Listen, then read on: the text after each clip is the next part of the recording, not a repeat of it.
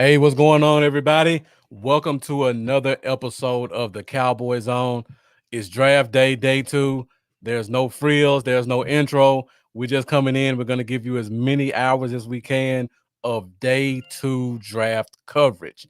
My guy Lambo's joining me pretty soon. He's working some stuff out. But until the meantime, got a very special guest with us. He filled in for me last week on the Cowboy Zone with Lambo, talking some NFL draft. And he's joining us again tonight to give us his input on all the day two and day three action. So, man, go ahead, introduce yourself, tell them who you are. I appreciate you having me again, man. I'm S. Dot. I'm Lambo's good friend from middle school, so we've known each other quite a while. Born and raised in Virginia Beach. Cowboy fan. I know it's crazy. We're in Redskin territory, so it's one of those hate love things with the Washington football team. But yeah, man, Cowboy fan. I'm here, man, and I look forward to talking some good football for a few hours with you guys. Oh, yeah, man. Again, thank you for joining us. I see Lambo may almost be ready. Let's see who's hitting us up in the comments. Michael Bohannon, as always, appreciate you joining us. I see we getting quite a few people coming in. So if you're here, make sure you get in the comments so that I can see you and we can shout you guys out. I think Lambo's giving me the thumbs up. Are you ready yet, Lambo? I can see you at the bottom. Just shake your head. You are? Okay. All right. Well, let's bring in the co-host of the Cowboy Zone so we can talk a little bit of this day two coverage. Now you're gonna have to let me know if you can hear me. Yeah, we can hear you fine. All right, all right. I'm doing like a little. I got my laptop, but I'm kind of going mobile with it today. I ain't got my speaker hooked up, my head or my daggone microphone. I got my microphone, but I got everything else. I'm kind of walking around with the laptop. So yeah. If y'all have any technical difficulties, let me know. I'm not in the room with a TV. I'm trying to pull it up on my computer.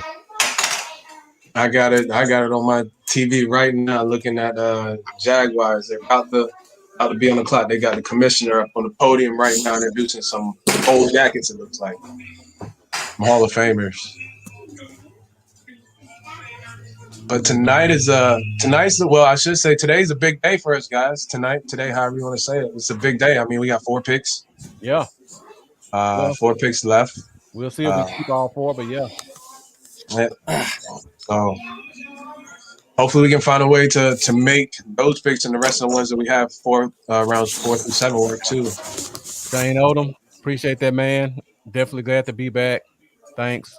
Just taking it one day at a time. Trying to get through. I know she want me to doing this, so I had to come in and represent for her and do what I love. Talk this Cowboys football. And glad to be here with all you guys, everybody who's joining us in the comments. Make sure you keep the comments coming. We want this to be a dialogue. You know how it goes in the Cowboy Zone. We like to be interactive, so let us know what you think about the picks. Let us know who you think they're going to pick, and give us topics to talk about. Look like right now, I don't have my audio on because I don't want to hear the commissioner talk. So I'm really just looking for the picks to come up on the screen. So before the picks come in, let me get just a quick few words about what you thought about round 1, either for us or for the first round in general. Yes, Bot. What you got for me?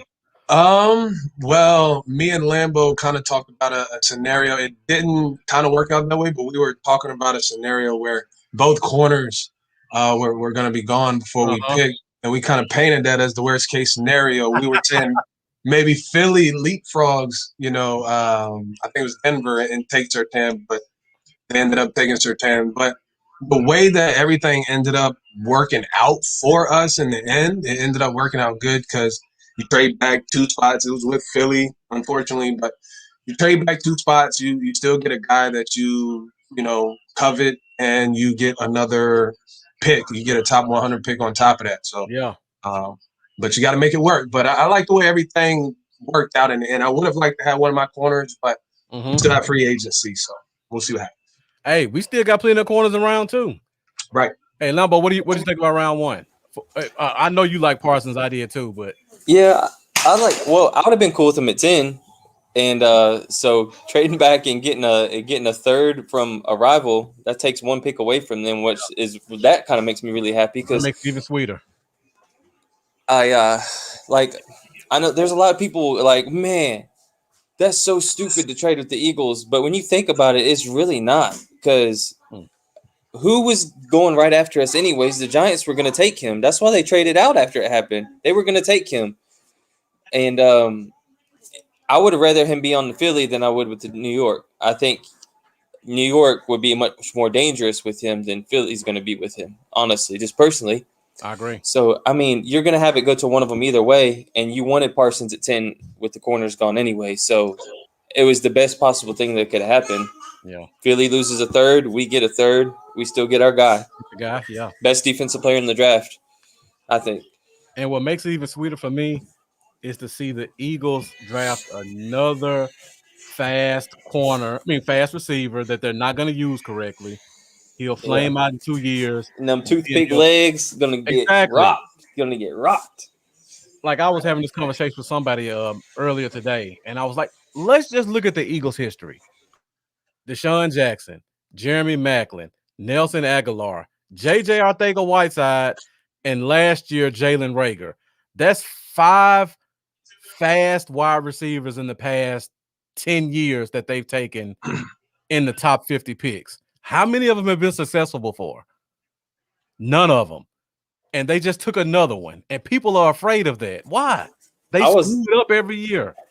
I was kind of one of the rare people, I believe, but I wasn't big on that as big on Smith. I remember when I talked to you months ago, I was saying I like when Smith was well ahead of Waddle. I was saying I like Waddle much way ahead of Smith. I even like Tony honestly a little bit better, but um, I don't know. I agree completely with what you said there, and I'm not really that scared of him to be Right. honest. They're going to screw it up, even if he's good. They're going to screw it up because that's what the Eagles do with pass receivers. Yep.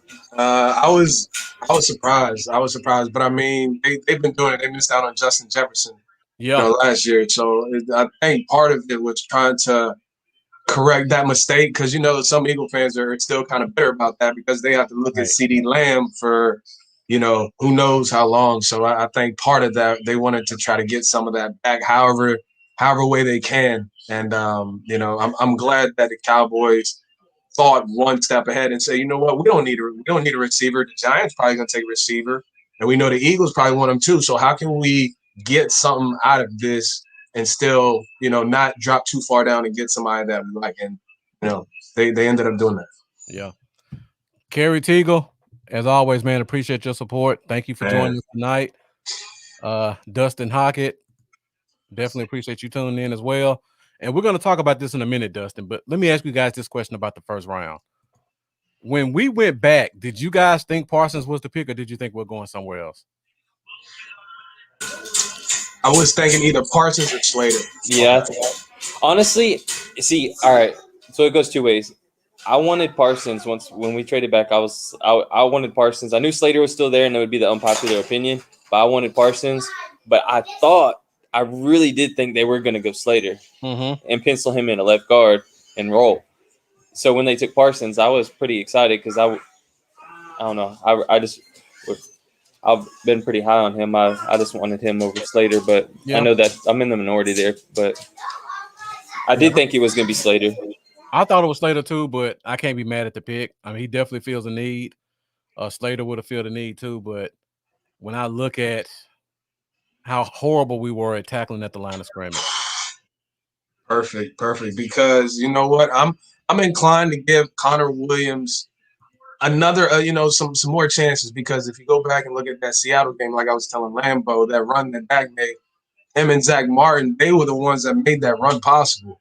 So you see, stuff here and there, and we're talking about a position where it's going to take a while to grow before you become dominant. You're playing against defensive tackles on a consistent basis at a high level. So Connor Williams, he's shown that he wants to get better, and I guess that's the front office's way to have a little confidence and say, okay, you know what, maybe we are going to ride with Connor Williams this year and see what happens, after this year.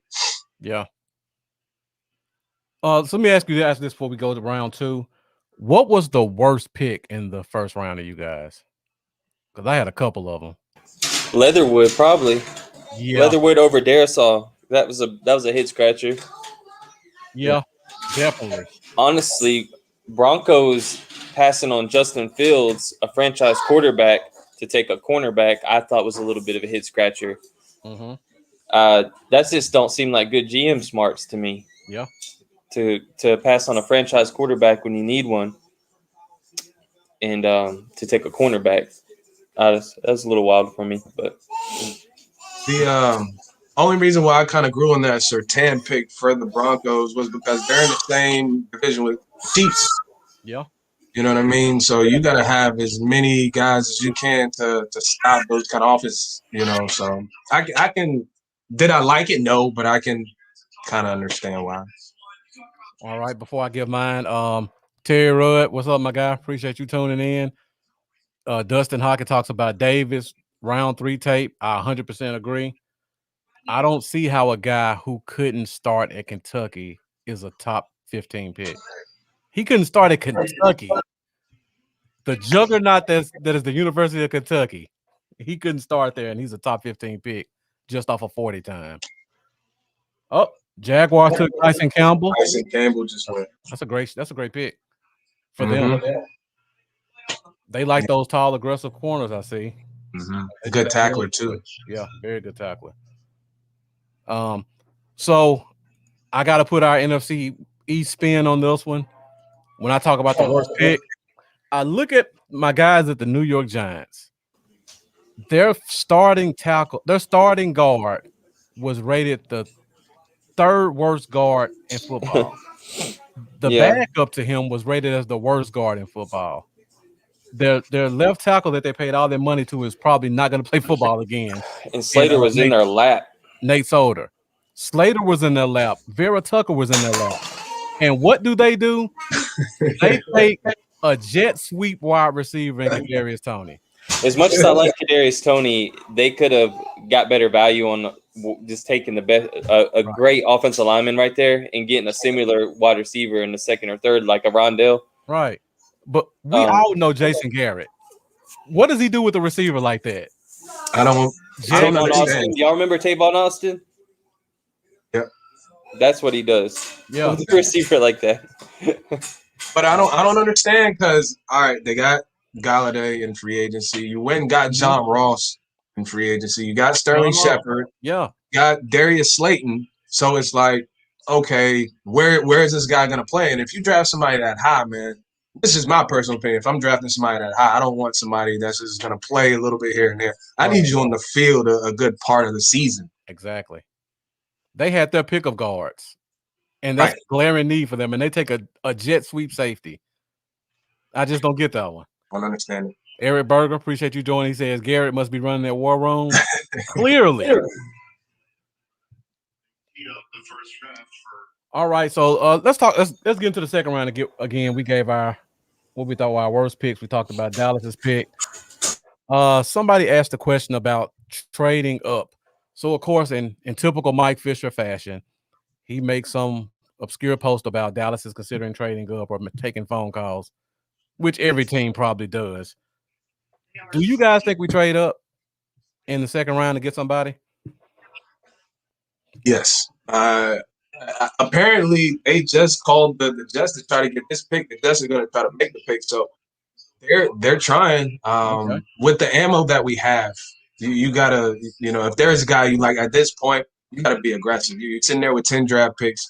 If there's a guy that's close to that region, you got 3 picks in the 3rd round. Then you got 2 in the 4th. So you can take one of those and you can shoot up. You can get, the safety from TCU if you want him. Yeah. You can get Christian Barmore if you want him. And still have some good picks left over today still. So I would do it. Me personally. Yeah, we got 4 thirds. Mm-hmm. And 3 thirds. Or 3 thirds, yeah. Sorry, my bad. We got 3 thirds in a second. I meant to say 4 picks. And yeah, I don't see why not. If there's someone, the best safety in the draft sitting on the board, man, we can afford to to give that second and one of those thirds, man, move up and solidify our safety position. We missed out on the corners, so the next best thing, get a safety that's going to help out the corners we have. Okay. So leading to what you say, Lambo, since you bring that up, if you were to trade up, who's the guy you're targeting? Trayvon Merrick. Okay. That's not what you got. Richie Grant wouldn't make me mad either. Merrick or Barmore. Now, Okay. if we would have gone a different route in the first round, JOK would also be on that list. Mm-hmm. But Yeah. we already got linebacker, so to trade up and get another linebacker, even though I love JOK's coverage ability, he's actually a really good covered linebacker. I don't see that happen. Okay. All right. I see the pick is in for the Jets, so hopefully we'll get that soon. Let's see. I don't know why I'm not getting updates on my Twitter. But yeah, for me, I wasn't as high on the defensive tackles or the safeties as most people. But if we went up to get one and it fits a need, I don't think it's that much of a reach.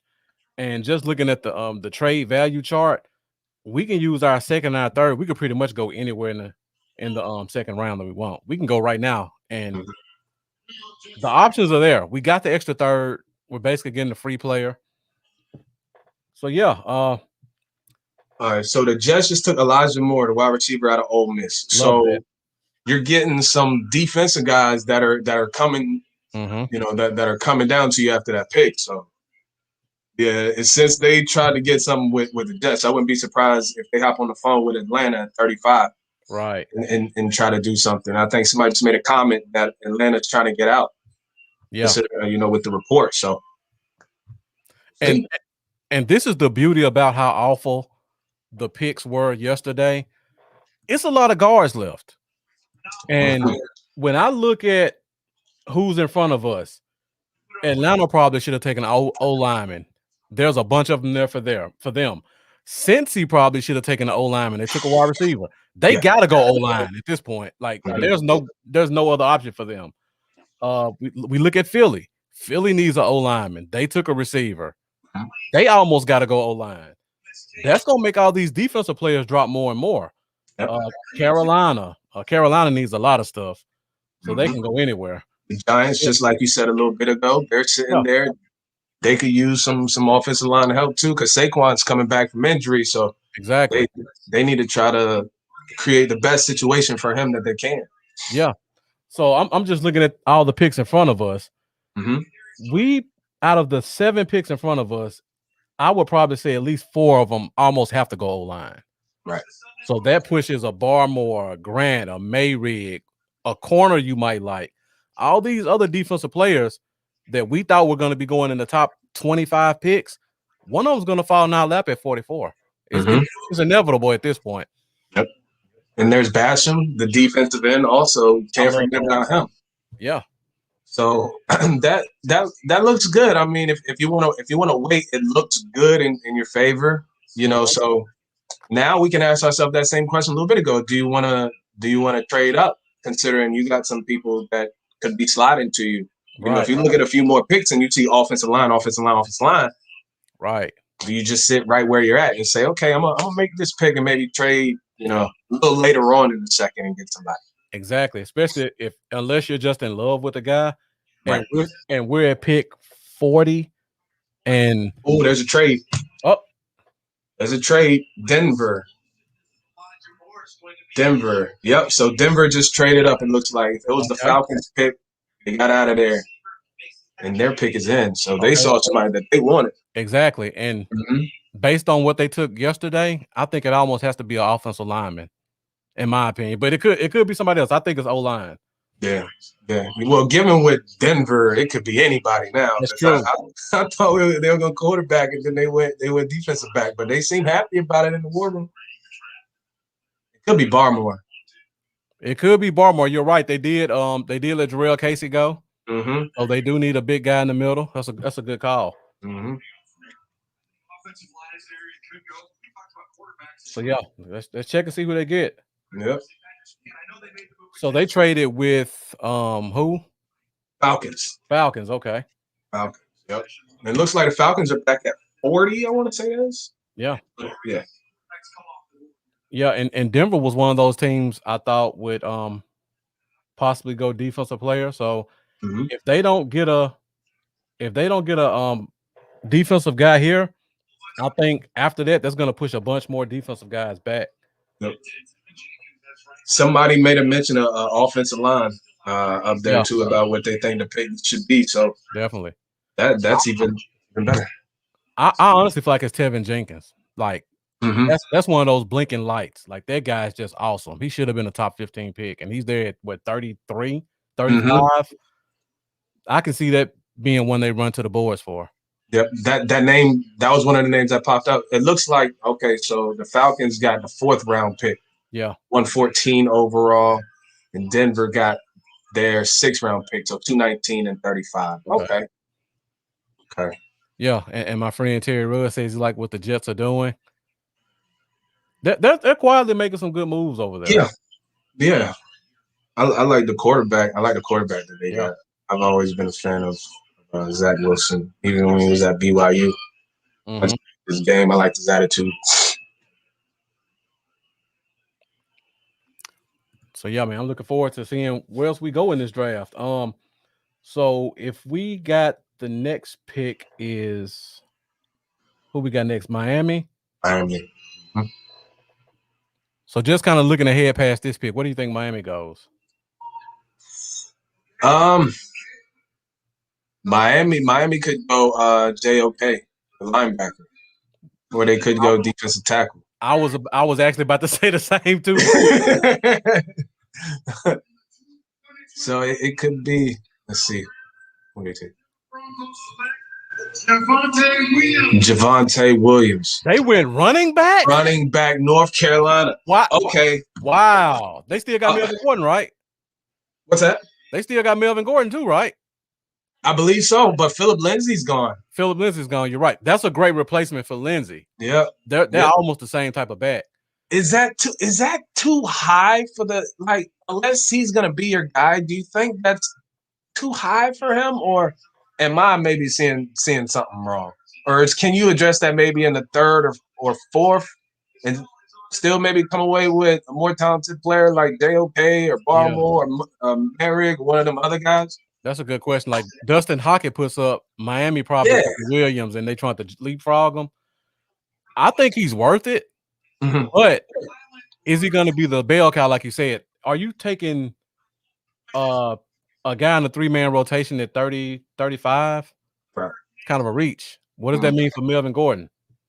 Which I thought had a good year last year.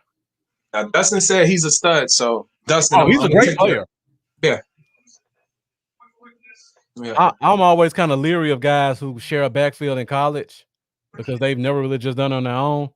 But the kid, he has it. He has the elusiveness. He has the break tackle ability. He doesn't really have the speed, but in the NFL, you give him a hole, he's going to give you 4 or 5 yards whenever he can get it. That's what you want. But yeah, again, they got Melvin Gordon, and you use 35 for a guy that's going to be in a rotation. A little reachy at that point. Yeah, we'll see. But I mean, that could mean a certain, how they feel maybe about Melvin Gordon. Yeah. Maybe they don't see him being around there too long, and this is going to be their guy. So, I'm anxious to see how he does. Though I'm going to keep some eyes on him.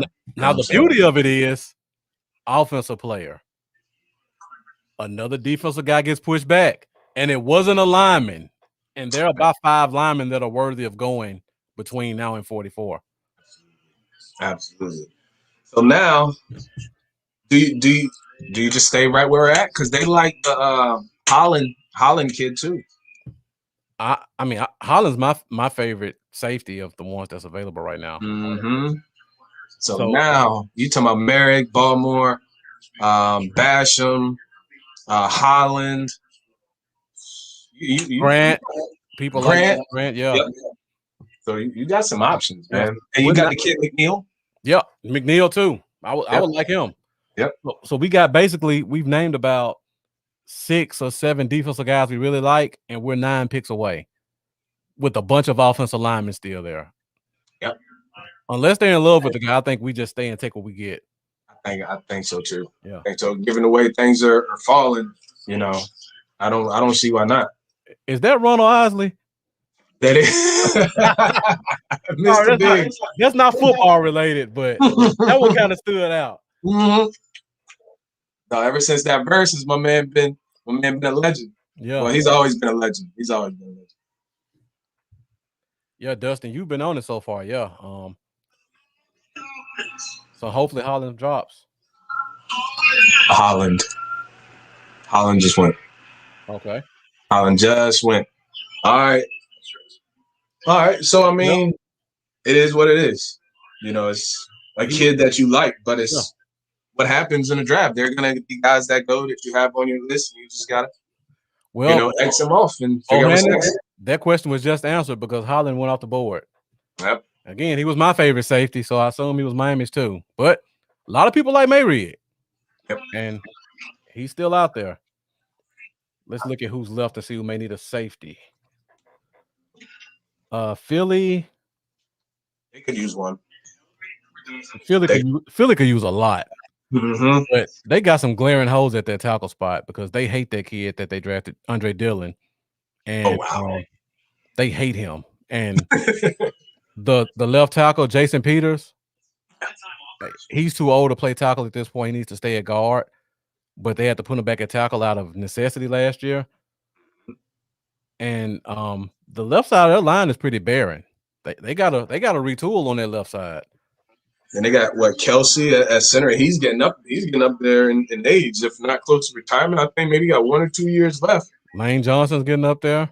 Brandon Brooks is about the only just guy you think will kind of be around, but the left side of the line needs help. Sam Cosme's there. A great left tackle. I think he's a plug and play. Eichenberg, Notre Dame. Tevin Jenkins still there. There's a bunch of them. Yeah. But what's crazy is the same thing that we were saying about Philly's line, about some of them guys getting old. We got some of the same. We got some, some issues on our line too. Both our tackles were banged up last year. Tyron Smith, he's been banged up for the past few years. Love Tyron to death. I think he got drafted when he was like 19, so he's been there forever. And his back's been bothering him, and then you hear about his neck. Lyle was out all last year. He didn't even play. So they said they're confident about their return, and how they feel. And I certainly hope they're right, because when those guys are healthy, I can't think of 2 better tackles as far as on the same team, in the NFL. So I wouldn't be surprised if at some point tomorrow, maybe even one of these picks today, he might go offensive line. You know what I mean? Yeah, Charlie, thanks, man. Last time I was on was with you guys, so I appreciate that. Glad to be back in. If you want to hop in with us, man, let me know. Hit me in my DMs and I'll send you the link. The more the merrier. I mean, this is NFL draft. We love talking with knowledgeable guys, and you definitely fit the requirements to come on here and talk some Cowboys football and NFL football in general. Shane Odom, good question. What do you think? You have to go corner or safety at this point? I guess I know this is cliche, man, but it depends on who's on the board. That's true. It depends on who the board and who you have ranked. But to kind of have more fun with this question, if I had to pick one of the two, and there were, let's just say there are guys that I like equally, and I had to pick, I would pick the corner. Okay. Because we got DeMonte Casey in free agency. We got Donovan Wilson. Keanu Neal's going to play a hybrid role, but he's going to be back there a little bit. Yep. And I feel like corner would be more of a immediate impact position for us right now, because on the other side of Trayvon Diggs, we don't really know what's happening even now. Still, we still don't know. It could be Jordan Lewis. He's more so suited in the slot. He's, a full-time starter. That's just not his role, and that's fine. But me personally, I would rather go corner. And I'm glad you said that about Keanu Neal, because that kind of answered the question for me. When we draft Micah Parsons, he's going to be on the field somewhere on first and second downs. LVE, he's going to be on the field. They refuse to take Jalen off no matter how much we want them to. So he's going to be on the field. So now you're looking at Neal's spot at will. Parsons is too big of a run helper to not be on the field on first and second downs. So to me, if you put Parsons on the field, Neal is too talented to be on the bench. So you almost have to put him at like a first and second down safety.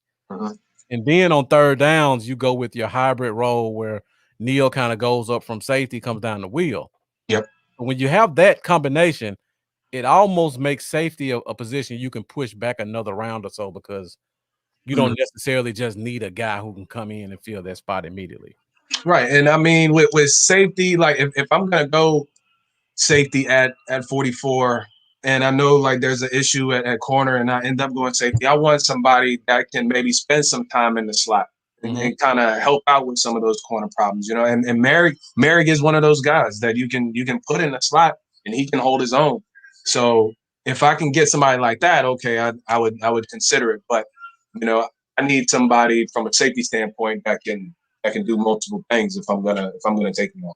Hey Lambo, give me a thumbs up whenever you're ready to come back in. And Charlie, great minds think alike. Sorry I couldn't catch your video last night, but I'll probably go back and take a look at everybody's because I got a lot of free time now. Let me ask you about these two guys. When you talk about corner safety hybrids, what about a Sean Wade or as a possible third round guy? And then second round, Elijah Molden, because people like him as a corner or safety. Wade, and I see that the Eagles just took a center. I don't mean to change the subject. They took Landon Dickerson. They're probably going to play him at guard, though. Yep, I see that. But to answer your question about Wade, he seemed better when he was in the slot. And then when they moved him, it just seemed, you know, things just seemed to change up. So I don't really know what I'm getting from him. Third round, I can maybe see it. I'd be more comfortable with somebody like Elijah Molden. Okay. He's gonna have to go at 44 to get him though.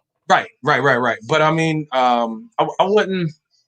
Wade just doesn't do it for me because I've seen him excel in one, and the other one he wasn't as good. So if there's a position where I need him on the outside, then there, you know, could be some liabilities, and if I can kind of eliminate that, I would do that.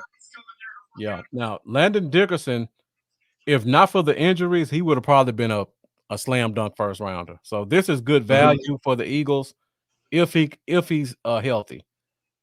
Yeah. And then they still have Jason Peters. Kelsey.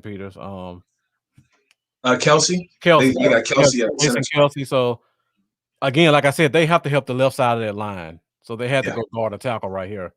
So once again, another defensive player gets pushed back.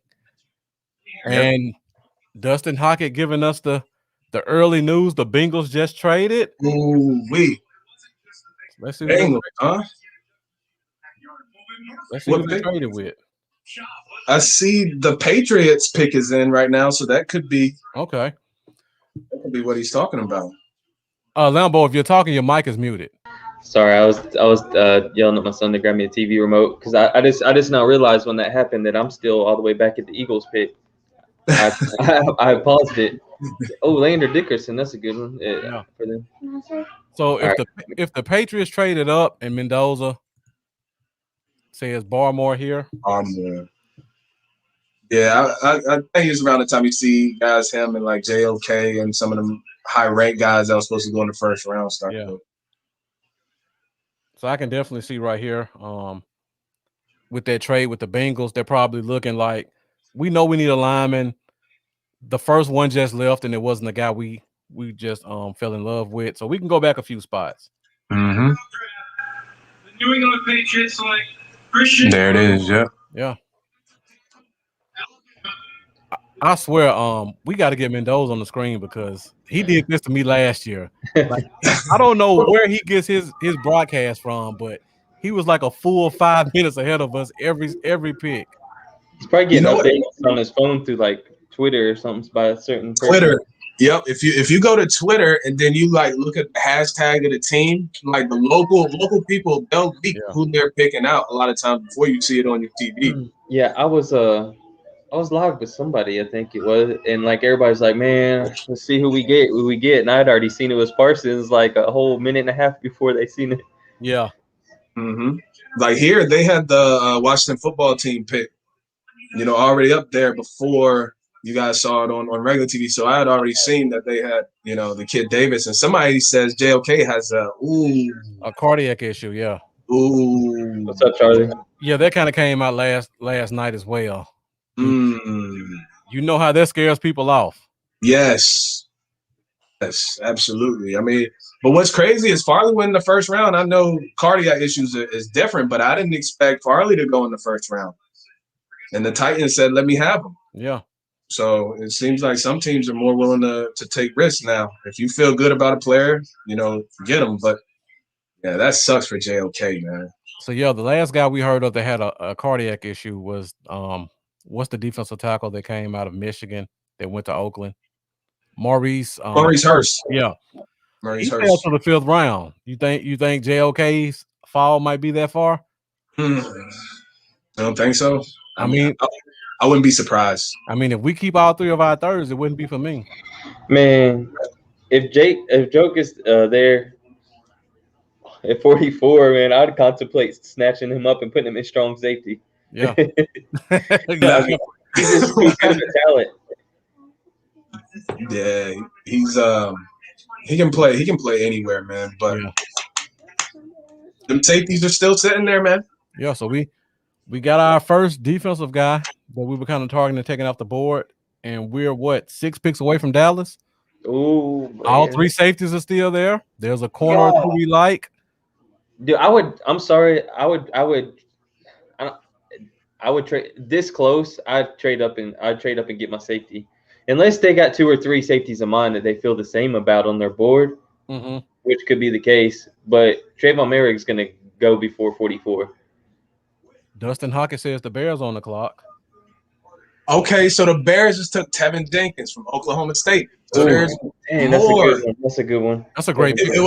It's a good pick, but like me and Marcus been saying, every time the offensive player goes, there's more defensive players that are falling. So I mean, Lambo, I'm at a point where now, bro, I can just sit back at 44 because there's still some defense talent. I mean, you have Grant, you have Merrick, you have McNeil. If Merrick was off the board, if Merrick was already off the board right now, I'd feel way better about sitting at 44 and just taking what came. I understand. With him still there, so he's gonna go right in front of us. It's about to happen. I wouldn't be surprised. I love Richie Grant though. I love Richie Grant. I'd be okay with any one of those 3 guys: Grant, Merrick, or McNeil. And we're coming up on pick 40, and we're at 44, so we can get a guy that we like at 44 and say, you know what? Let's take one of them picks we got in the 3rd round, and let's trade back up in the 2nd and get somebody, and let's double up in the 2nd round. You're biased because you're a McNeil. No, I'm just kidding. That too. That's my kinfolk. Yeah, we can cornerbacks. There's a ton of cornerbacks still out there. There's that boy Melon Fond who's still out there. Yeah. And Justin Hockett says Atlanta will take one of the safeties. I mean, Atlanta needs a lot of help. They can go anywhere, honestly. Yeah, both of them left because we got their safeties. Right. You know what I mean? So Merrick probably here. I hate to say it, but I think Merrick might be the pick here. And Dustin Hockett puts up past him. Back in, don't know, but each time a pick comes up, I'll play it live if you want. If you can hear that clearly without it being. Okay. Can you hear it clear? I guarantee you they're going to get a safety. It's either going to be Grant. Grant. I don't know if he's looking at what? In this I think it's Grant. I would still encourage them to watch, though. It's a good show. I think it's Grant. I'm thinking it's Grant. Hey, you got a support from Mafia. Thank you. I appreciate you, man. Thank you. And Mafia doesn't like anybody, so if he must really be doing something right. No, man. Thank you. Thank you. I'll wait to turn it up when he's actually about to say it. Yeah, I think Jeff might hop in with us in a few minutes. Heck yeah. Mark it down, Grant. I'll put money on it. Richie Grant. Okay. I'm willing to. Grant's one of the 2 safeties I'd really love to have. So I hope it's neither one of them. I hope. I mean, I like Merrick more so than Grant. So if it is Grant, I wouldn't be as hurt. But They're gonna go safety, Terry says we may as well call the Patriots the professional football team of Alabama. right? They love those Bama guys. Well, you know the relationship he has with their coach Nick Saban. Yeah. He likes dipping in the well. I'm still shocked 5 Bama guys win the first round yesterday. I'm not, to be honest with you, with that team, man. That team that they had, them guys were special, man. Them 3 receivers just off top. Just those receivers were good, and then they got a pretty running back was good. And then of course the defense. Has the pick come in yet? Is it Grant? No, they got a commissioner up there and they're 10 USA. Oh, they're giving the military some respect. That's Are there any quarterbacks you think could come off right here? Because they just took Richie Grant. Okay. Run me my money. Man, why do you have to jinx us like that? Mendoza's like 15 minutes ahead of all of us right now.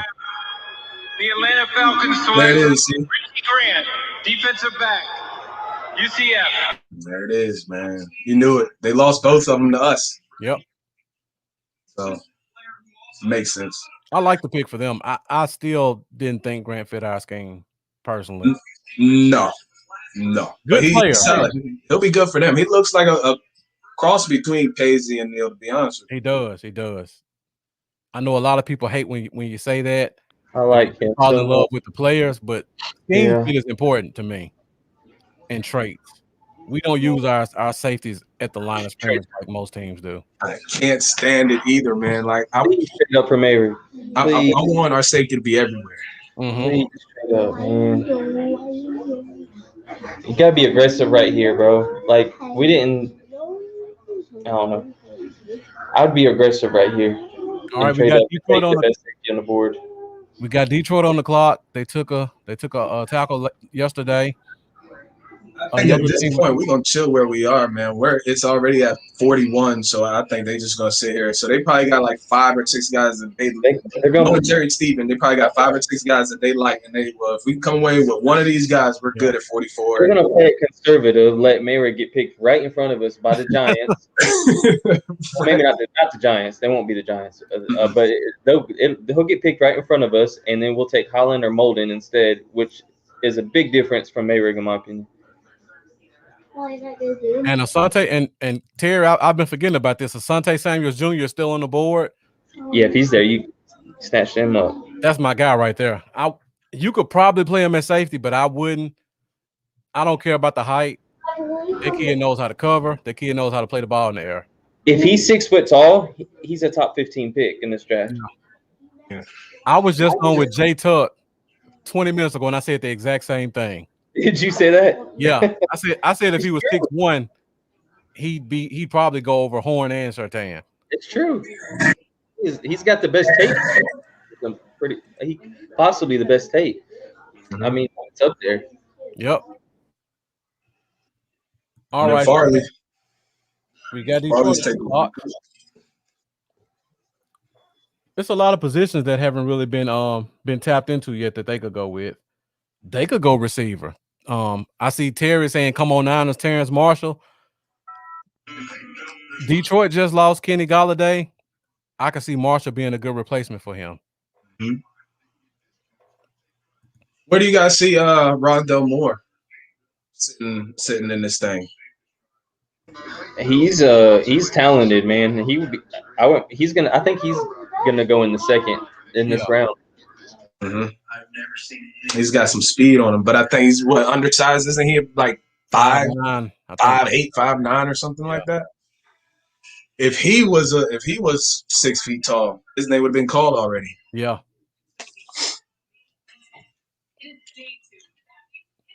Aaron Robinson is still there, isn't he? The corner? He is still there. UTF? Yeah. I think he's a pure nickel, though. I don't like him outside. Boss Man Fat, too. I know some people. I forgot about him still out there. Joseph, he's a rapper as well, Boss Man Fat. Kelvin Joseph from Kentucky? Yep. Yeah. If he didn't have those, like, some character concerns, he's a first-round corner. Possibly. He's talented. Hey, Mendoza, did you skip over Detroit? You said the Fins are taking Liam. Who did Detroit take? Yeah. Unless they Haven't even traded gotten up. their pick. I forgot about. Imagine this: the team that doesn't like to take guys with character concerns, the first 2 picks, if they're Michael Parsons and Kelvin Joseph, that would be a drastic change in philosophy on this team. I wouldn't be against it, but just be something interesting to point out. That would be interesting, you know, because Jerry. I don't think Jerry has a problem with it as much. I think it was more so Jason. I don't think Jason Garrett really knew how to deal with those kind of headstrong players more so than Jerry, because Jerry, he's been doing it since Dion. He Michael Irvin, all those guys. He did it in the 90s. Yeah. So I think him and well, maybe more so Jerry. I don't think Steven was on board with it too. Steven seems more like hard-nosed business. Nobody's above the team kind of thing. So, Charlie's picking with me because I didn't have him as a. I would have bet my entire paycheck that there's no way Davis was going to hit a joke. That I can't. I don't know. Had it backwards. I thought Davis was second to third round. JOK was late teens. I'm with you. Crazy. We didn't know about the issue that he had, or at least I did. Here you go. Even with that though, dude couldn't start at Kentucky. Like I can't get over that. Pick in the 2021 Levi NFL Onwuzurike from Washington. The Detroit Lions select Levi Onwuzurike, defensive tackle, Washington. That's a good pick, and it pushes the guys that we like back another pick. And according to Mendoza, the Fins take the tackle, so we're 2 picks away. Mayrick's still on the board. The corners are still on the board. You know it, Lamar. Get married, fellas. Fall right in our lap.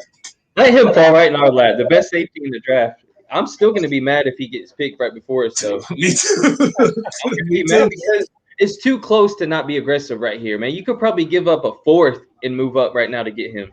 Mm-hmm. Oh, you could probably give up a 6 at this point. Yeah, he's 6 or 7. Why not? I don't understand not trying to move right here and just secure him. I don't know. Just me. Maybe he's not their target. That's why, I guess. But I don't understand. But the report said that they love him, and what'll make it hurt even more is if he goes somewhere else and balls out. Oh, the trade, Miami. The Raiders. Miami's on the clock. There he goes. He's gone. He's gonna be gone. You think they jumped us to get him? Yep.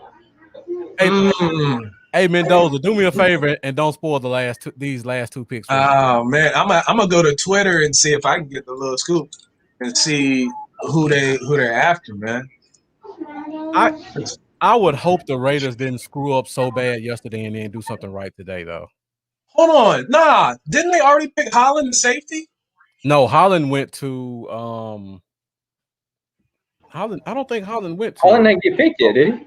Yeah, Javon Holland went already. Holland was picked. Yeah. Yeah. Wow, I missed that. Holland was picked already. It was early. I don't think it was the Raiders though. Oregon, who did they trade up 8 picks to get? Here it is. Here's our safety off the board. Liam. Yep. They picked Liam. Oh, really? In the 2021 NFL Yeah, Holland went to the Dolphins. The Miami Dolphins like Liam Okay. tackle, Notre Dame. It was 36 they picked Holland. So, all right. That's good. It's even better. Man, it's gonna happen, Charlie. And again, it's gonna happen right here. It's gonna happen. Charlie, if you want to hop in with us, let me know. Just let me know in my Lambo, don't do this to me, man. Don't. Now you got me on pins and needles over He's here. going right here. Yesterday. He's going right here. I'm looking at the Raiders. Let me see who picks at 45. I don't think the Raiders are that smart. I don't either. They'll pick a kicker here or something. This always happens to the Cowboys. This is like the kind of heartbreak you can expect. I'm looking at Jacksonville at 45, and they haven't taken an offensive lineman yet with their first overall pick quarterback. I can see the Raiders saying, you know what? We got to fix our O-line. We got to leapfrog Jacksonville to get whatever guy we think they're going to get. Mm-hmm. If they take Mayrick, that's kind of like what happened with Diggs last year for us, happening all over again. Yeah. That's as far like I thought he was going to go in the 20s. Yo, I just went on Twitter and saw who the Raiders are taking. It's not Mayrig, is it? Do you want me to tell you? It's not. It's only tell me It if it's is. not. It is. Thanks, Mendoza. I told you. Damn, man. Ridiculous. It's Merrick. They're That taking is Merrick. ridiculous. Like that pisses me off. That's the stuff that Dallas pisses me off with, man. You're that close. Trade something and move up a couple spots. Man. They had to have not liked him that much. There's no way they had him high in a high regard if you can't move up a couple spots. Dallas likes to stand pat though, so you never know. That's what I don't understand. And you got all those picks. Like, wow. You know what? So make a move. Go get your guy. Boss man Fat, Asante Samuel. Either one's gonna piss me off when Mayrig was right there on the board. Yeah, Samuel won't make me as mad, but I don't know. I'm gonna be sour about that for a long time. Like I'm a little upset.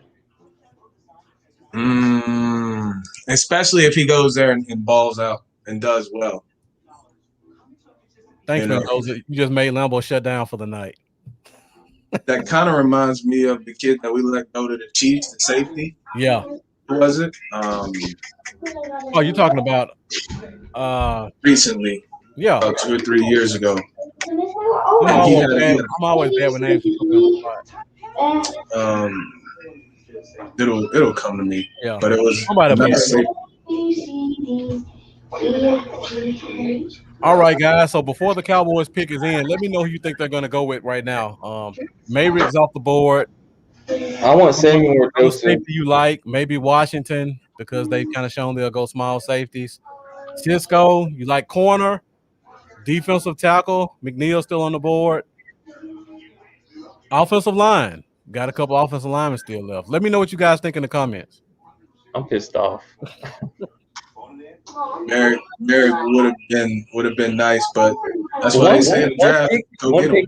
One pick. You got to be a little, like you said, you got to be a little more aggressive than that. To me, it's not like you're gonna have to give up a lot to move up a couple, like 2 or 3 spots. Yeah, I agree, man. There's no way that they held him and he wasn't their guy right here.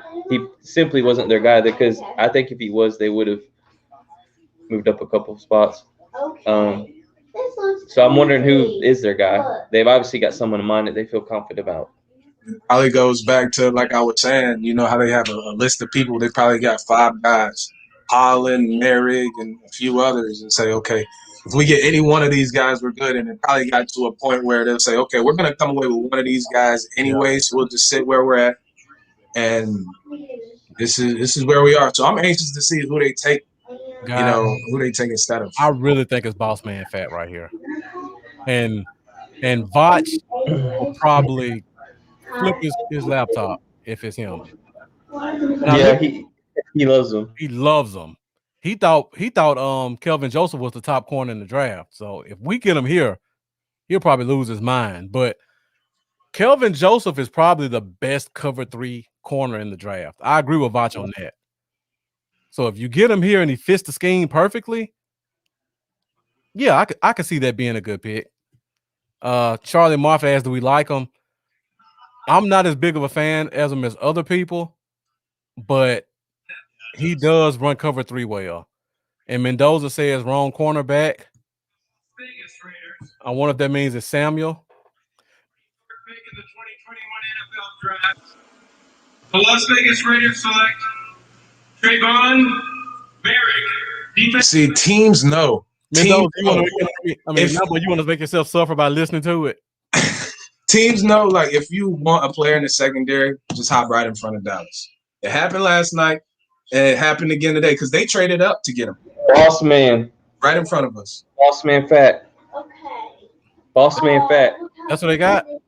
This same dude posted and gave me the Parsons info 2 minutes before it happened on TV, and he was right, so I trust it. We'll see. Let's look up Cowboys on Twitter real quick to see if anybody can. I like Kelvin Joseph. We've been talking about him for a few months. I remember I've said a few times. I like him. I got the pick. Y'all ready? Or y'all want to? Kelvin Joseph. I think everybody's kind of spoiled it. Yeah. Yes, go. Okay. That takes some of the sting away. But why are they doing this to me, man? Jeez, man. I don't care. Being a Cowboys fan is one of the most stressful things that you'll ever go through in your life, especially the last 20-some years, man. Because they do things and you're like, oh, man, I love them. But then they do stuff that make you pull your damn hair out. You know? Yeah. and we can thank our boy Marinelli for this one. All the years we wanted him to get a safety for us in Dallas, he takes his happy ass to Oakland and screws us. What is that? Yeah. Yeah, that's true. That's true. So they're gonna explain it. Let's see, Mary. Back injury, training.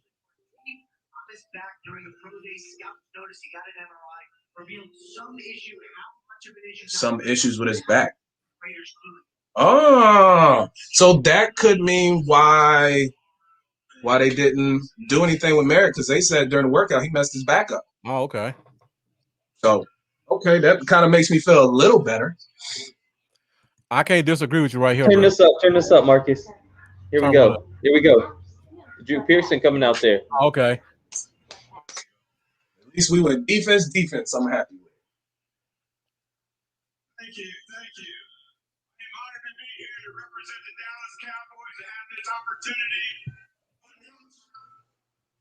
44th pick in the second round. I'm also honored to be here in Cleveland, Ohio, home of one of the all-time. He's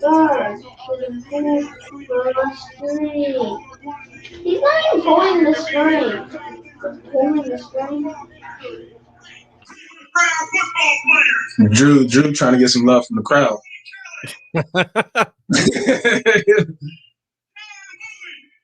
Collins, Dr. Frank Bryan, and the great number 42, Paul Warfield.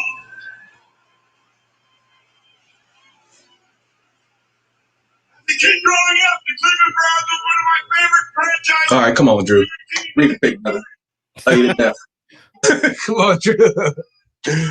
I love him though, man. Drew's one of the Give me my third favorite corner in the draft.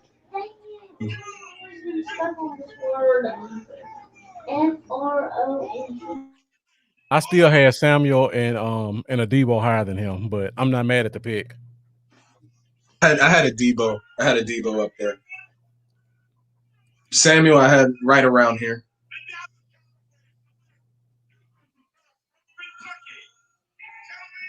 I almost want to pull up. Okay.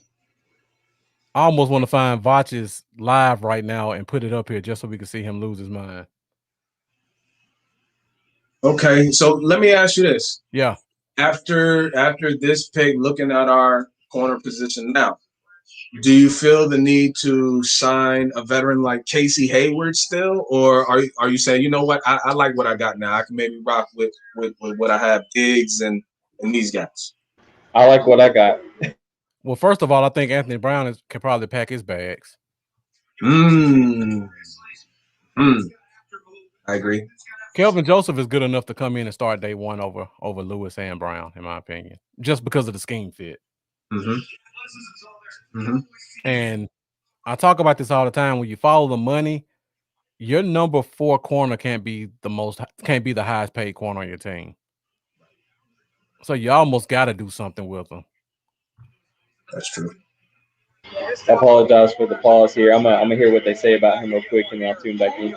And then you still got Reggie Robinson, who you don't know what he is. So you have to almost kind of get him on the field to figure out what he is. Have to. That's what me and Lambo were talking about. When it got to a point where we weren't winning, it was noticeable we weren't going to make the playoffs. Yeah. Guys like him, Bradley, and I, Francis Bernard, throw him out there every once in a while. You don't have to throw him out there every single down, but give them a couple snaps a game and see how they react and see what they're working with. So that way, when we go into the next season, maybe they got a little confidence, But now, they didn't even really get any playing time. So like you said, we don't even know what we're working with those guys.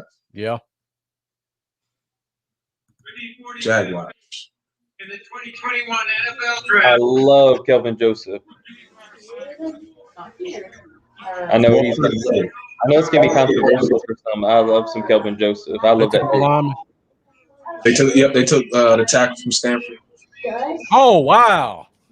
Oh, there's Walker Walker Little. Little. Marcus has Yeah. been talking him up since he was going in the 5th in mocks. Yeah. And you done worked him all the way up to 2nd. All the way to second. They must have been watching the Cowboys zone. There's been some love on these offensive linemen these past 2 rounds. Yeah. Offensive line was extremely deep in this draft.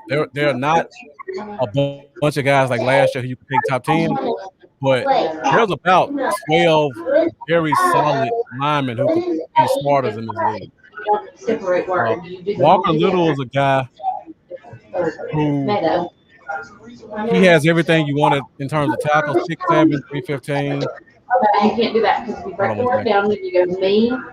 Lambo, I'm muting you for a minute. Walker Little, 6'7", 315. He moves well. He has long arms. Great in his pass sets. Has a little bit of a mean streak. The problem was he hasn't played football in 2 years. So this is purely a projection pick for most teams. Because you look at the 1 year he played as a redshirt freshman, and he looked awesome. The next year he got hurt and missed most of the season, and last year he opted out. So you're really going off of potential and redshirt freshman footage. I'm shocked he went in the second round, but the talent is definitely there. So I hope Jacksonville has a plan for him. I probably wouldn't have taken him here because you just don't know. This would have been a good pick for a team like Dallas because you have Tyron Smith, Lyle Collins. If he works out, you just settle your tackle spot for the next decade. If not, you can funnel him out of here in a couple of years. But a team like Jacksonville, they almost have to rely on this guy to protect their number 1 overall pick's blind side. That's scary. Yeah, that's true. I was you kind of because I had a question, then you answered it when you said that he didn't play football for a while, and then when you said that you were surprised that he went this early, because my question was, considering he didn't play, is this too early for him? You know what I'm saying? Somebody that ain't played football in a while, I was thinking maybe 4th or 5th round, but apparently they seen what they like. They seen enough. Yeah. They seen enough to pay that. Yeah, second round. That's a little high. If you look at the measurables and you look at the tape you do have on him, he has it. Like he didn't play a lot, but you didn't see bad reps. Like you didn't see any misses. You didn't see a lack of strength. You didn't see him mess up on his leverage. But he just didn't play a lot. But again, if I drafted my quarterback number 1 overall, this wouldn't be the tackle I take and hope he projects. Hey, Lambo, did you invite Paul? Yeah, he jumped on with Jay Tuck, but he said he was going to come on after our pick. Oh, okay. He's in here. There he is. Oh, he's here. Okay. All right. Well, no, I did that like 30 minutes ago. Oh, okay. Yeah. So let me give my guy the introduction that he deserves. So coming to us all the way across the pond, one of our favorite guys from the UK Cowboys. He brought me and Lambo on for that 24-hour show yesterday. With Steve Paul Stewart. Appreciate you joining us, man. How you doing, guys? What do you think about the pick? Brother, I love it. I love it. I'll be honest. I was kind of hoping maybe JOK would have been something there, but at least we filled the position. At least the corner. Yeah. Go check out probably what Bach and Jeff Kavanaugh will probably have to say about him, and you'll be convinced by the time you get done listening to them dudes ramble on about him. They had. Yeah. If you don't know anything about Kelvin Joseph, go find Voch Lombardi. You'll know everything you want to know about him. Here's what our lead. All right, look at this. Our defense lacks what? What does our defense lack? Attitude. Everything. Dog mentality. Dog mentality. Yes, I agree. Yeah. And you bring in Joseph. Those are aggressive dudes. Like that is exactly what this defense needs. Joseph is an in-your-face guy. Like he's not gonna back down from nobody. He's got that attitude. I like it. He's got a lack of experience, at the position somewhat. So he still hasn't even hit his potential yet. Former LSU recruit, so LSU has been DBU for the past half decade. I forgot why he got kicked off the team. I'm sure it was fighting or drugs or something. Or was it stealing? It was something ridiculous because that's the type of guy he is. He went to Kentucky, and he just came and just completely swagged out. And he has a lot of very good tape. And the bad tape, it looks like, has this guy played corner before? But I think it goes back to a lot of his own confidence in his own abilities. He went to the combine. Didn't he run a 4.3? I believe. Yep. So he has that athleticism. Again, I think he's the best cover 3 corner in the draft. So that fits perfectly into our scheme. And again, Shane Oldham attitude guy. If you guys like J.C. Horn, you're gonna like Boss Man Fat. That's what they were saying about J.C. Horn, that dog mentality, man. Like, we haven't had a bunch of violent, and I made a tweet about this. Like, for me, I just want a violent defense. I want somebody that if you come in there lacking, somebody's gonna knock your head off. You know what I mean? Like that Seahawks defense. You know, Legion of Boom back in the days. Defense with attitude. They look like they're having fun. And with our offense, with our offense, man, if we can get something remotely close to that, man, I think we'll be fine. Yeah, but the only really comparison I can really think is like the type of mentality that we would love to have is like the way Ray Lewis was with Baltimore.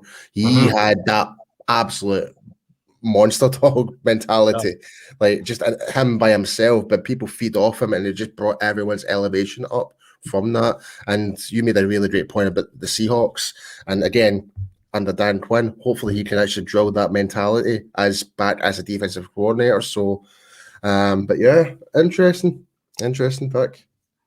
It just sucks seeing Merrick go right before our pick.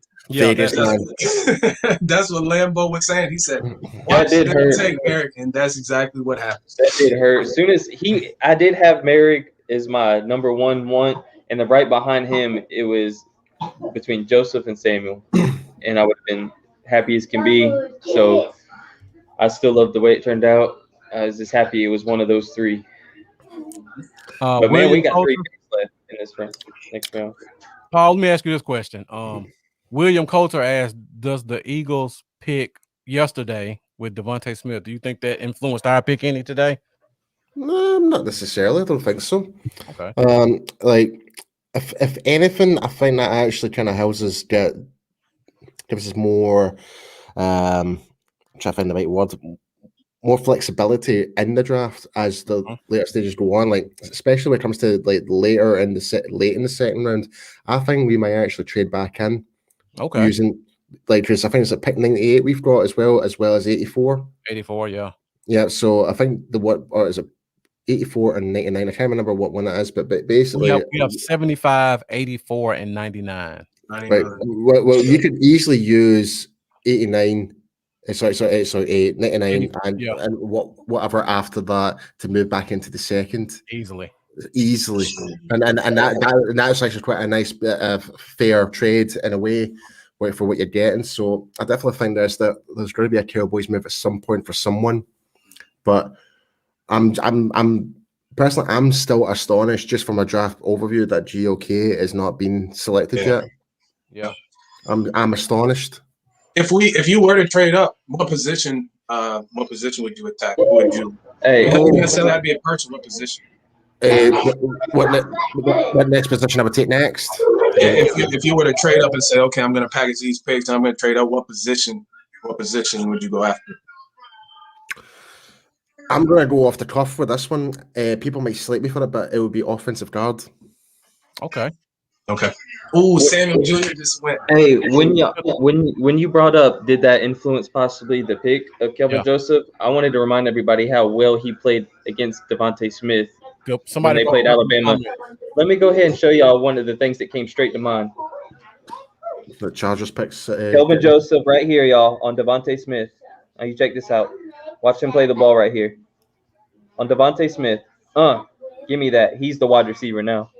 Having a corner look for the ball as a Dallas fan is awesome to me, man, because I'm one of the corners that we've had that don't look for the ball. So get ready for that, Philly. Get ready for that. That's a Santi Samuel run. Mm-hmm. Yeah. The Chargers are having the draft that I thought Dallas will have, honestly. They start off with Slater, then they get Asante Samuel. That's a good draft. I like what we did too, but I love So what there they with did. Derwin James too. Derwin James is They still got there. Derwin James, yeah. I like How, that. how upset is Jay Tuck right now that he got to watch his guy get passed over for Joseph? I know. I was there. He's a big Samuel dude. I, As a I, Florida State I, fan, I, I was there. Same with Nix. Nix was pretty devastated. They both really wanted Samuel, and I thought that would be the guy as well. There's a few names that I'm just still astonished it's just not been selected. So obviously there's GOK, there's Aziz Ojulari as well. That's the two big names. I'm astonished it's not been selected yet. Yeah, Aziz. That is another one. I'm surprised he's still there. I reckon San Francisco might actually pick him next because obviously with injuries with like Solomon Thomas and stuff like that, they could be doing a bit more depth on the defensive edge. Mm-hmm. I'm looking if we can just pick. If we're looking to give up. Sorry, Marcus, I think you're cutting out, dude. Oh, we're losing Marcus. Oh, they're leaving it to the last second, Teal. He'll get it fixed. Okay. Pick is in for San Francisco. Let's see what happens here. Yeah, I'm still on like 25 seconds left in the clock. Why has JOK slid? That's a good freaking question, Jack. Gotta be health. There's got to be some kind of health. Something.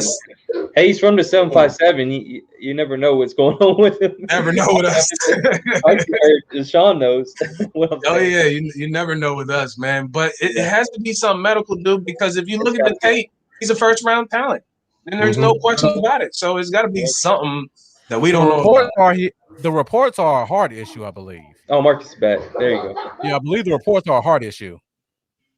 That Maurice Hurst thing that we were talking about. Yeah.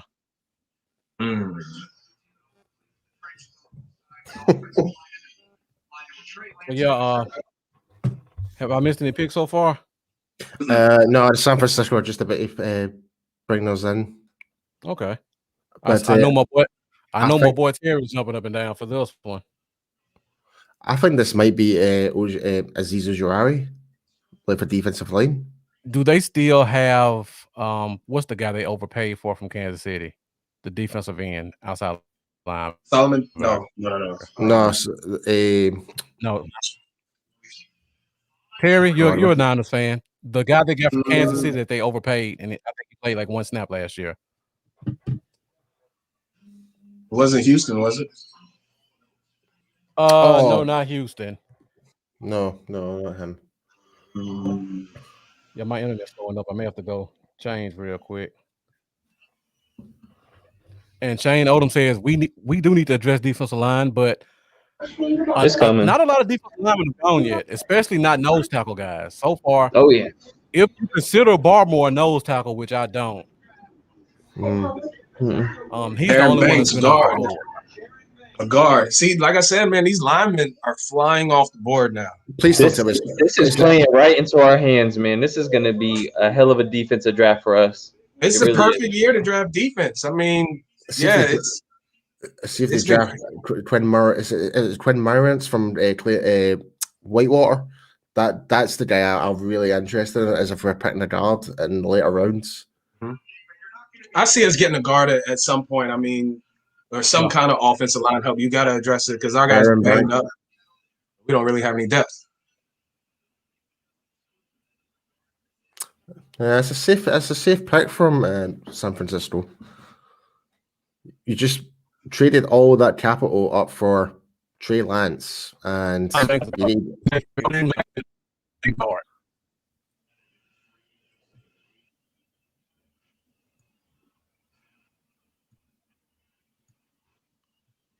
Thanks, Terry. This is the name I was trying to think of. D Ford. Yeah, but yeah, safe pick.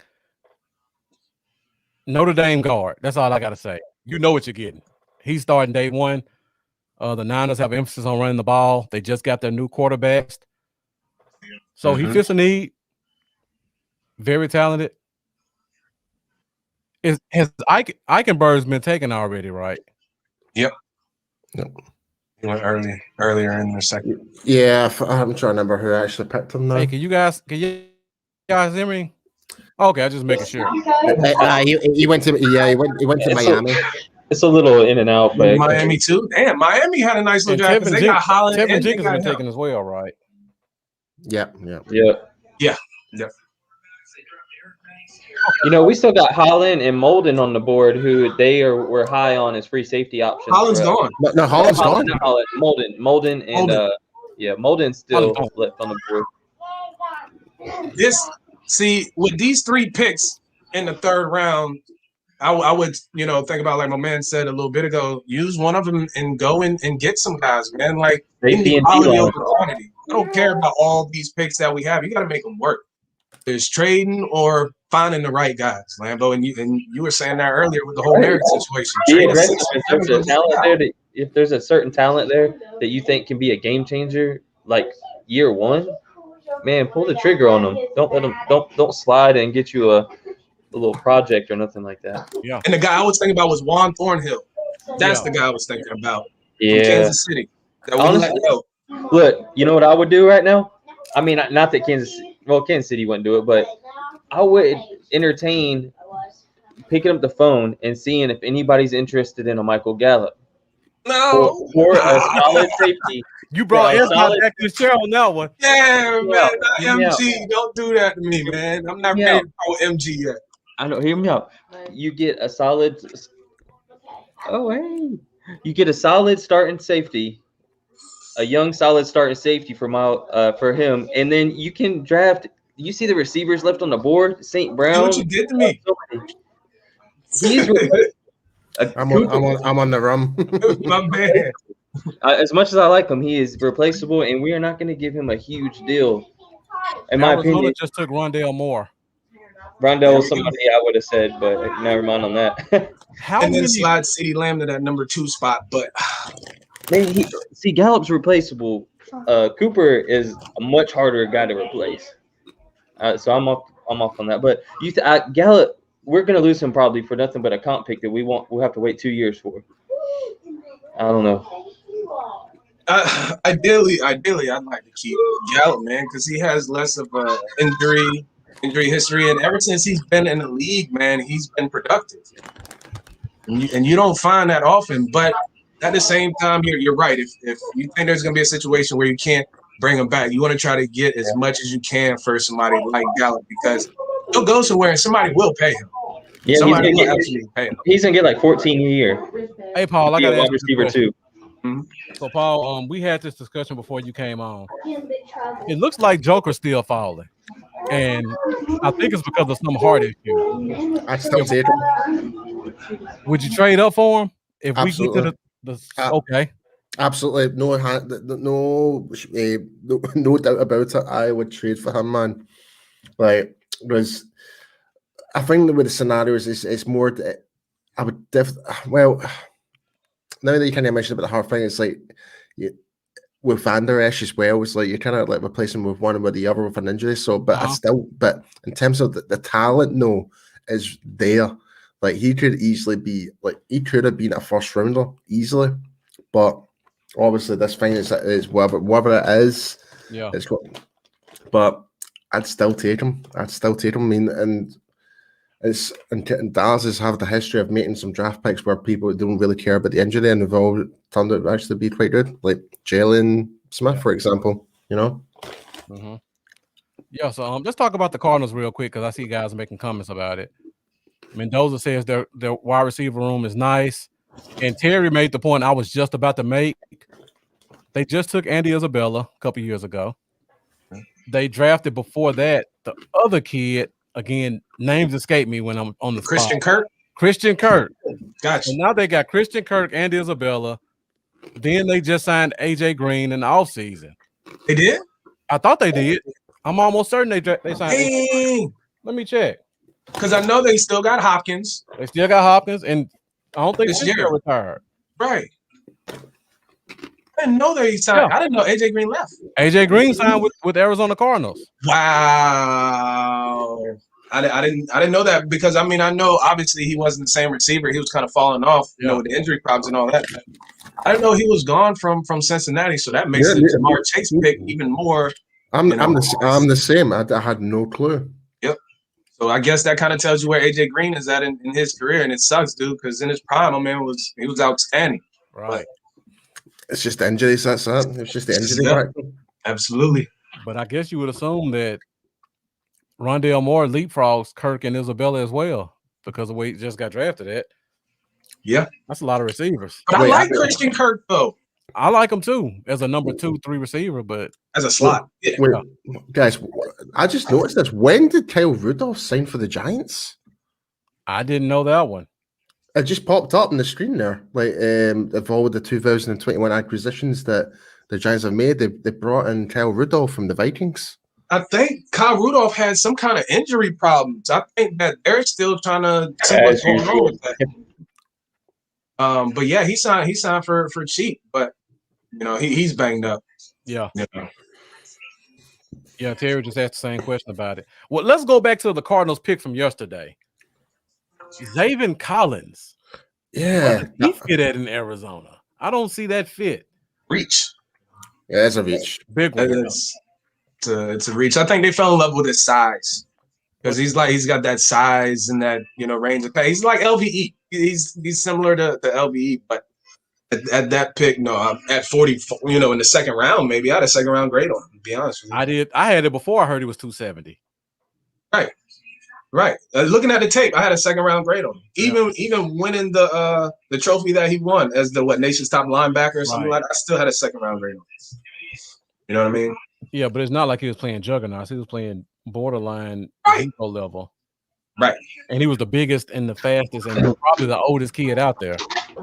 Hey, I had been looking for this the numbers on Kelvin Joseph versus Alabama. I was trying to find them and just came across it. Kelvin Joseph versus Alabama this season. His coverage grade was 85.9. He was targeted 3 times for 0 completions and an interception. That's what you want. Yeah, against some NFL caliber receivers, if I can get that, especially in the second round, I'm cool with it. Given how bad we need corners. They did go away from him all game, but there was a reason they decided to avoid him all game too. Yeah, that's even better. The Giants just drafted Azeez Ojulari. Oh, no. But at this point, my man, Azeez was starting to fall to a point where you knew it was going to be a matter of time before it might. Yeah, but the Giants. Oh, man. I know. Oh, that's a great pick for them. That is a great pick. I found it, Mendoza. Thank you. Fair play to the Giants. They got themselves a really good defensive end. About the Giants, though, man, they always stay with a nice pass rusher. They always stay with a nice one. Even that kid Bolin that they had for a few years, he racked up 10, 11 sacks for him. We're not even going to talk about Strahan, Tuck, Human, Yora, and all them guys. So they screwed the switch in round 1 though, but they made up for it with this pick. They did. So yeah, got a couple of questions in the comments. Michael Bohannon. Does anyone in Dallas know that having a top safety is important if you want to win? Apparently not. We've been asking that same question for the past 10 years at least. Yeah. It was funny before you came on, Paul. I made the comment. For at least 7 years, we've been begging for Marinelli to get us a safety. Yeah. He goes to Oakland and he leapfrogs us and takes the safety we want. I know. Because they traded to get in front of us to get Mayrick. I don't understand it, man. That and defensive tackle has been a position that they've been kind of dragging their feet on too. And it's like, if you want ball players, like you should have high level talent at every single spot of your defense. Like it shouldn't be okay. We need ball players here, and we can get by with it. No, just like we said, like Jeff Heath, he was just a special teams player. He held our safety spot down for probably about 8 years. He went to Oakland for 1 year. It's not even starting with them anymore. I don't even think he's on that team anymore. You're right. I'm a big Jeff Heath fan, along with most of the UK Cowboys fans. on the group and that, but like for what Jeff Heath did, like for being an undrafted, is nothing but Yes. exceptional. Like he went above expectations. Absolutely. Like even on specials, even did field goals as well against the Chargers on Thanksgiving. Right. That so it's yeah, like he basically was basically told what he was supposed to do and he did his job. What I'll never forget is him beating Derek Carr to that goal line, knocking that ball out, saving the game. That's baller mentality. He led our team in interceptions for what, 2 years? It was about a year, 2 years, or something like that. 2018 and 2017, I think it was. Mm-hmm. I think it was those 2 years. It was definitely 2 years in a row. I'm pretty sure. So Washington just took Sam Cosmi, the tackle out of Texas. Hey, who's? I was with you, Paul. I was with you talking to Cammy Griffin from USA Today yesterday on the live show, and y'all asked me, "Is Cosmi going in the first?" I said, or she said she thought he might go in first. I think maybe I can't remember, but I remember Mike Poland asked me, and I said, "No, he's going in the second." He just went in the second, baby. Yeah. They honestly, Brandon, you're actually becoming a more of a mystic Matt right now because you're like, I remember seeing your tweet that you posted earlier about like some Parsons and that. It's like, well, there you go. But it's Washington desperately needed a left tackle. They traded away that guy last year, and they had like a 4th round pick starting left tackle. So this definitely feels a need for them. They still don't have a quarterback, so I'm not really concerned about them. Oh, another question, Shane Odom. I guess the Bengals are coming up. Any chance they take Terrence Marshall and make it LSU North? Wow, that'd be something. I wouldn't be surprised. I wouldn't either. At this point, I wouldn't be surprised. Next thing you might as well just get the Jacksonville to go and drafting a Clemson wide receiver or something like that. I'm gonna hop off, guys, for just like 10 minutes to get the kids situated for bid, and I'll hop back on for the 3rd round. All right. The Panthers just traded up. See you, Lambo. See about dude. So Panthers have traded up. You say, yeah? Yeah, the Panthers just traded up. So I don't know where they would go. Maybe they go ahead and get Joker. What pick are you guys at right now? Because I'm seeing Cleveland on the clock. Cleveland traded their pick to it's just popped up now. We're at pick 52 right now. Okay. So the Panthers took J.C. Horn yesterday. I don't know if you guys remember, but last year every pick the Panthers made was a defensive player, every single one of them. So I wouldn't be surprised to see them go and repeat that trend again with another defensive guy right here. So it's going to be interesting to see where they go. Or maybe offense. What do you think about offense since they went defensive heavy last year? Try to do some offense. You know? They're good at receiver, I think. Running back, they're good. Maybe line, offensive line, maybe offensive line. The tackle from Penn State's getting a little bit of buzz. Tight end, nah. There's nothing really great after Kyle Pitts. Yeah, really. I'm seeing the pick is in for Cleveland. Yeah. I think that's way behind. I'm probably way behind. Yeah, they could go Terrence Marshall because that's just a blinking light out there. That is outstanding. That macho man. It is Cleveland. It is Cleveland. Okay, I was like, I'm not crazy because I'm looking at this dude trying to put macho man. The Panthers traded to pick the Cleveland. My mistake. Okay. I just had to make sure because I'm like, hold on, my screen is saying Cleveland. I see Tennessee's next. So it must have been the Panthers that traded out because this dude that looks like Macho Man Randy Savage on the TV right now. I love it, man. I love it. I'm a wrestling fan. I've been watching ever since I was little, man. So when I see stuff like that, man, it's awesome. It's nostalgia, big time into it. Absolutely, man. There was nothing like it back in the day, man. When you had guys like that and Hogan and Jake the Snake Roberts and the Hart Foundation and the Bushwhackers. The Bushwhackers, yes, sir. The Head Shrinkers and Doom. Yep. Oh God, the Coco Beware and Owen Hart is a tag team. Absolutely, man. Absolutely. You bring me back to there you go. There you go. But I mean, I'm surprised he made it this far, fellas. Oh, Let's be real with ourselves here. We're surprised anytime that a talent that's not supposed to be this far is this far, they can go at any time. So I was expecting to see his name with, at any point. I hate to give Cleveland props, but damn, they're putting the defense together. Yeah, they are. They took what corner did they take yesterday? They took Greg Newsom. Greg Newsom. They took Greg Newsom yesterday. That's a great pick. That's a great pick for them because they're gonna put him on the other side of Denzel Ward. Right. That's gonna be a nice little 1-2 punch with Myles Garrett rushing the passer with Grant Delpit coming back. Exactly. They just signed the safety and free agency as well. Yeah, I'm telling you, man, Cleveland are really stacked up in terms of talent right now, and yes. And imagine if they can get Greedy Williams on the field. Now they don't even need him. He can just come in and just be a change of pace slot guy. Forgot about him, dude. It's amazing how like some teams that we used to laugh at and always count on doing stupid stuff. Now it's like you got to talk with a little respect in your voice. Like even the Dolphins, they're not the same stupid Dolphins that they used to be. They're making some good moves and making some good picks. That's another thing.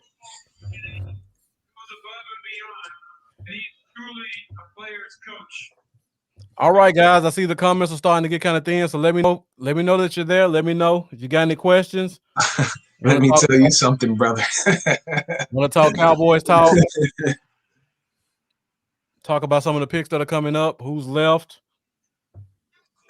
All right. So Paul, you liked Joker. Yeah. You're looking to trade up if you could, and if you do, who's the new guy you would target now? Because we're almost at that spot where we could trade 2/3 and get back in the second.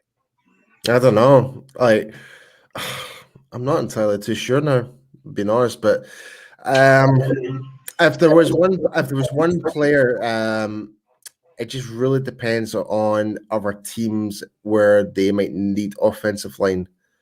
Yeah, I would maybe looking to trade up, and I'm going to say I'm a big fan of the Whitewater offensive guard, Quentin Miners. Like even though he's from a small school, but he is an absolute unit, absolute monster, and I think it's like, you know what? If Alex Kappa can do it from Humboldt and win a Super Bowl with Tampa Bay, I don't see why all these small schools are getting little recognition. Yep. Give them the opportunity and let them compete. So I'm all for it. If that's the guy, it would be him.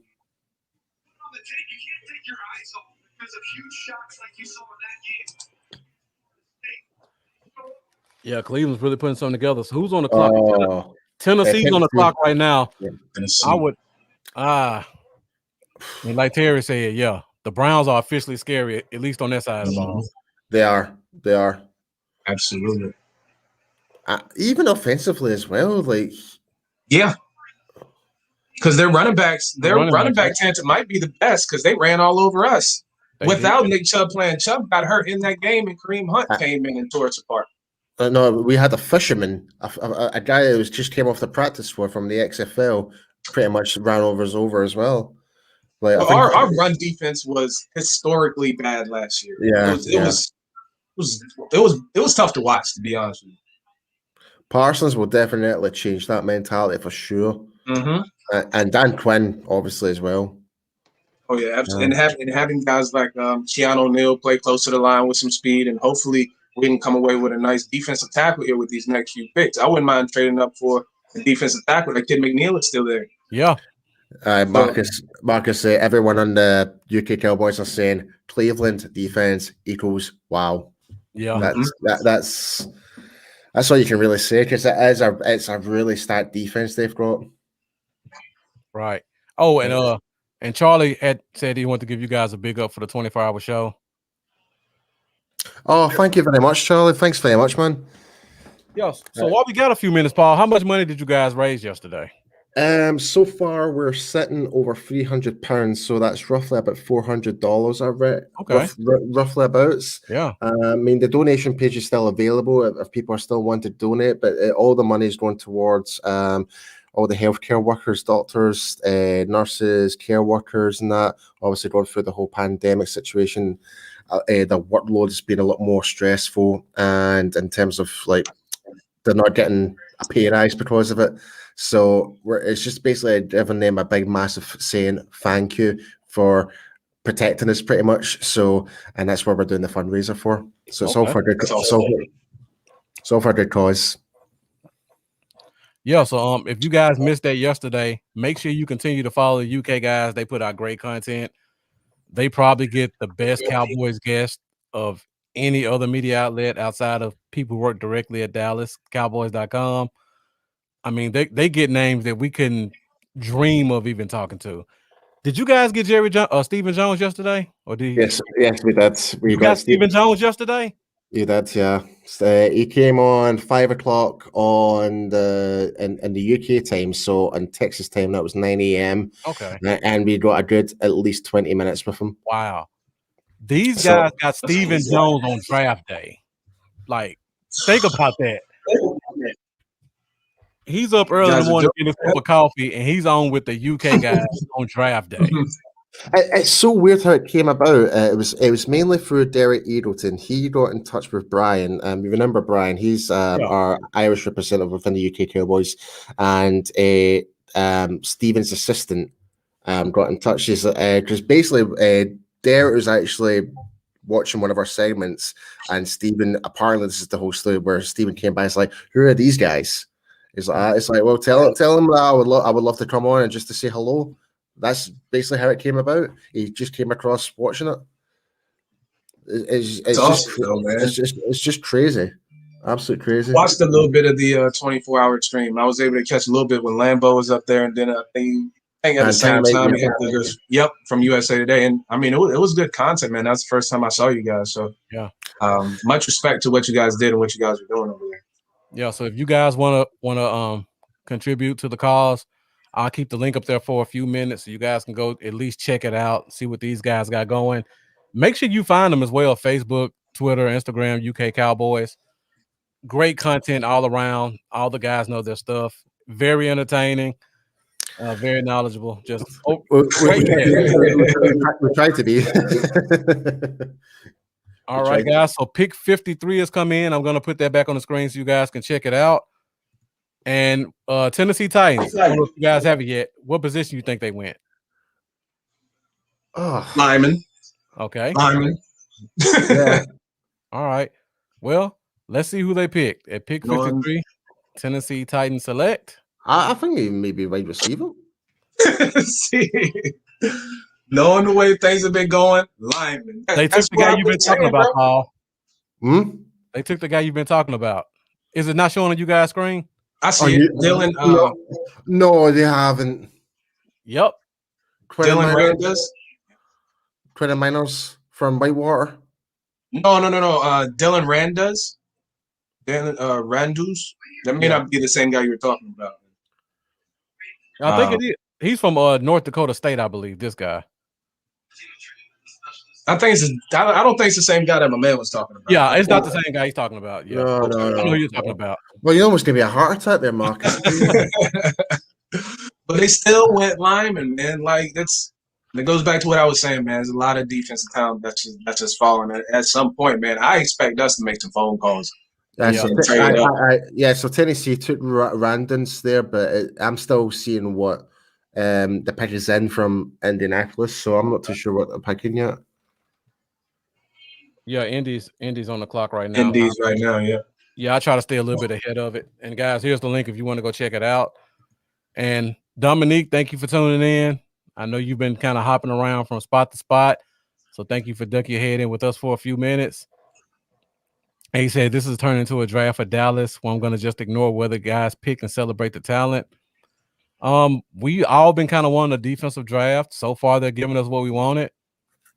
We can't complain. We've addressed two positions that we really desperately need. Yeah. So, and these guys are both day one starters. You give me a D tackle in the third, and I'm having a great day.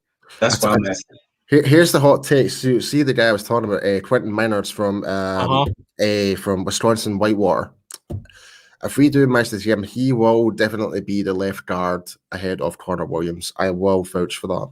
Okay. Yeah, I reckon so.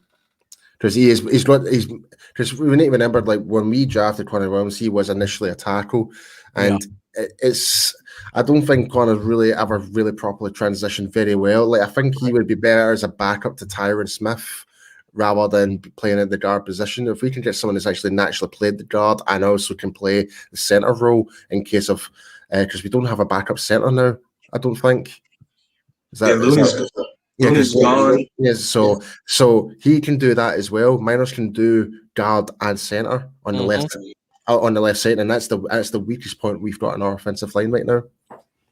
Absolutely. You know who was a good guard that y'all probably know, but Lyle Collins, man. When they had him play guard, he was so good, man. He was outstanding, and I wish they left him there, man. But you know, there was a point where we got cute. We moved people all around. You know what I'm saying? It's like, okay, but move him here, move him here. I'm like they did with Byron. They had him start out at safety, then move him apart. I'm like, let him find a position and then just let him stick there. And Lyle was so good at guard, man. He was running down the field during that Green Bay game. I remember like it was yesterday, and then they moved him over to tackle, and he's good. Don't get me wrong, but the guard, it seemed like he was that natural fit, man. He had that Larry Allen nasty attitude. And it just sucks. Like for a guy his size, he was ridiculous for being a pulling guard. Ridiculous the speed he would generate to move upfield. Yep. Honestly, I would have loved to have seen them keep him at guard, but I agree. He's at tackle.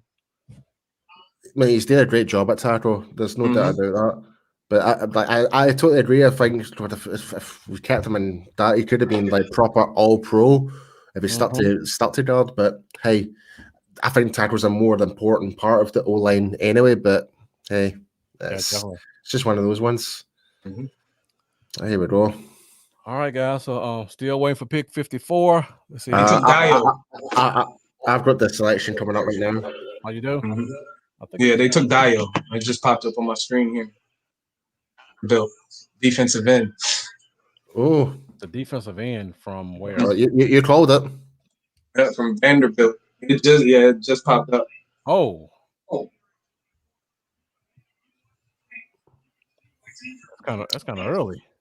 Yeah, I kind of had him within the third round. Yeah. Carlos Basham is still on the screen. Still here. That's the name that. What? Yeah, he is. He is. Yeah. Trade. You know what? I trade up and get him. There's either him or McNeil. Give me one of those two. I'm cool. I'll drink to that, man. Hell yeah. I'll finish the bottle to that, brother. But yeah, Basham would be outstanding here. Because outside of Gregory and Lawrence, the depth. Well, you signed Terrell Basham. Well, so the depth the depth isn't as good as I want to be, and you have Bradley and so I kind of want to see what he does too. I love Bradley and I loved him of all the clips I saw him when he was back in college and that. We just didn't get to see him on the field for whatever reason that may be. Like, and there was nothing injury, I don't think at all. I think it was just politics. Yeah, definitely. Pittsburgh were quite quick with their pack. Jeez, and because in the beginning, Alden Smith was playing well, so they wanted to get him on the field. And of course, you want to have DeMarcus Lawrence on the field. And then Randy Gregory was starting to do his thing, so he got some playing time. So I think like the pecking order just sucked last year for Anai. So hopefully he can show some things in camp so they can give him some playing time. And Reggie Robinson, we didn't see anything from him last year either. So hopefully he's a good little surprise. Yeah. Oh, there's a legendary Hall of Famer. I'm checking the Colts out because I just noticed something interesting. Their first two picks are both defensive ends. So you pretty much assume they drafted their left defensive end and right defensive end in this draft already. I was trying to look and see who they have at defensive end and see this is a guy we could maybe look for to be cut on Monday. I don't know who Tyquan Lewis. I don't really know that name. And Al Quadin Muhammad. I don't know their name either. So apparently they really needed defensive ends. That's who they have currently? Those were the starting defensive ends listed on the roster. Oh yeah. So yeah, both of these guys are gonna start day one. Okay. The Steelers. Whoa, Pat Freiermuth from Penn State, tight end for the Steelers. Mm-hmm. Steelers always stay with a good tight end, so this doesn't surprise me. Yeah, I mean they always seem to get like to take Vance McDonald for example. Mm-hmm. Like how they molded him within like playing with Ben Roethlisberger. They've always seemed to have like a decent tight end, like Elliot Rebron. Like people thought he was finished. No, and you can go back a little bit more and talk about Heath Miller, even before that. So you had Heath Miller. So yeah, they got a nice little history of tight ends, just like we do. Mm-hmm. Agreed. Didn't they use a first round on a tight end like 2 years ago though? Who? Pittsburgh. Didn't they use a first or a second on a tight end a couple years ago? Oh no, I don't think so. No, That was Detroit. Hawkinson. Okay. No, I'm thinking of Let me go back and look because I'm pretty sure they use the Ravens do it too with Mark Andrews.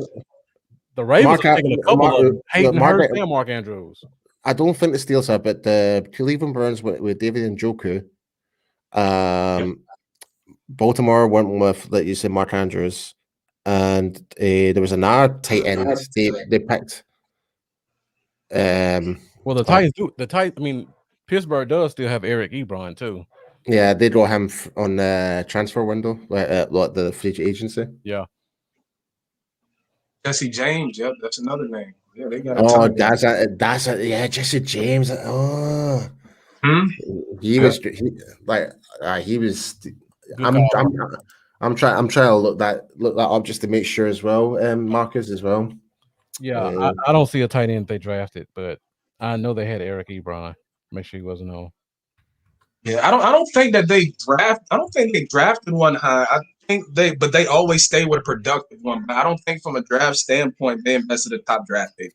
I think this might be the highest they've ever drafted a tight end in a long time. Yeah, I think you might be right. I think you're right. Yep. I always get them in Baltimore mixed up. But yeah, I think you're right. Seahawks, their first pick of the night. This should be interesting. Oh, remember when we traded that first for Amari Cooper and we didn't have a pick into the second round? Mm-hmm. And we were sitting there. I didn't even watch the first round, to be honest with you. I think like the last year before. It was the longest first round ever, man. If they're smart, they'll go offensive line right here.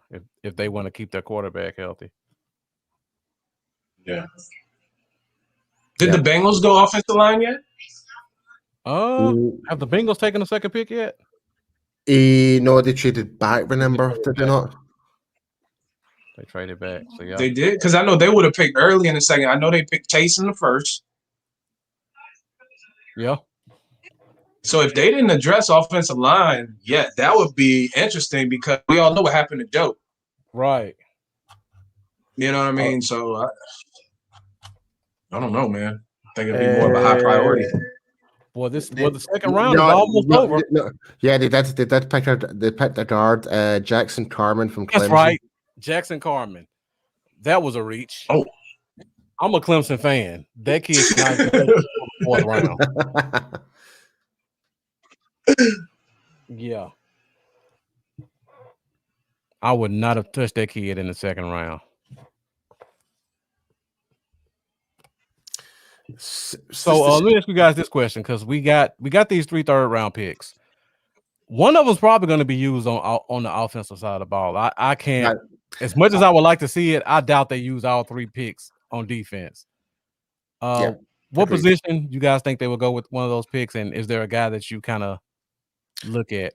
The one I mentioned was the guard. The guard. That's like an all or nothing for me. I really don't know really what other position we really need to really focus on. Like wide receiver, we're pretty good. Mm-hmm. Running back, we're still with Pollard and Zeke. We'll probably end up might get a running back in the later rounds, like round 7 or something like that, just to add more depth, maybe. But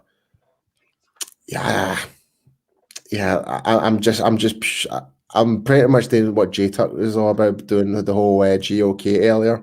Yeah. Like it's for me, it's Quentin Miners for me right now. Okay. What about you, S. Dot? What you got? Who you think? If we were to go offense, I mean, like my man said, he said it perfectly. We're good in the backfield. Receivers are okay, so I could see maybe offensive lineman, somewhere given the injury history with Tyron. He's been banged up. Lyle didn't play last year, like I said. And if you see a tight end that you like, you can maybe throw a dart there, but there's no pressing needs. There's no pressing needs for me. So to be honest with you, if they were to spend this whole draft on defense, I'd be completely okay with how my offense is going into the season and how, whatever we decide to do on defense. So probably the offensive line and tight end. Hey guys, I'm having issues with my internet on my main computer, so I just want to let you guys know I'm about to go grab my my wireless router. So you guys keep the convo going until I get it. Yeah, no worries, man. All right. Sounds good, man. Dwayne Estes, wide receiver. Wide receiver. Western Michigan. So that's Yeah. I mean, that's good. We got more defensive talent falling right now. Like, to be honest with you, my man, I'm not even pressed for any offensive talent. Yeah. Like, The only way I would see it is have maybe like a fourth rounder at the very top. Like that'd be the highest I would draft a wide receiver, and that would be the person to kind of be the person that would fall in for like some Michael Gallup. Like, in case we do something, maybe trade him away for someone. I don't know, but it's unlikely. But it's like at least we've got that fourth rounder, that player there for the next couple of years after that. There he is. Hello. Where happened to Marcus? He's coming back. He has some internet issues, so he's coming back. All right. Yeah, I had Me and my man was chopping So- it up. So the question is, Lambo, what type of offensive? Well, this is what Marcus is asking us. What type of position would you think we would go offensively? O-line. Anyone in particular? Honestly, I haven't been able to keep up with the board. I was getting all the kids situated and stuff. So I have to take a look and see who's available. Right. I'll run it for you right now. So Dillian Randons from North Dakota State's gone. Samuel Cosme's gone. Aaron Banks is gone. Jackson Carmine's gone. And Liam Itchenberg's gone. And Is Brady Christensen been drafted? Christensen? No. That's my guy. So for me, what I was saying to Marcus and that is Quentin Miners from Wisconsin Whitewater. Like, Yeah. I'm a big fan of him, even though he's from a really small school. But the guy is just an absolute. He's born to play the guard position. Born, absolutely born for it. Hey, Paul, quick question. Can you hear me clear or good enough?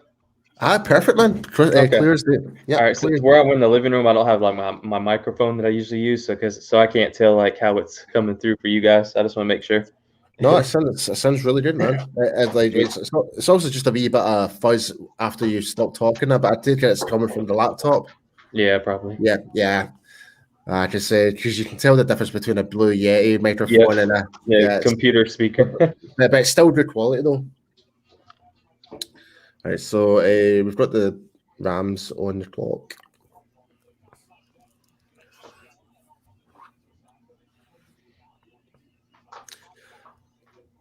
I honestly still can't believe they traded for Matthew Stafford.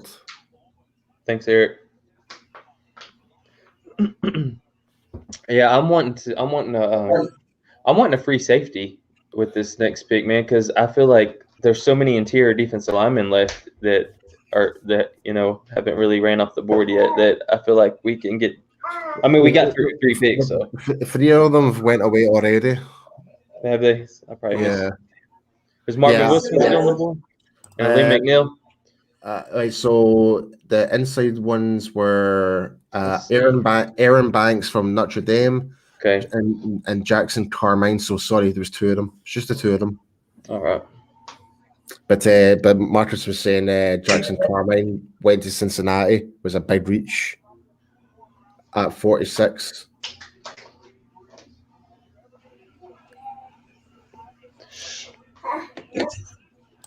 So the pick is in.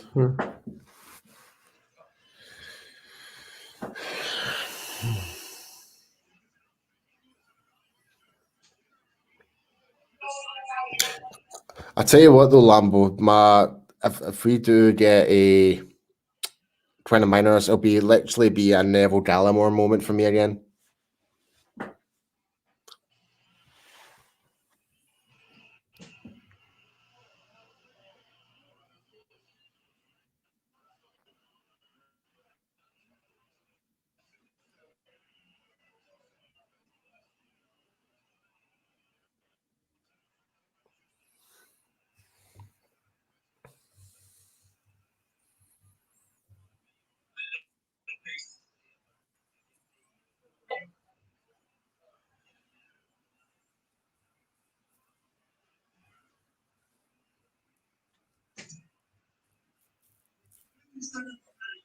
All right. You haven't missed much, dude. You haven't missed much yet. I didn't miss much. All right. Nah, Yeah, Man, see, I was sitting there talking up a storm and I was muted. shit, I man. see what they took off. Tutu Atwell. My bad, guys. Damn. I was basically just saying Joseph and Parsons were two of my pet cats that I just was really high on. So I'm stoked so far in this draft. Bro, so I feel like this draft has been like a roller coaster of emotions. Yeah. You know what I'm saying? Because it's like you got certain guys that you want and they're on the board. It looks like you may have a chance to get those guys. And then like right before you pick, one of the guys that you personally feel good about is gone now. You know what I mean? So it's like, man, damn. First it was J.C. Horn that went. Then it was Sertan that went. And then we had to trade back and then Merrick. But we ended up getting good talent. So it's like, it's not. Thankfully, so thankfully we still got a great talent right after. Right? Right. And the good thing is we still have 3 picks left. You still got 3 picks left, fellas. Yeah. Andre Cisco, I would not be mad at that at safety. McNeil would be the guy for me. McNeil would be big. That'd definitely be celebration. Because we got to stop that run, fellas. We got to stop that run. Like me and my man were saying a little bit ago, we got gashed on the ground, and McNeil would help stopping that run, man. I think we gave 2,000 yards on the ground last year. Over 2,000. Yeah, Elijah Molden is still available, I believe. There too. All right, guys, let me know what I missed. Tutu Atwell went to LA Rams. Okay. JOK went to Cleveland. Well, Yeah, you probably seen. Okay. The last pick I saw was Indy. You didn't miss anything big. I think it was some linemen and receivers, but I don't think it was anything, Wow. No Elijah Molden or Darius Washington or McNeil or. Why does the Rams coach got a picture of bloody what's his face Roger Goodell on his wall? What the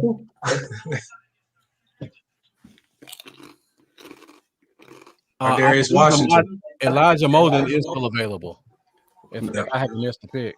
I would like Washington or Molden. Are you saying you want Washington, or are you saying he went? Somebody's still available. Darius Washington. I don't know. We'll see. I'm about to check in a minute. I mean, he's still available. Darius Washington is small, right? But yeah, he's like Demonte KZ size, and we just picked him up to start at free safety. So I mean, what? And Demonte Casey, I mean, we talked about this yesterday. People talk about his size, but when he was healthy, he was leading the league in interceptions at one point. People remember him getting ran over by Zeke in the end zone. I get it, and there's that fear there, but let's not forget he does have some positives to his game.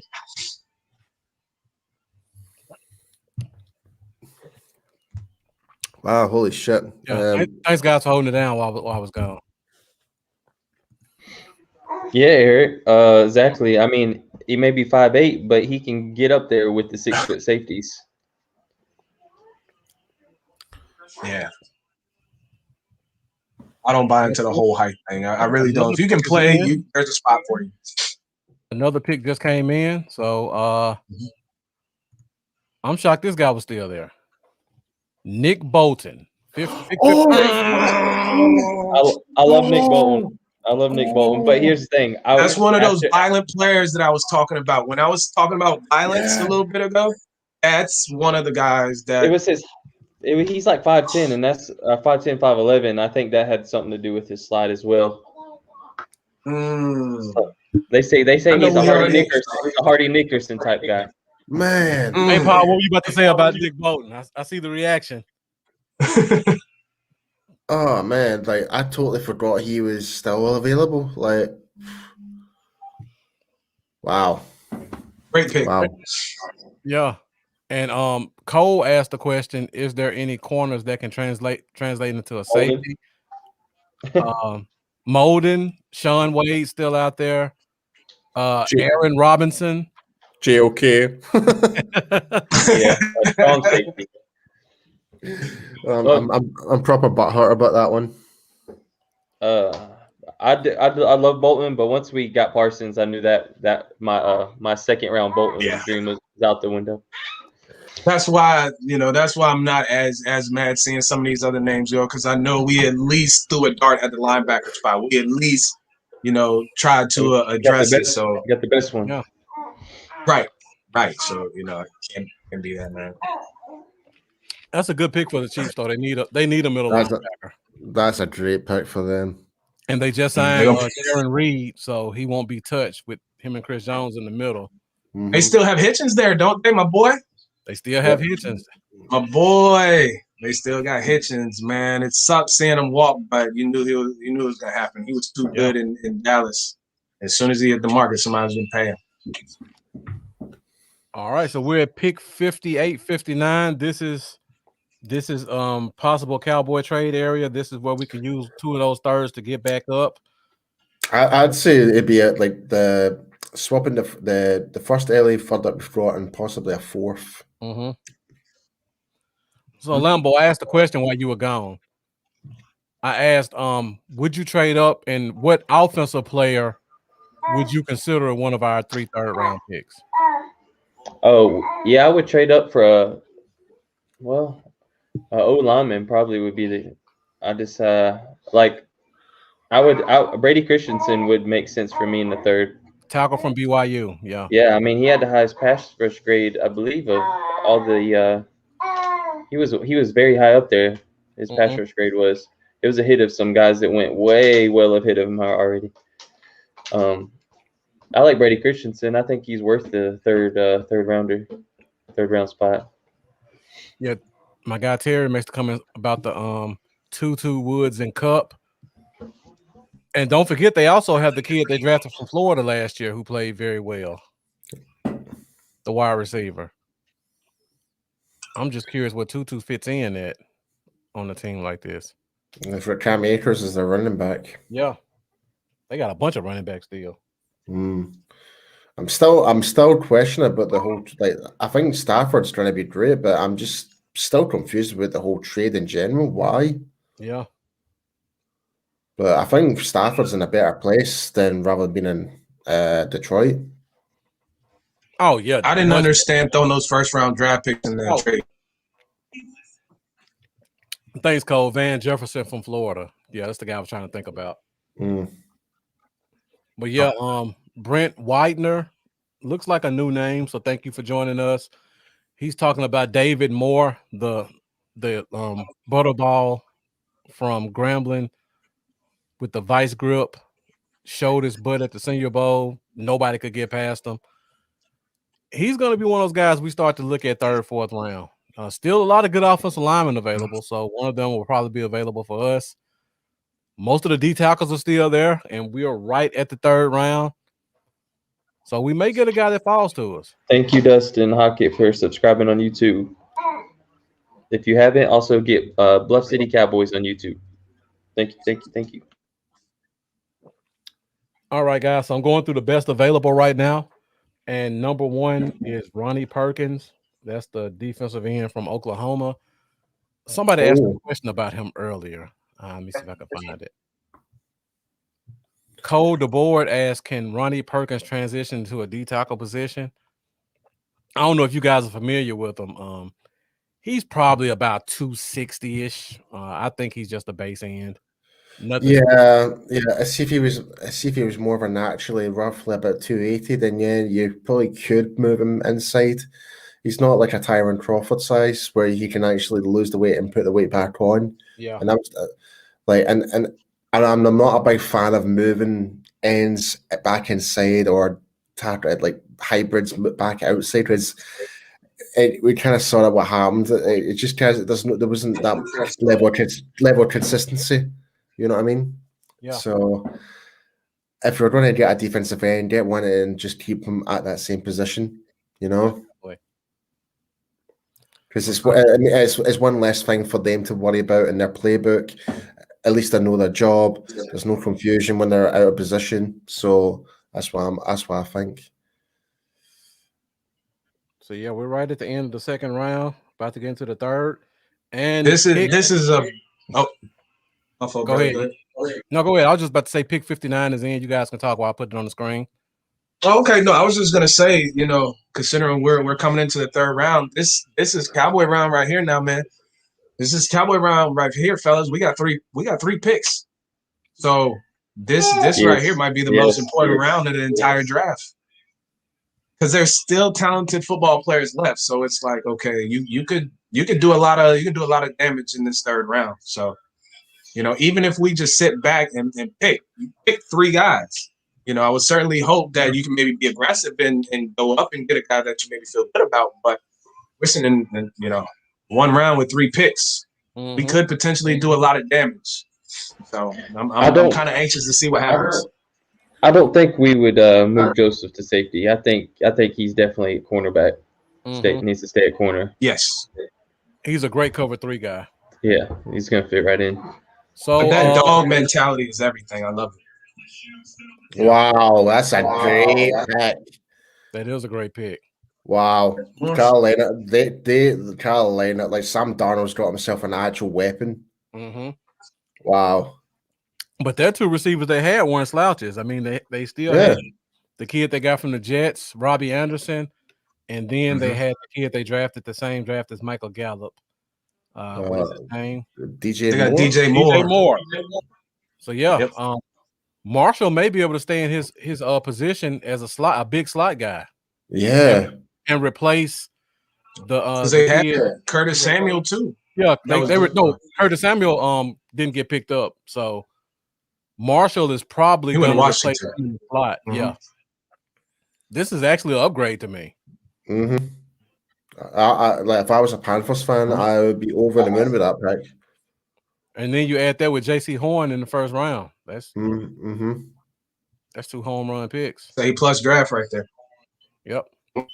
Panthers have done quite well in the draft this year so far. Yes. All right, so let's scroll through the best available so far. See what ESPN.com has as best available. So I just talked about Ronnie Perkins. I'll be right back. I'm gonna get a charger real quick. Go ahead. Jabril Cox. The next 10, and I'm just looking at Carlos Basham still there. And yeah, me too. Me too. Yeah. Yep. Yeah, there's my guy right there. Number 11. Number 11. Yep, I see him. That's my guy right Wisconsin there. Whitewater. Yeah. So we're at what, pick 60 now? How do y'all feel about Jabril Cox? If he's there, just from a talent standpoint, not from a Cowboy standpoint, just from a player evaluation standpoint. Oh, I love him. I like Jabril Cox. I think he was one of the standout players for LSU last year when they went all the way undefeated. Mm-hmm. Mm-hmm. I would have taken him over Davis, honestly. I would have picked Cox over Bolton to be fair. But I'm still astonished that Savon Collins went ahead quite a lot than these other linebackers. Mm-hmm. But that's in that first round. That's just crazy. I guess people fell in love with the fact he won that award. You know what I mean? Yeah. You win that award, and then you can put that next to your name, and guess people fall in love with stuff like that. But I just wasn't impressed, fellas, with Collins. He just didn't do it for me. I would have been heated if we would have got him in the first. Yeah. I'd have been pissed. So thank goodness we didn't get him. I tell you one thing, man. If there's one dream of mine, is to kind of be in that position in the draft, like where you get picked out from the fans type of thing, and be on stage and then announce the pick. That'd be a dream of mine. Mm-hmm. There goes Werner. Pete Werner went to the Saints. Yep. Yep, that's right. Ooh. That's solid. I thought he had a chance of sliding into the late first. We were just saying in Lambo that Jabril Cox is still there. Yeah. That'd be I'm shocked Pete Werner went over him. Pete Werner went over. So what's the deal with Cox now? Does he have something that maybe we don't know about? If I had to guess, it's run defense. Yeah. Coverage wise, big if you're playing linebacker in the NFL. If you can't stop the run, me personally, I don't want you. If you can't stop, hell no. Nah, if he can't stop the run, that's big, man.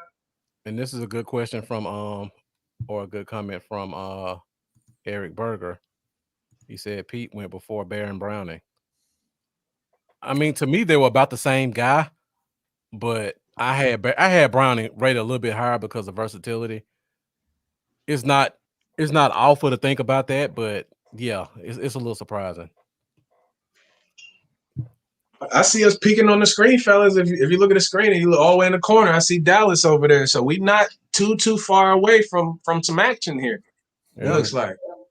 You know what I mean? So what do y'all think we're gonna do with this first third round pick? What position would y'all like to see? I'm not too sure, but I've got a funny scenario. I said this to Jay talking earlier with the second round.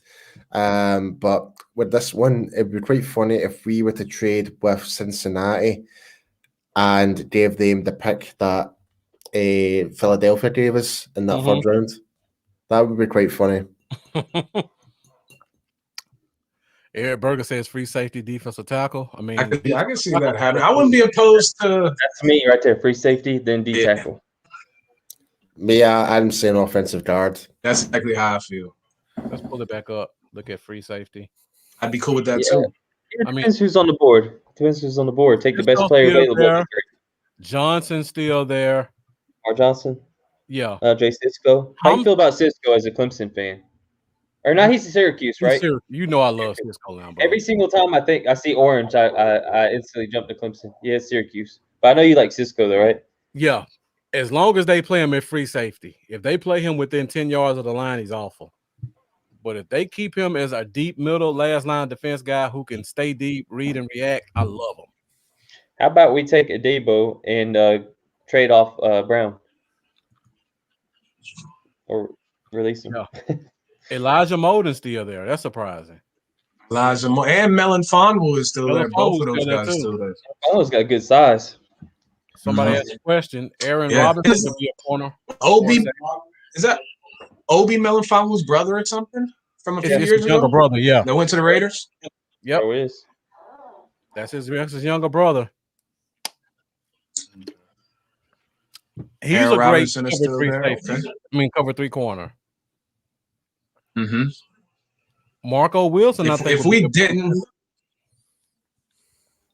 didn't get corner in that last round, there's still some good names. Adebo's still sitting there. Yeah. Yeah, then I'm going further down the list. I see Trey Brown right here. Sean Wade would be decent as a nickel guy. Yep. Kerry Vincent, Ambry Thomas. Those are all nickel guys. If you want somebody a little bit of an upgrade inside. I'm a fan of Keith Taylor like Boss, but I think he kind of stays low. What position? I'm just laughing at what do we got at defensive tackle? What's left at defensive tackle? Probably all there. Aleem McNeil's top guy. Mm-hmm. They're pretty much all there. Whatever you want.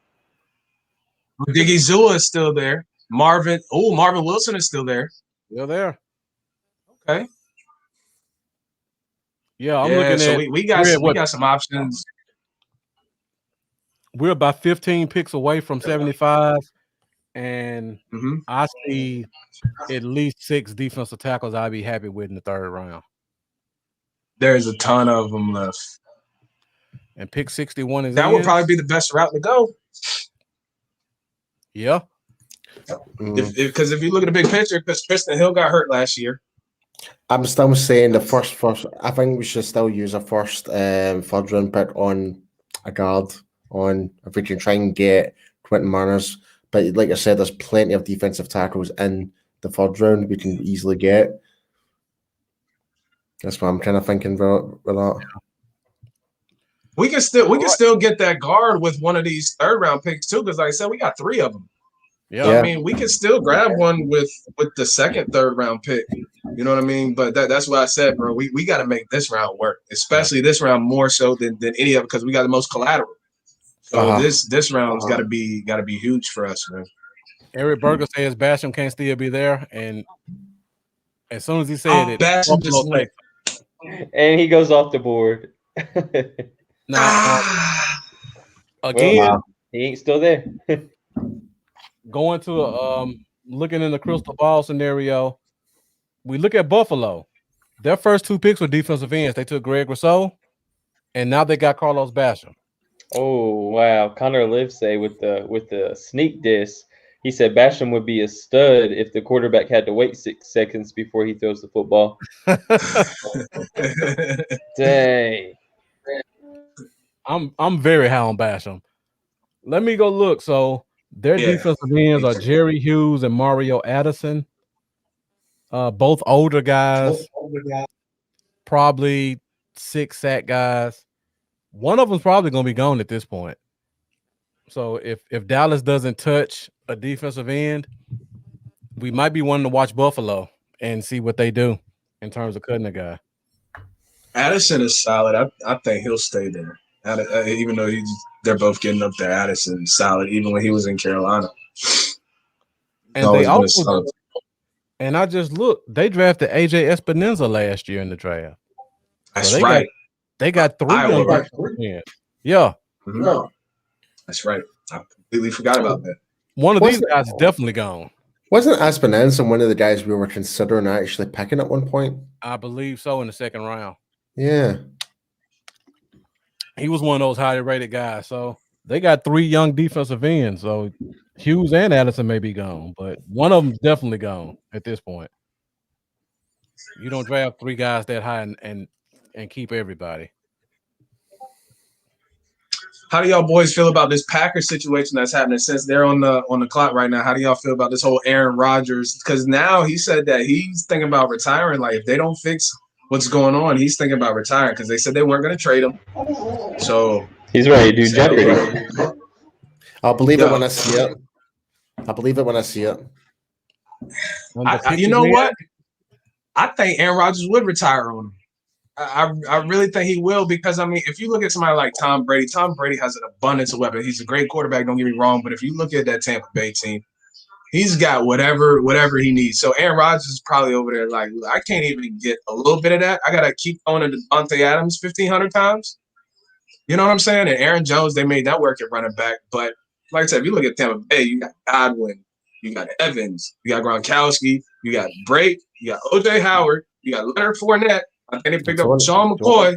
Antonio Brown as well. And Antonio Brown. So there's like all these weapons. And I'm pretty sure Aaron Rodgers, like over there, y'all can't even draft me a wide receiver in the draft.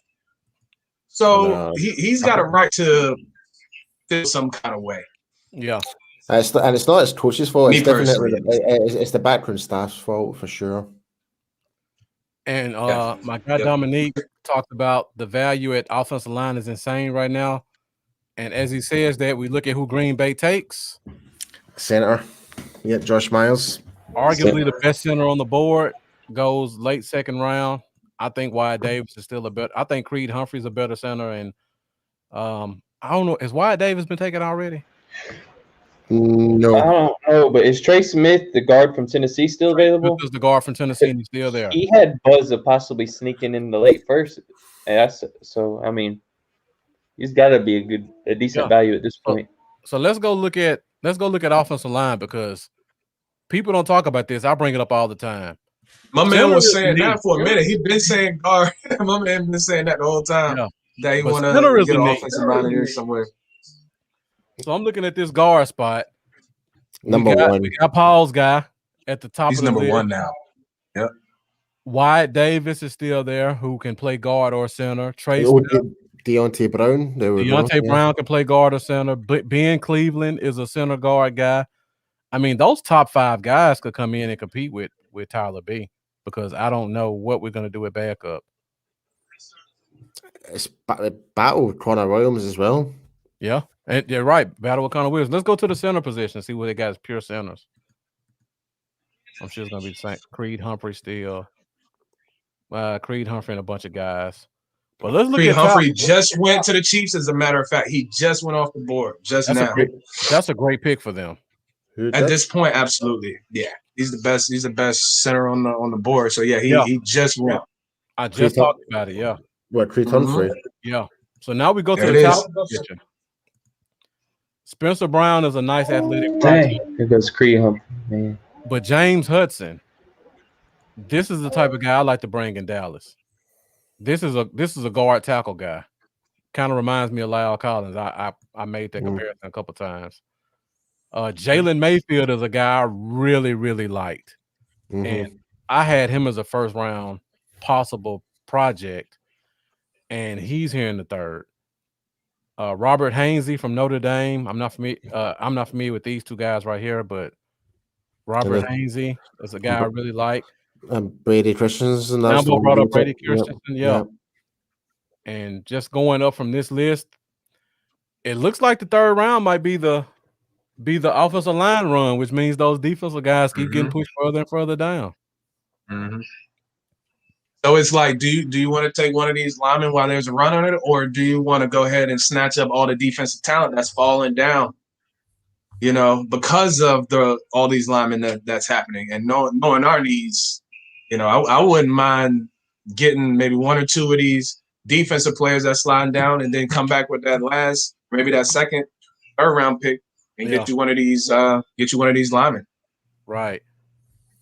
And I have a couple of friends that are Chiefs fans. I got to give it to the Chiefs what they're doing so far. I mean, they got a linebacker, they got a interior lineman. They lost quite a few guys. Who'd they go first round? I don't even remember. Boy, the first round seems like forever now. I know. Yeah. I'm trying to remember. Round 1 right here. Round 1. Oh, they didn't have a first round. They traded it. That's right. They traded it for Brown, Orlando Brown. So yeah. Oh yeah. Okay. So they take care of tackle with the trade in the first round, and the second round they come back. They get a center, they get a linebacker. So yeah, like my guy Terry said, it's impressive what the Chiefs are doing. So I believe we're at pick 64 now, right? So the last pick in the second round. Yeah, picks in. Yes, sir. And the pick is in too. Any position you guys want me to go take a look at, or just want to just roll through and see what the draft looks like? You bring up the defensive tackles. Defensive tackle, okay. RJ Ochoa made a good point. Between Parsons and Joseph, they both ran the sub 4.36.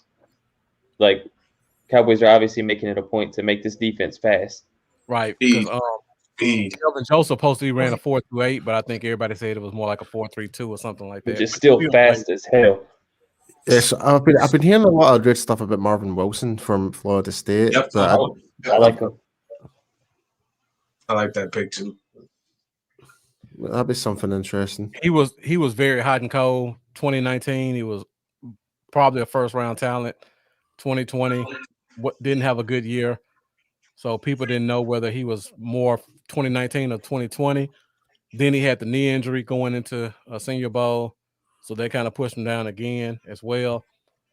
But just looking at this defensive tackle list, like I'm looking at the top 10, top 11. If you gave me any one of these guys in the third round, I'm good. Oh, wow. Any one of them. And I think it's a hit. It's crazy how deep defensive tackle was and how none of them have been touched so far. A few I like more than others, but that's a good list of guys. Mm-hmm. That makes At me think. some point in this round, we gotta get one. Even if it's the last pick in the third round, I would imagine one of these guys is still gonna be there. We gotta grab at least one of them. We got to. Because that's still a question mark for me. Like it's Tristan Hill, he got hurt last year. He was playing okay. You know what I mean? Neville Gallimore, he was catching on. You signed what's the Urban? What was the long we signed somebody free agent? I think it was from Chicago. Oh, you're talking about Brent Urban, the defensive tackle. Urban. Yeah, and you signed what? Carlos Watkins from the Texans too to put at defensive tackle, but you know, it wouldn't hurt getting another body out there considering how bad we were. At this point, anybody that can play good football from a defensive standpoint, we could use. Yeah. In my book. Well, the last pick in the second round is in. Wow, trash. I was not expecting that. Is that Machine Gun Kelly on TV announcing their pick? That is him, ain't it? Oh, he's from Cleveland. Yeah, he is. There you go. So yeah, last pick in the second round, Cloud Trask. Got the heir apparent to Tom Brady. He has a year or two to sit and watch. And with that being said, we got Shane Odom coming with the question: when do you think Dallas will address the backup QB position? Fifth round. Yeah. All right. Yeah. I'd be cool with Gilbert. Gilbert did all right filling in that one game. He almost won, actually. Yeah. Yeah, I personally I would still give Gilbert like the actual opportunity, but knowing what Mike McCarthy, like he always seems to have a project quarterback pick in the draft, like with like Danucci, for example, like and he always, I think, I'm trying to remember of all the times when he was in Green Bay, I think he always did pick like a really late round quarterback every year. Yeah, I'm pretty sure he did that every time. He did. Sorry, I was trying to catch Machine Gun Kelly, see what he's saying. Because at one point, Green Bay had like 5 quarterbacks on the roster, I remember. All right, guys, so here's all the quarterbacks available. Paul, I think we all kind of agree. Day 3 guy. Any name on this list stands out that you would like?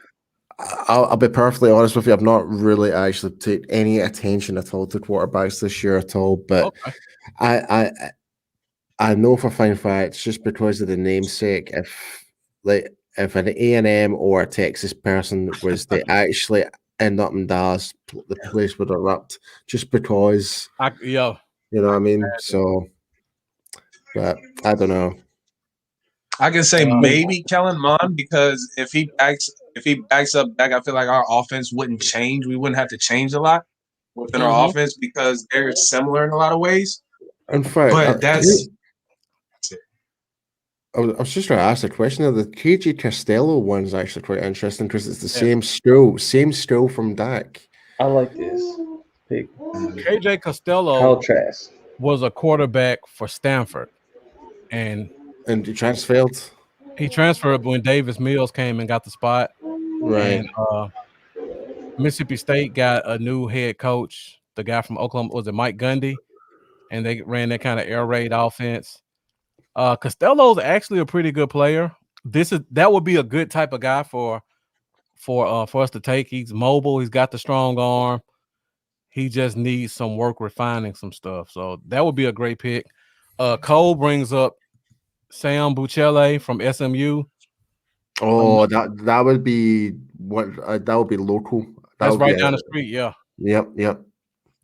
I think Sam Ellinger will be a good pick as well. Another Texas kid. Jamie Newman. You know, Dallas likes to take a shot every once in a while on those local kids. They do. Yeah. Jalen Darden. Give me him in the 4th, please. Man, I like Kyle Trask to the Bucks, man. Sit behind Brady. Yeah. And a Florida kid as well. All right, guys, we're in round 3. So they're gonna have to trade up if they want Molden. You think we have to trade up for Molden?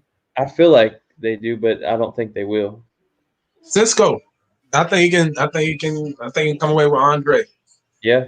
That's probably what they're thinking. They're thinking there's going to be enough available. They probably got 2 or 3 guys. and they're sitting there. We're getting close. They're probably thinking somebody's going to fall in their lap. Mhm. Man, the picks came in pretty quick. I got to put 2 picks up. Oh wow. Are you guys seeing pick 65 yet? No, not yet. Mm-mm. This is for Jacksonville, right? Yep. And as you talk about them, it's that Oh, come on, man. Andre Cisco is a Jag. Well, that hope's gone. Well, that goes back to what I was saying a little bit ago. Like when you got certain players that are really Gotta be good aggressive. and you're seeing their name a lot later than what it should be called, you should expect to hear their name at any point. You know what I mean? So it's a surprising no. No, it's not. Yeah. So yeah, that's another safety off the board. Once again, just talked about D tackles, still in need. They're all still there. We talked about it when we first started the show. We drafted Micah Parsons, so that does make Keanu Neal be able to go a little bit more in the secondary. So safety may not be as big of a need to Dallas as we think it is. And then you got to kind of connect the dots a little bit and look at some of these teams. Like, I don't know who Jacksonville's safety is right now. Maybe that's a guy who will be available come Monday or Tuesday. Yeah, that's true. I don't even know who it is either. Now that you say that, I know they had Barry Church for a while, but Barry Church been gone, so I don't know who they replaced him with. All right, so now we're at pick 66 that just came in. Let me take this down. Let you guys. So around the board, real quick before I put it up. Who do you guys think? What position do you think Minnesota went? Defensive end, and it's going to have to be Ronnie Perkins. Lineman, Lambo. I agree. Has to be Ronnie Perkins. Has to be. Let me confirm it before I put it up here. Is Davis Mills been picked? Not yet. That wouldn't surprise me either, to be honest. this running back run. I mean, this But I offensive don't believe line in running. Cousins. Well, Lambo, you got the right position, but Well, wrong player. Pixon. So it was a quarterback. Oh, okay. I like that. I was thinking Davis I don't know Mills. who this guy is on Twitter, but he's putting the picks up extremely fast. He's already got pick 67 up. Is it who is it? What's his name? That's probably the same guy I was talking about. Dov Kleiman. Okay, no, that's a different one. Okay. Yeah, there's a guy I've been following that's been putting the picks up way fast too. I'm like, wow. Must be there live posting. Like Charlie Moffitt says, yeah, Monday is the day you can sign guys. So look for some guys to get cut and look for Dallas to start back in the third wave and the dumpster diving. I was thinking we were gonna get a corner before we drafted my man in the second round. So now I don't see that happening. I don't see Sherman or Hayward coming here now. Paul, you must be pick 67. I didn't see 67, but I just saw 66 there. Yeah. Yeah. Kellen Mond. Wow. I don't know. See, like my thing is like with backup quarterbacks, is your offense like let's just say your starting gets hurt. Does your offense change when you have a backup? So if you go from Kirk Cousins to Kellen Mond, are you changing a lot? That's why I say I wouldn't mind having Kellen Mond as a backup because with him and Dak, you're not changing a lot. You say, okay, this is our offense. Boom. I feel more confident, obviously, with Dak. But if Kellen has a step in, I'm not changing a lot. But if you're looking at Kirk Cousins versus Kellen Mond, I think there are some things that you may have to tweak if you're starting Kellen Mond versus Kirk Cousins if Kirk gets hurt or whatever. All right, guys. So pick 67 is in. Let Marvin Wilson slide to Houston us, Texans. please. What position you guys think, real quick, Lambo? Defensive end. Yeah, they did lose Watt. Man, I'm trying to think. Ronnie Perkins still on the board. That's what I'm doing for. I think it could be a wide receiver too. S-Dot, who you thinking? I'm sticking with my lineman, man. They've been running on lineman, man. I think we're gonna see a little bit of that in this round too. I'm gonna give me St. Brown. Give me St. Brown. St. Brown to the Texans. This is Hugh Houston pick, and he already has pick 68 up already. This is ridiculous. It's crazy. Who is it? Where's the TV? Where's the TV at? Like pick 65? It's on 66. Yeah, I'm 66. like 3 minutes behind the television right now. Okay. Pick 67. Houston takes. Quarterbacks run now. quarterback Oh, run. whoa. Okay, they were really worried about the Watson stuff going What's on. this? 4 out of the last 5 picks for quarterbacks, What the fuck is going on? Man. and we just talked about what quarterback we thought we can get for us in the 4th or 5th. Yep. Hey, you know what? This has been a heavenly draft for us wanting to target defense though. Yeah. Like, I mean, defense is just going on down the board. We got an offensive line run. Now we seeing the same with quarterbacks. Yeah. What was this guy's name? Davis Mills, quarterback from Stanford. No, I mean the guy's Twitter handler, the one His that's name coming. is Dov, DOVKLEIMAN. Say that again. D is in dog, OV, last name KLEIMAN. Dog Gelman, right? So I guess quarterback for the last two, and it was quarterback for those last two. Yep. I just had the quarterbacks wrong. And Wrong then quarterback. pick 68 is in. I'll wait a minute. I've got 69 as well. Yeah, I see him 69. Yeah, I'm about to turn this off. Brother. Yeah, jeez, man. Yeah, I I'm like that not excitement. I'm not even gonna look at Twitter. Yeah, I'm not, man. I like that excitement, like hearing the name call and that reaction. All right, I won't put them up anymore then. You can't. No. You can't, because I still, Except for the Cowboys, just not the Cowboys. I want to be surprised. I want to do picks before that. Good call. We'll do everybody else. I like to hear it real loud. And yeah. Nobody else matters except us. We got Philly and Washington right in front of us. That sucks. So, yeah, we're at pick 68. Let's go back to the big board real quick. Philly and Washington right there in front of us. All right. So, Ronnie Perkins still there. Them defensive tackles are still there, man. There's still an abundance amount of them. I don't know how high you guys want Miller Funwu. If he's there at 75, are you thinking about that? That's a good spot for him. It's a good spot for him. Yeah, I would not be mad at that. I would do that second, third round. Give me Marvin Wilson though over him. I'll take Marvin Wilson. So S. You try to get your guy at 75, and then if he's there at 80, 84, he's just too good to pass up, right? Let me get a defensive tackle this next pick, and then let me get Melon Fonwu after that. Okay. I think he'll still be there. I'm with you on that. To a T. I would like McNeil or Wilson. Yeah, we got some options. We got some options at that defensive tackle. Wow. Togai, or I can never say his name right. Is it still there? I believe too. Maybe. Togiai.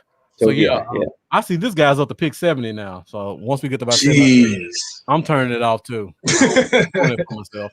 I didn't watch a lot of tape on him, but what's your thoughts on Divine Diablo, the safety out of Virginia Tech? I didn't see a lot of him either. He wasn't in my top 200, so I don't really watch a lot of him either. Damn. Has he been taken already? No, I don't think so. So pick 68, the Falcons take Jalen Mayfield, which will probably be a plug-and-play guy for them. Good tackle guard guy. Probably play guard for Atlanta. So don't ruin it for us. So this has been a big run on offensive guys so far. I feel like it's been happening since last round, bro. I feel like it's been happening ever since round 2, because there was a good amount of them that went in round 2 also. It's I'm just looking at pick 70. Pick 70? Let me see. Now I gotta go and take a look. Let's see. I'm trying not to go too far ahead of the TV guys, but we keep seeing these picks and seeing that reaction. Now I gotta take a look. Hold on, I'm refreshing right here. And then let me see. Pick 70. Okay. Yeah, look at me want to go look. Yeah. Let me go to 69 up here so we can keep it moving a little bit. Tyrann Mathieu tweeted out "boss man" with exclamation marks. That tells you the kind of dog we're getting. I'm missing pick 69. I see pick 70, but I don't see pick Yeah. 69. I see 60. I see 69. I've What got is pick, it on the screen? I've got 70. I It's see 70, but I don't see pick 69. are you on his are you on the Okay, I see Twitter it. I page? see it now. You see it?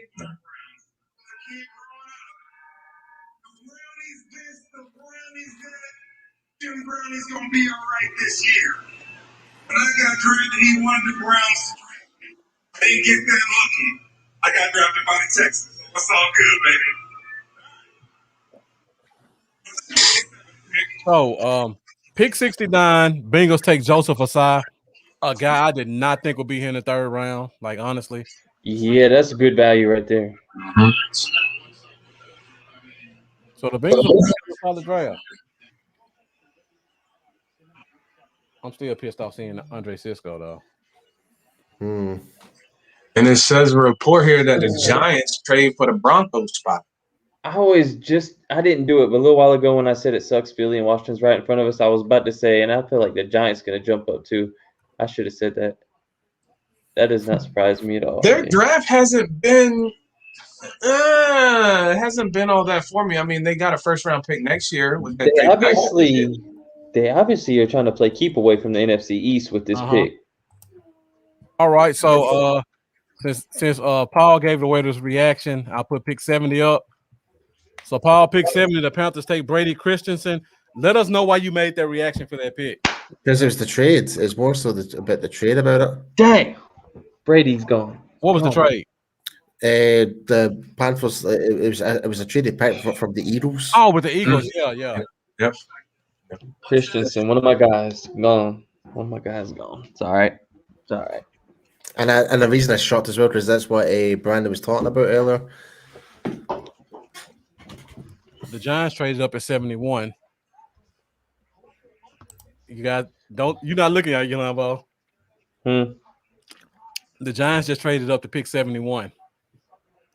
Get in front of us. And the Giants select. Okay, I see it. Popped up on my man's Twitter. Hey, Let me turn this off. Hey, Jeff, let me know if you want to hop in with us. I'll send you the link. Send me a DM. Where's the TV at right now? I don't want to get too far ahead because I don't want people. It's on 68. 68. It's 68? Yeah. Okay. When we get to 73, everybody turn off Twitter because I don't want people to get upset when I know everybody wants to see the announcement of the Cowboys pick. I don't want us to give it away. Because they're at pick 71 now. All right, guys, we're almost at Cowboys pick. Let's keep the questions coming in. Let's keep the comments rolling. Let us know what you think about the draft so far. Second and third round. It's been a run on offensive guys so far, especially quarterbacks and offensive linemen. It looks like the NFL draft is still on pick 68, 69. We're at pick 71 right now.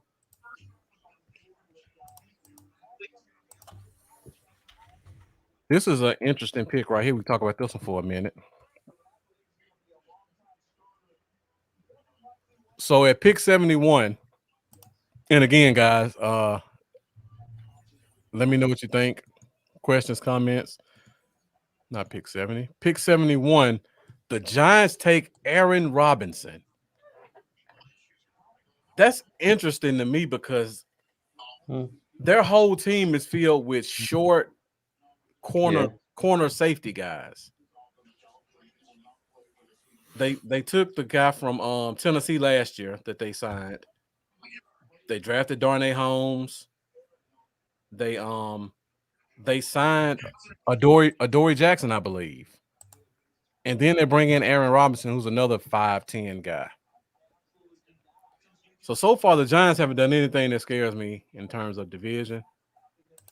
Paul, real quick, has anybody in our division done anything that scares you so far in the draft? New York's defensive end. Okay. Yeah, Aziz Ojulari. Other than that, Ian, anybody else? Well, obviously, the wide receiver for Philadelphia, but we knew it was he would rather go to New York or go to Philly, so it was he would want to be either or. So it was like didn't really matter who it was going to go to. But yeah, that's the only two things. Like I tell you what though, like Aziz Ojulari is going to be a really good player. I was like, oh, like why did it have to be at the bloody Giants? Yep. Uh, Yeah, somebody reported there's a 5-pick delay between TV and reality. Oh wow. That's not good. So we pretty much close to our pick in real life then, right?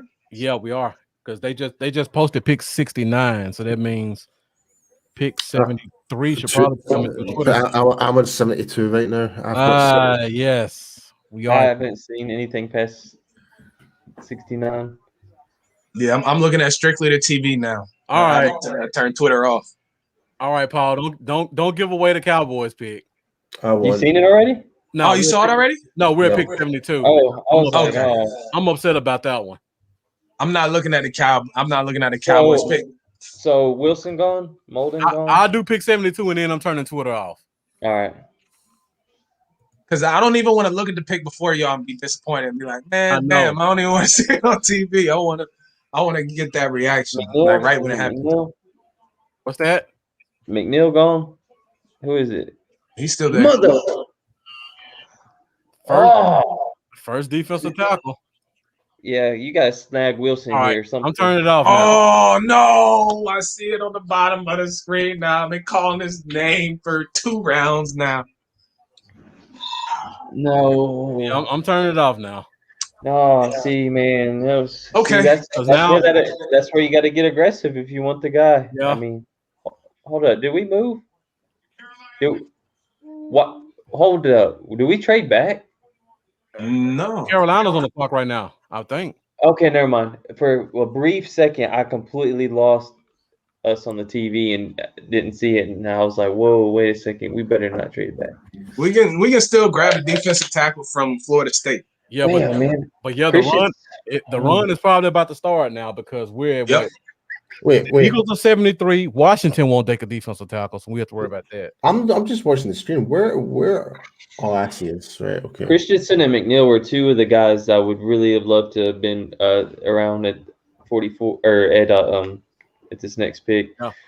But I like Marvin Wilson here. I like Molden here. I like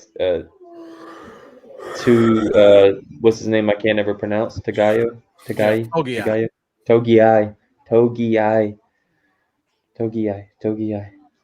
I like him.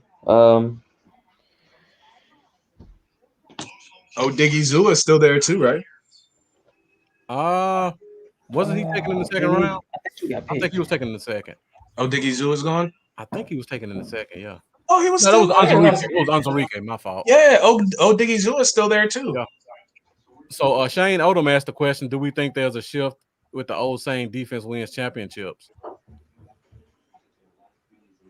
I'm still a firm believer in defense. Absolutely. I'm a believer in defense, but I think what they're trying to do is they understand that our defense don't need to be elite to win with this offense we have. They just need to be average, middle of the pack. If we're a 10 through 15 ranked defense, that'll be enough with this offense. As long as this offense is healthy, this defense just needs to not be horrific, and we'll be all right. I guess I say that because like I've always been a defensive, oriented person. Like he said not too long ago with Ray Lewis, with the instinct that I absolutely love Ray Lewis and the intensity. Like I've always been a defensive person because I feel like even when you can stop somebody, you can put up. You can have a bad game of offense and score 10 points and still win a game if you got a defense that can stop people from scoring. So, and especially like to me, we're competing with Tampa Bay. I'm not even competing with anybody in the NFCs. We're competing with Tampa Bay. Why? Because their results get to the Super Bowl. You know what I mean? So you want to have people that if you match up with Tampa Bay, you can say, okay, you know what I'm saying? We may not be able to one-on-one stop, but if we can put together a nice little scheme, we can stop them here and there from scoring. So I want our defense to at least, when you go against a team like Tampa Bay, you're not saying, oh, man, we're about, here we go again. You can say, okay, I like our defense. I feel comfortable with where we're at and be able to get at least a few stops. Yeah. At least. I took a look at pick 73, and I should have. I just say this and I turn my phone off. We might want to get concerned about D tackle, and I leave it at that. I'm not looking anymore. I'm watching it live. Well, Marvin Wilson's gone, I'm sure, because that's who I wanted to slide. So I guarantee it's him. All right, let me see if I can add my guy Jeff in real quick. I don't even want to look because I already know it's Marvin Wilson. I just feel it in my gut. It's not Wilson, but it's back-to-back D tackles. Okay. Hey, man, and Molden's, I don't know, man, that makes it tough because, like, I feel like Elijah Molden's a great value pick right here that ain't going to last much longer. And he can play free safety. He can play free safety. Melifonwu still there. Then we look at safeties. Jamar Johnson, which a lot of people really like, is still there. Hamza Nasruddin is still there. Caden Stearns is somebody a lot of people really like. Darius Washington was taken, right? Hey, can you guys hear me? Yeah, I can hear you, man. Okay, yeah. Darius Washington came off the board already, right? No, he hasn't came off yet. Okay, well, Darius Washington's still there, which if we got Kelvin Joseph and Darius Washington, Vach and who am I thinking of? Who's the guy who's really on Washington with us, Lambo? Jeff Kavanaugh. Yeah. If we took Washington and Kelvin Joseph, Vach and Jeff Kavanaugh may just go and make the internet explode. If we got both of those guys. If we end up getting Darius Washington right here, and we also got Kelvin Joseph. How did I forget about Darius Washington? They would lose their minds. I did too. I completely forgot about him. Right. I didn't even bring that up. I love some Darius Washington. He's small, man, but Darius Washington would be dope. Okay, I'm closing Twitter now. Here's the thing: we've avoided guys with that did size. you get 74? This is a new team. No, I've not. The Dallas one's not came in. It's up to. I've seen the Washington one. I saw it too, and that makes me happy. Yeah, makes me happy too. Like you can come away with a Darius Washington, and you can come away with the Florida State defensive tackle, both in this round. Yep. Please be Quentin Miners. Please be Quentin Miners, man. And you can come away with him too. You can come away with all three of those guys in this round. To be honest. Give me Molden. Give me Wilson. Give me Washington. Give me Wilson, Washington, and that lineman that my man's been talking about. Yeah, the one I didn't see a lot of tape on him. I didn't see a lot of tape on him. I'll get your tape right now, my man. Yeah, Togi. man. I'm just gonna call him Togi because I can't pronounce them every time I try. Togi. Yeah, so on the TV, the Eagles on the clock right now, right? No, Lions still.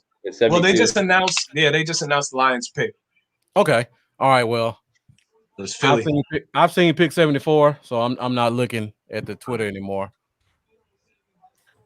I'm not gonna look at the comments either because somebody's gonna. I've just sent you a link on Mendoza. Don't ruin it for us, because I know comments. Don't tell us who the pick is. Please don't tell us who the pick is. Hey, what's that link for, Paul?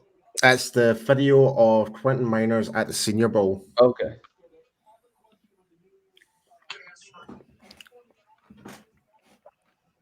So I'm sure the pick is in now, and I'm very strongly fighting urge to go look at Twitter to see what the pick is.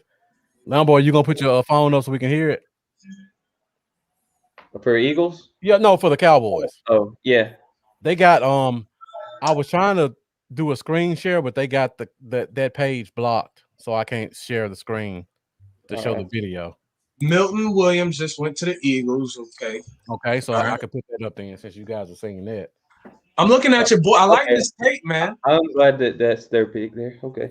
He's a mauler, man. He's an absolute mauler. I see. Yeah, but I was concerned because it was back-to-back defensive tackles. So I was like, oh shit, that might be the run. but then I took a peek at what the football team did in front of us.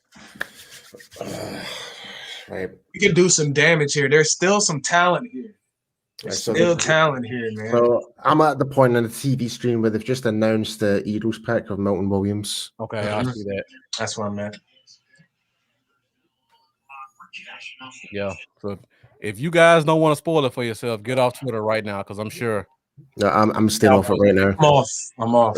It's crazy because our pick's coming up real soon, and I got a piece so bad, but I'm gonna hold it because I don't want to miss. I don't want to miss this whole. And Washington's picks in right now on the screen. Jeremiah just Jeremiah, asked, yes. Marvin Yes, Wilson. Yes, I would get I would get Jeremiah. I would get Marvin Wilson with this pick. I would get Washington with this pick. I would get Molden with this pick. And I would pick Ohio State dude as well. Let me ask you guys this question because we all talk about the big defensive tackles. Let me go back to the list real quick. Mm-hmm. Because there are some 3-tech nose type guys. Shelvin. So Odigizua is top of the list. 6'2", 280. He's probably almost a 3-tech. Would you consider him or a Davion Nixon type guy? He's not that big as that says. So traditionally, I was hoping for a big, nasty, gigantic run stuff in one technique, but that ain't Quinn's thing. It don't seem, is it? He's more of a more but athletic. If you took a guy like a Digizua, he has to play 3-tech. Yeah. Yeah. Hey, come on, Dallas. I think Quinn's game is more so like pressure. Just getting pressure. We just didn't want to spoil it on the screen. Mendoza, don't do it. Don't do it. Wait. I want it to be surprised. On the clock now, already picked. Don't tell us who it is, man. I don't want to know who it is. I'm not looking at the comments. I ain't either. I'm switching to private chat on the side. That's what I did. I switched to private chat so I can't see everybody's comments. I don't want to see it. Yeah. I want to have that old school reaction, man. It better not come up while it's on a commercial. I hate that in drafts when your team comes up for their pick and it's on a commercial when it happens. I'm like, really? That happens all the time in picks round 4 through 7. It makes me mad. That's what happens the majority of the time, real. All right. So is there a pick right here that you guys would be upset with if we took it?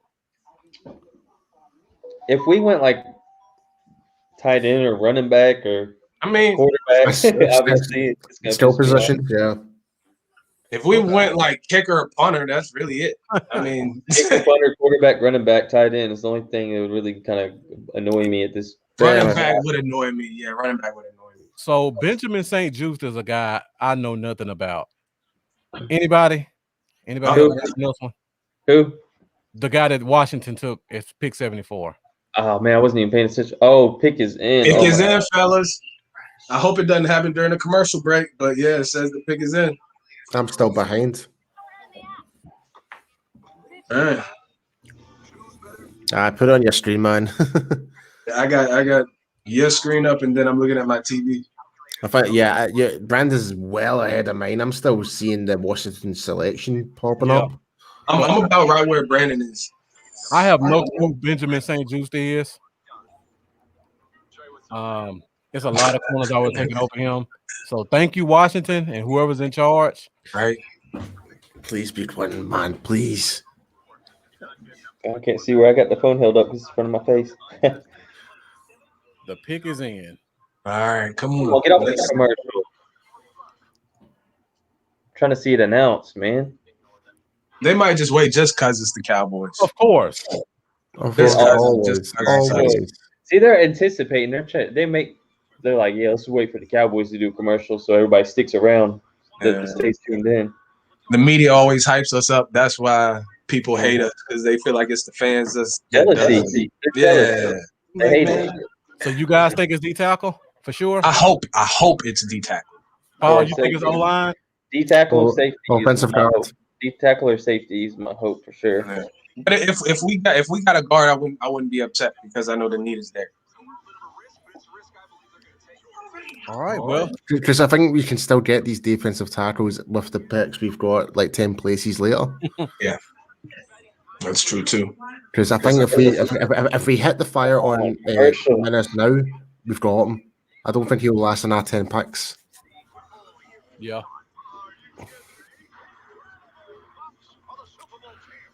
Boy, these commercials take forever. Oh my Yeah, god. this is ridiculous, man. I gotta pee and everything. Like, I'm so tempted to go to Twitter right now. I know. Just because the Here we go. suspense is killing me. Reminder to check Trade. out the Oh no, that's not us. Okay, that was the Saints and Broncos. trade 98 and 105 later in this draft overall to come all the way up and trade with the Denver Broncos, who traded down twice. Oh. 71 down to 76, so the Giants could take Aaron Mary Robinson. J. Blige in the background. Saints come on up. We'll find out who they chose in a second. Micah Terry Parsons seems happy. here knocked the commissioner over when he was drafted by the Dallas Cowboys last night. Good anchor by Roger. Yeah, that's right. Jerry Jones loved that. Bent his knees. All right, so the fully vaccinated Jones All right. helped the draft room. Come up, son. It's about to pop up on my screen. I'm not gonna say that. It's about to pop up on mine though. And this is Adrian Quesada, a Black Pumas guitarist. Yeah, I see it now too. It's not. I'm not gonna say anything. Ooh, okay. All right. Bet. I'm here, and with the 75th pick in the 2021 NFL Draft, I'll take it. the Dallas Cowboys select Osa Odigizua, defensive tackle from UCLA. I'll take it. I'm a fan of I roll with it. I'm cool with it. I'm cool with that. I'm cool At with this point, it. It's a need. It's a need. That's what I'm saying. We can go back. We can get our guards still. We can get our linemen. So yeah, I like the pick, man. You give me some guys that can play. Like I said, we need talent all throughout this entire defense. Like, I'm kind of annoyed though. I feel like we got 2 solid 3 techs with potential already on the roster. Mm-hmm. Right, guys. What I'm going to do is I'm going to join back in with J Tuck and stuff like that. I said I would join back up for a little bit more. Oh, do your thing. Yeah. So, but guys, thanks for having me on again, guys, and cheers. Thanks for sharing the link out for everybody. Yeah. Love seeing hanging out with you guys again, and we'll definitely get you back on the show again. We'll get together again, and we'll do a collaboration again. All right, guys. But thanks again. Enjoy the rest of the draft. All right, guys. All right. Good meeting you, my man. See you guys.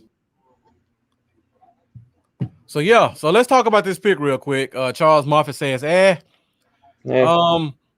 when you really look at the totality of the draft, they're hitting needs. That's what I'm doing. It's not the guys that we love, but the guys that we like. The first 2 I love. Me personally. I know that most of I know. Yeah. So we talk about Odigizua. I just put his stats up. He's 6'2", about 285. He's a 3-tech. He's a pure 3-tech. So, guys, what do you think that means about Neville Gallimore or Tristan Hill? Neville Gallimore is he's still straight. The reason why I was pumping my fist and everything, like when you go back, like I was saying, Cowboys gave up 2,000 yards on the ground last year. So like that's got to stop. That can't happen. So this is somebody that can at least help with that. So I think Neville Gallimore. I think Neville Gallimore is still going to be there. Tristan Hill, we'll see what happens with, he's been like a roller coaster. So we'll see what happens with him. I'm pissed. Yeah, but to me, that almost certainly says one of those guys is going to nose. You don't draft this guy this high, and there's a Debo. Yeah, I see that. Debo went to the Saints. Perfect location for him. It'll probably be Tristan. You think so? I think it'll probably be Tristan. Okay. But yeah, I like the Odigizua pick, and I got my guy Jeff come in and join us. Jeff, give me a thumbs up whenever you're ready. But yeah, Odigizua, UCLA guy, solid player. He's a penetrating defensive tackle. UCLA didn't have a really good team, so he didn't really get a chance to shine in terms of his pass rush ability. I don't think he had a lot of sacks in college, but he showed the penetrating potential. And again, we need defensive tackle help. I think he fits a need. We talk about Neville Gallimore. Neville Gallimore played all over the line at Oklahoma. He played 0. He played 1-tech. He played 3-tech. He played 5-tech. So Tristan Hill, also in college, he played 3-4 nose. So these guys do have experience going to that 1-tech spot. So it's not awful if we have to move one of those guys. They've done it before. They're both still young. I think this improves our front seven. Again, we talk about Michael Parsons earlier. What does he do? He gets in the backfield and makes tackles. Diggy Zoo was the same type of guy. It might not be a nose tackle like we like, but it's a defensive tackle that penetrates and makes tackles in the backfield, which we didn't have last year at all. So solid pick. Solid Can't pick. tell you last time we had a penetrating defensive tackle, really, to be honest with you, that went back there and made plays, because that's a position that we have, haven't really taken serious, along with the safety position. So to see the kind of changing of the guard is always good, too. The Los Angeles Chargers select Josh Palmer, wide receiver, Tennessee. Josh Palmer in the third. They lost their damn mind. That's real early. Get out of here. You got to be high. Jeff, give me a thumbs up when you're ready. Because you live in Tennessee. We've seen plenty of Josh Palmer out here. We've seen a lot of Josh Palmer. Come on. Like, he's solid, but he's no third-round wide receiver. Come on, dude. Jeff. What's up, guys? What's happening, brother? Lambo, you look kind of puzzled. I'm puzzled about that pick, but I'm also I didn't like Cowboys' last pick. It got me a little sour right now. Yeah. All right, Jeff, give us your thoughts on the pick since you just joining us. On the D tackle pick? Yeah. It was a need. I think we should have went safety first, but I can't get mad at it. I mean, he was one of the guys that was on the radar. Probably would have rather had a Molden. Yeah.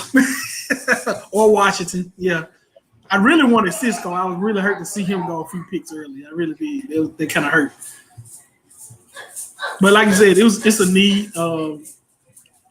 Piggybacking off what Marcus said, our biggest problem was run defense. The line Parsons penetrates, and this guy does the same thing. So we should have some better run defense. I do love the Joseph pick, though. I thought maybe he could have went third, but I love it. I love the measurables. I love the speed. I love the size, length, all that. So I'm good with our draft so far. As long as we get Jaden Darden in these next 5 picks, I'm all right. Yeah, I'm on Jalen Darden in the 4th, and I'll be happy. Well, I hate to tell you, Jeff, I don't see that one happening. Probably not. All right, so realistically, let's go around the board real quick. As I start with you, we got 2 more picks left. Assume we don't trade up or down. What 2 positions are you looking at pick 84 and pick 99? Better be safety on one of them. I'm so sick of us devaluing safety. Well, Lambo's pissed off, so I guess he wants to hop in first. But I mean, Lambo, take safety serious ever again. With them, it's probably like who they have ranked where at this point. And they're like, all right, who's left and what kind of grade do we have on this player? The last thing that you want to do is say we want to take a safety, and the next safety that you have isn't ranked into the 4th or 5th round. Yeah. You know what I'm saying? But in an ideal. I guarantee you this next pick is going to be safety. We need a safety, in my opinion. I would take either safety and safety or offensive line too, or you know what I mean? Yeah, probably both of those, safety and offensive line, and get a guard in there, some depth. Okay. I'll probably change my mind on the pick once I dig into him more, and I'm sure I'll get convinced that I know I will. But at this moment, I really wanted Molden there. Yeah. I'm starting to see a lot of people popping up pissed about what they must have wanted Molden too. Let me see. Or a bigger D tackle, because you draft, a bigger one would have been great. You draft the guy, you're pretty much putting one of your guys at 3 tech at nose. Yeah, I was hoping for a bigger guy than a guy at 284 pounds. But the question is, would you have a problem with putting Gallimore at nose? I would. I think he can play the nose. Yeah. I think either one of them can, to be honest with you. I think they both can. I think Tristan can too. Yeah.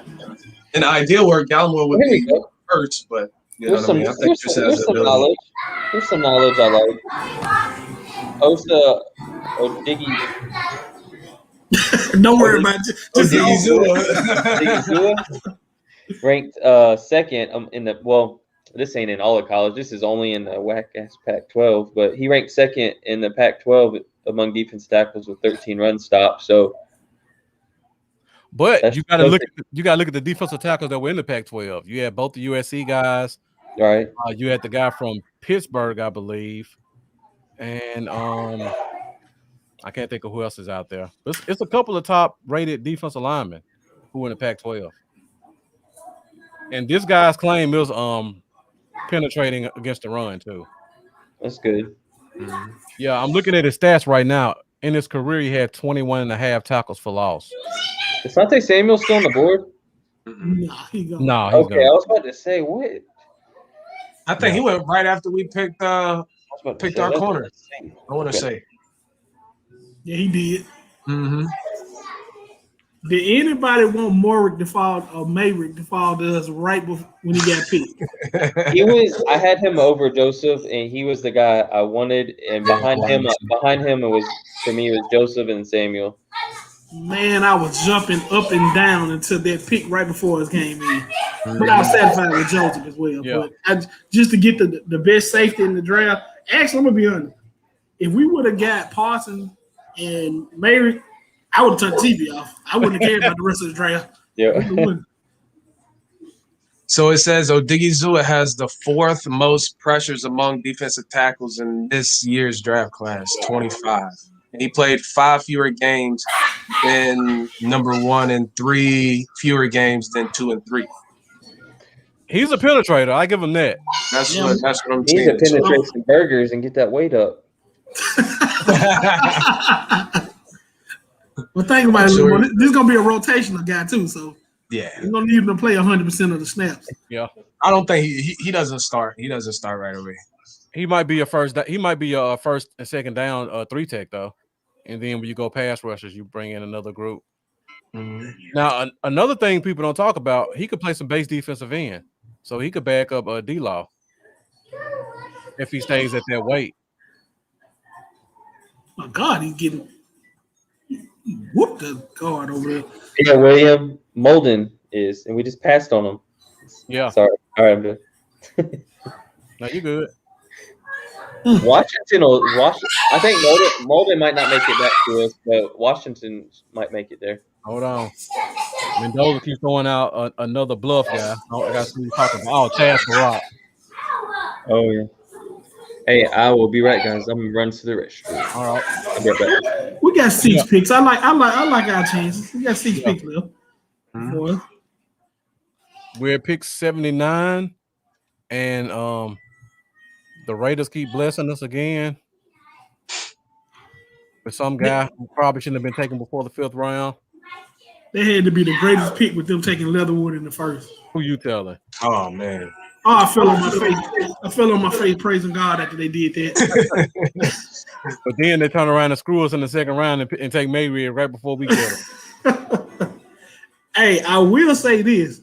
Their safeties with that pick, they have a nice duo in safety. They do. They got a hard-hitting guy, and ironically, they stole him from us too. Yeah. They drafted. And now they have a roamer back there that can play middle. Yeah, they got nice secondary back there. Yep, you're right about that. It's almost scary. Now, if I'm not mistaken, Diggy Zua has an older brother who was drafted in the 2nd round by the Giants. The Giants. Mm-hmm. Yeah. So he's got a little bit of bloodlines working for him too. Brother went to UCLA too. Brother went to UCLA too. Yeah, so definitely I remember him. It just popped in my head. Mm-hmm. Last name. Hopefully, he doesn't flame out like his brother. I know that was a bad pick. He's not a 3-4 guy. They picked him kind of early too, didn't they? He was a 2nd round pick, if I'm not mistaken. I thought he was kind of early. Now, Malcolm Kuntz. I don't even know if I had this guy on my radar in the top 200. Yeah, I think he could have won a lot later, 7th round maybe. They probably could have got him as a priority free agent. Once again, Raiders come through in the clutch. Yep.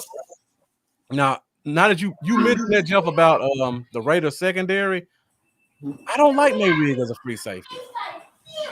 It's a good look, but I guess if they play their safeties interchangeable, it's good.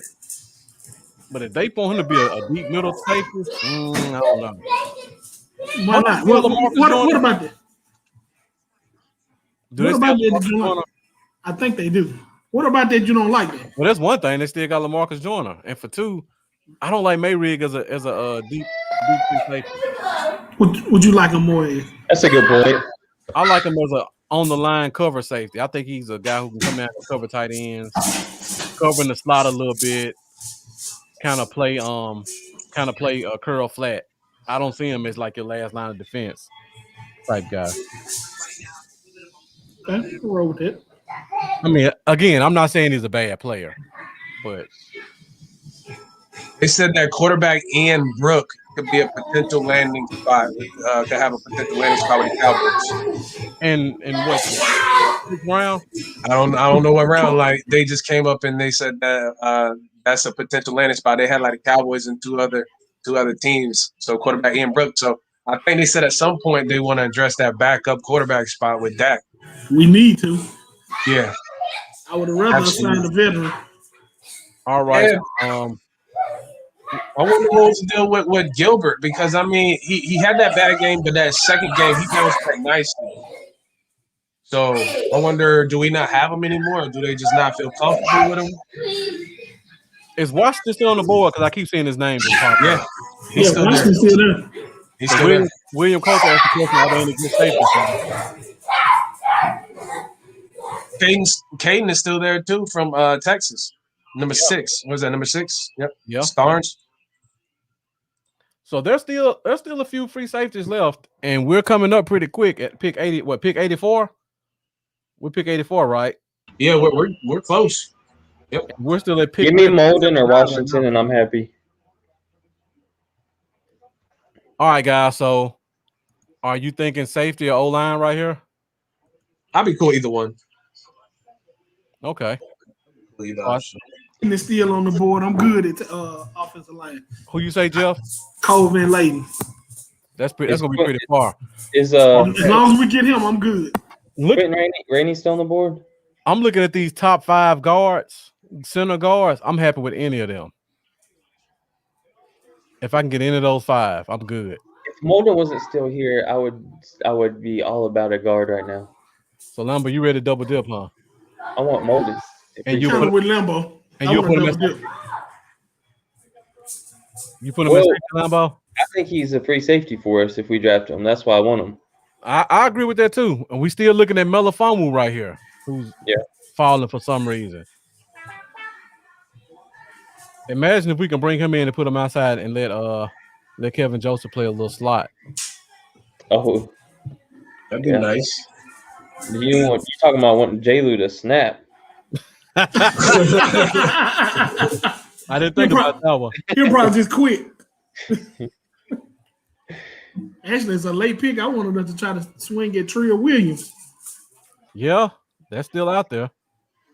But I do like J. Lou, and that'll just really, he'll just really go off.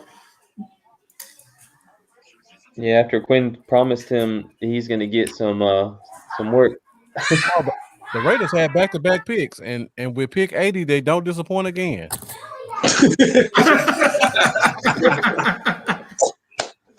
Yeah, Raiders haven't been disappointed in I don't know how long. I think you can go back quite a while, man. You can go back past Darius Hayward-Bay and keep going, man. They've been doing it for a while.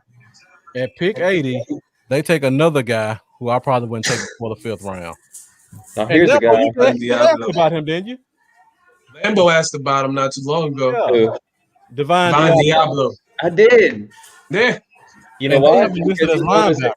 He was a safety. They got him as a safety. Yeah, they got him as a safety. Yeah, that's why I have been hearing a lot of buzz that he was going to go somewhere around here. That's why I was curious about him.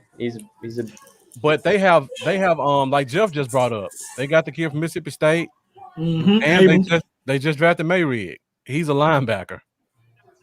If they took him as safety, that makes the pick even more horrible because now you just took back-to-back safeties. I'm hoping they put him in linebacker. I wouldn't be surprised. We're talking about the Raiders. That's true. The team that drafted Lynn Bowden Jr. and then cut him before training camp. So nothing surprises me about the Raiders. So look, guys, go ahead. Go ahead, Jeff. Go ahead. Now, I got a question about our secondary now. All right. So, of course, we still want me and Lambo. Of course, we're on the safety train like right now. But with us having Diggs, having J. Lou, Anthony Brown, now Kevin Joseph, what do you feel like we're going to do with Reggie Robinson now? Because it's still some corners in this draft that I would love for us to take. But how far is that pushing Reggie Robinson on down the line or even out of the picture? Or is it more pushing Anthony Brown, which I know y'all probably going to feel with that, out of the picture? I feel bad for Reggie Robinson, man. Like it seems like my man didn't never get a chance. I just want to see what he can do. Yeah. You know what I mean? Because the kid might be able to play. It's like we didn't even get a chance to find out. You know, but unfortunately, yeah, it seems like it's pushing him further and further down, and he's gonna have to work to earn a job at this point, or maybe play safety. But I mean, it's getting to a point where now even safety's getting some interesting people back there that's gonna make it hard for him. So, right. I certainly hope he can find a way on the field. I'd love to see him, but it's getting tough for him. I'll say that. It is. So do we just cut Anthony Brown in and let Reggie Robinson have that position? I've been saying Brown, if they draft the corner high, Brown was that's what he said. But it goes back to we don't know what we have with Reggie. If he does well in training camp and OTAs and stuff like that, yes. Yeah, I'd say Anthony can walk. But he'd have to show me something first before I make that decision. Yeah. I agree. I think Brown has to go. Again, just the money. You can't have your number 4 and number 5 corner making $4.5 million and being highest paid. And it seems like they made a commitment to Lewis. You know, just from pure attitude, Lewis and Joseph are gonna be ahead of Brown just off pure swag. Just imagine them on the field together. Just boxing with receivers, and Kelvin Joseph might be at the locker room waiting for somebody to come out. Crazy stuff. Well, I've been saying that's what the defense needs is some attitude. Yep. We need attitude back there. And we were talking about this. Me and Lambo were talking about this before the draft. If you have like a Jordan Lewis and J.C. Horn and Keanu Neal. Same thing with Joseph. Those are some alpha guys that we haven't had in a while. That's why I'm so excited about this defense. Yeah. I can see Joseph going to slap a D-Law in the face and saying, you need to give me some pass rush. This dude is crazy. I don't know if you're familiar with this dude. He's going to line up against. He does not care. Yeah, he'll line up against a straight up top 5 wide receiver in his first game and slap him in the face. But that, if we talk about football, that's what the hell you want on your team. Let's be real, man. Like he's one of the quarterbacks that's gonna get in your head. Right. I want somebody that's gonna get in your head, that's gonna talk and get that mental edge, because you got some people that talk may get in their head a little bit and they making them little small mistakes. And sometimes that's all you need. So yeah, I want somebody that's gonna get out there, talk trash, Josh Norman 2.0, and have that swag, man. That that confidence and that swag is everything, especially when you talk about that corner spot. You sure you don't want Corley Finnegan 2.0? Oh yeah. Well, man, Andre Johnson was not having it, man. If you want a good follow during the season, follow him and Jordan Lewis. Jordan Lewis. I hope they get cool during the season, because Twitter is gonna be hilarious with them two. Jordan Lewis was actually balling his first year when they just kind of threw him out there when everybody got hurt. It was him and Cheeto starting. And I think he led our team in interception. So Jay Luke he got something in him. We just gotta, find the right role. Thanks for the correction, Charlie. He's a $5.7 million cap hit. I was just doing base salary, but that's a lot of money for your number 5 corner. It's too much. It's too much. It's too much.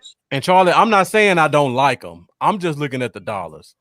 He's not beating Joseph out. I'm sorry. He's not beating Diggs out. He might beat out Lewis, but somebody had to make a commitment to Lewis to get him to come back. I don't see him beating out Lewis. I really don't. I see it being a tough battle. Yeah. I see it being a tough battle, man. This is what both of those guys need. Lewis and Brown. They both need, some new blood to come in here and say, look, if y'all not doing your job, we're gonna take your spot. Yeah. Man, these picks are coming in quick and they are very confusing. and it's some stuff falling down. So I'm gonna cut it off in a minute. So the Dolphins take tight end Hunter Long, and they just had Pro Bowler Mike Gesicki, who's probably 22 years old on the team. Right. Love these picks. Pushing guys back. That's all they're doing. So guys,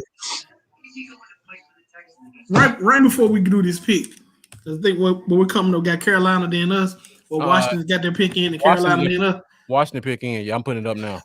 All right. So, quick question about our defense. All right. So now that we got Sean Lee retired, we just drafted Parsons. We signed Keanu O'Neal to play linebacker.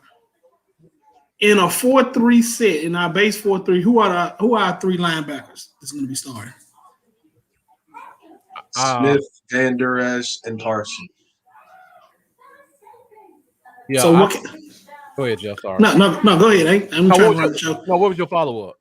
So where are we going to play Neal in this situation? Because we still got Donovan Wilson back there.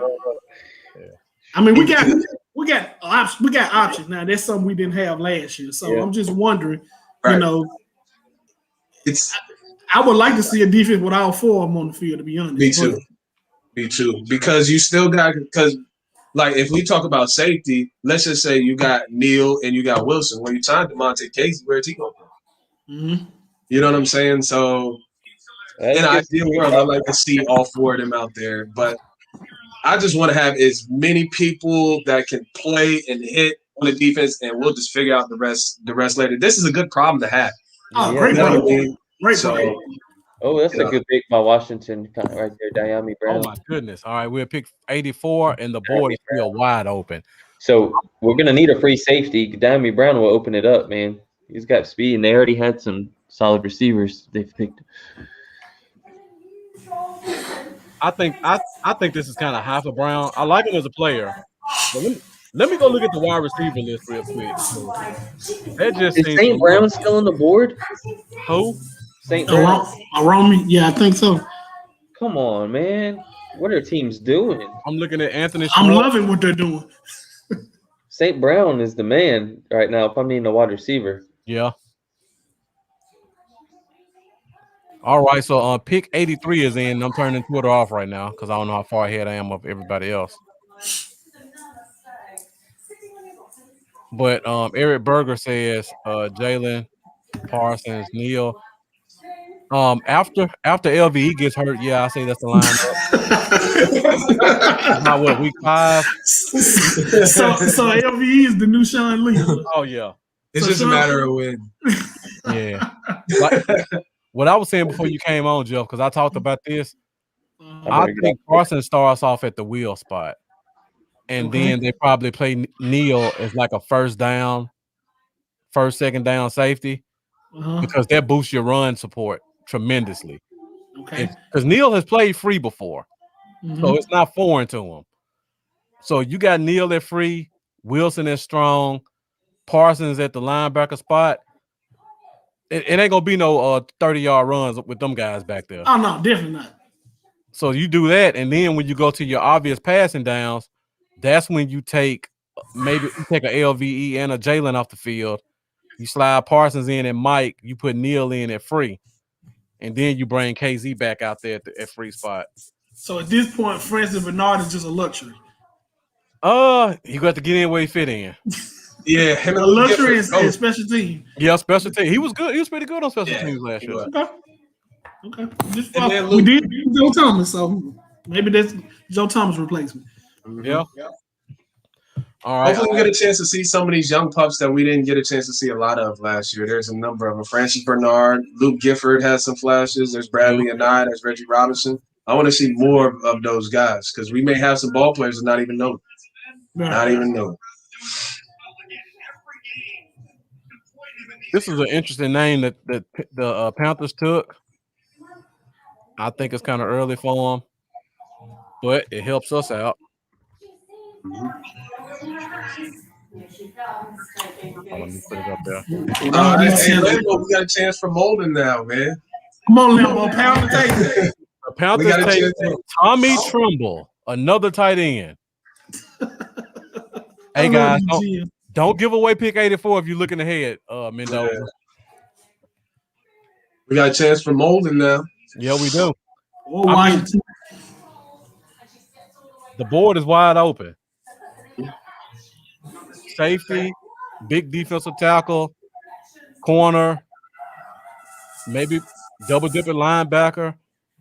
Is there a defensive end out there? What defensive ends are available? Peck is in too. Ronnie Perkins is still out there. I personally think we shouldn't draft DN, and not unless it's going to be late. I think we got enough edge rushers. Now that they took care of Randy Gregory problem. Yeah, they took care of the weed problem. They made it somewhat. Exactly. It's kind of what I was hitting at. Yeah, they adjusted the weed rules a little bit. So Randy and David Irving were like, "Word? Yeah. Okay, all right. We coming back, man. We ain't going nowhere now." I was gonna put his hand on a woman. He all right. He can smoke all the weed he wants. That's crazy, right? Lambo, you gonna hold it up for us? Mendoza put shake my head. Don't do it, Mendoza. Oh no, Mendoza, don't do it. The Green Bay Packers Lamar, yeah, man. It was a one-off. continue to shoot 85th overall with the Vikings on the clock after that. We're moving fast. So here comes the lightning round, Rich. But it's been hugged by all manners of Cowboy fans. I saw the pick. In the 2021 NFL Draft, the Dallas Cowboys select Chauncey Golston. Oh my God! I'm not fist bumping for this one, so maybe y'all can. I don't know who the fuck it is, so maybe y'all excuse my language, but maybe y'all can. Why do we keep passing on Molden?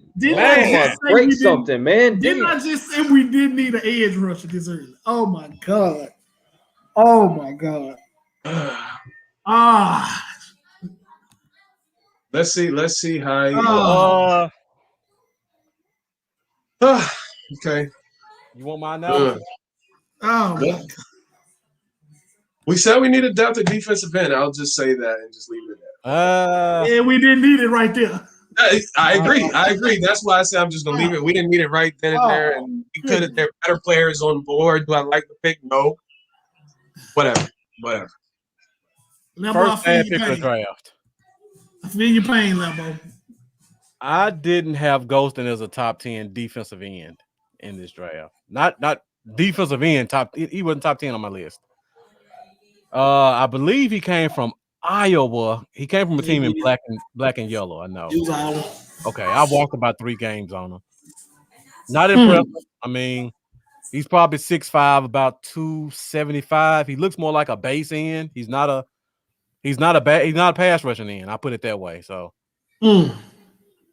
I guess my question would be, what does this say about D-Law next year?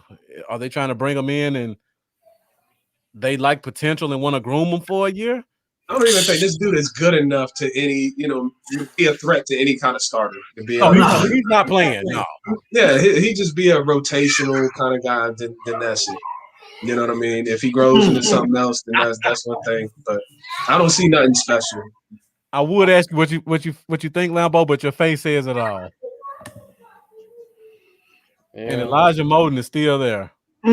Patrick C. Walker, but he like a couple minutes ago he said, "Okay, Dallas, you're up again. You can hear or please me here in a real way. It rhymes with golden. That means Molden. Right? Like, what are you doing? Oh." Is there something going on with him now? Because other teams are passing on him too, and he's too good to be at this point. So, is there something about him that we don't know, like JOK? Yeah, I don't know. $20 bet before we get ready to pick. All the safeties are gone. I mean, people had him as a potential first round or early second. Right.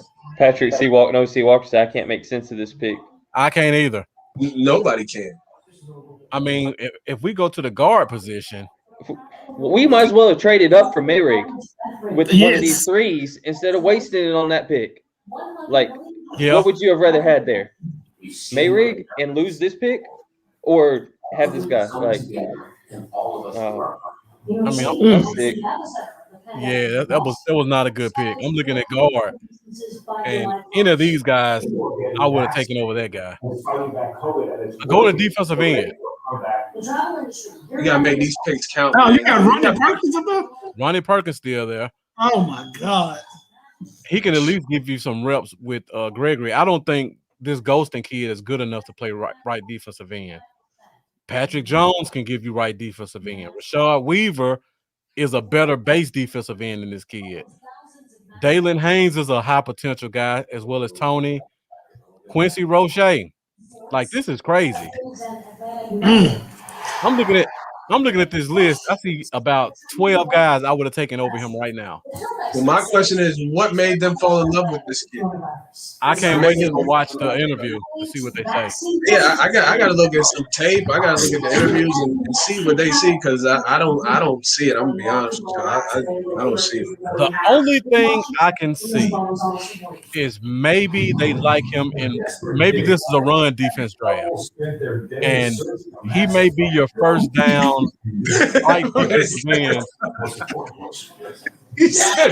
All right. Stop trying to make sense of it.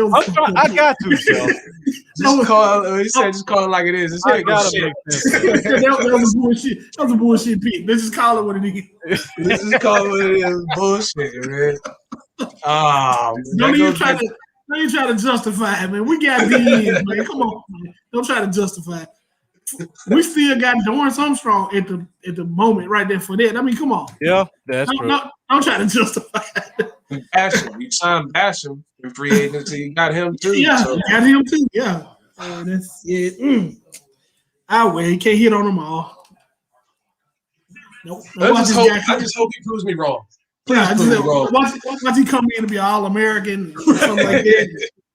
I'd be happy, man. Prove me wrong. That's man, I would be shocked. I didn't like him at all. But like Charlie said, I was trying to say, maybe you want to save Gregory as your designated pass rusher. You need a first down defensive end. You put him in on first down to help with the run defense, and you just let Gregory be a third down pass rush guy. Okay, that's so the only thing I can see. But you draft that in the 7th round. Yeah, I mean, not in the 3rd. Not in the 3rd. So they've been focusing a lot this all season with stopping the run too, man. The tackles that we signed in free agency, they both good run stoppers. That's what I'm saying. Maybe this is a run defense draft because it was so awful last year. Maybe first cut of the season. Dane Brugler says that that defensive end was his favorite Cowboys pick of day 2. Who said that? Dane Brugler. Said who? Ghostin was? Yeah. Wow. Okay, so how much did Jerry send him in his cash app to say that? I see a lot of people starting to come out and defend it because Jeff Kavanaugh said they're both high floor dudes that are going to make an NFL team and stick around for quite a while. No, I love Parsons. You don't need a high floor dude right there. You need a player. Yeah. I'm gonna watch some tape. For real, man. I gotta go back and watch again too. He's good against the run. I gotta watch the tape, man. He's good against the run. I give him that, but like my man said though, if I'm looking for a player that does one thing really well, then I need that a little later in the draft. Like when we still talking about third, I just had some of that. But when we talk about third round, man, I want to try to find somebody that's got more so the whole package. I understand there's not going to be a lot of those guys left. I get it. Yeah. But I mean, when we're talking about a guy that excels here, likes here, that's 5th, 6th, 7th round. That's not the third. Third is still damn good role player / starter in my book. Right. You know what I mean? So that's what bothers me about this, because I know like he's not any of those things. Yeah. So whatever. Charlie, I don't like the pick. I was trying to justify it.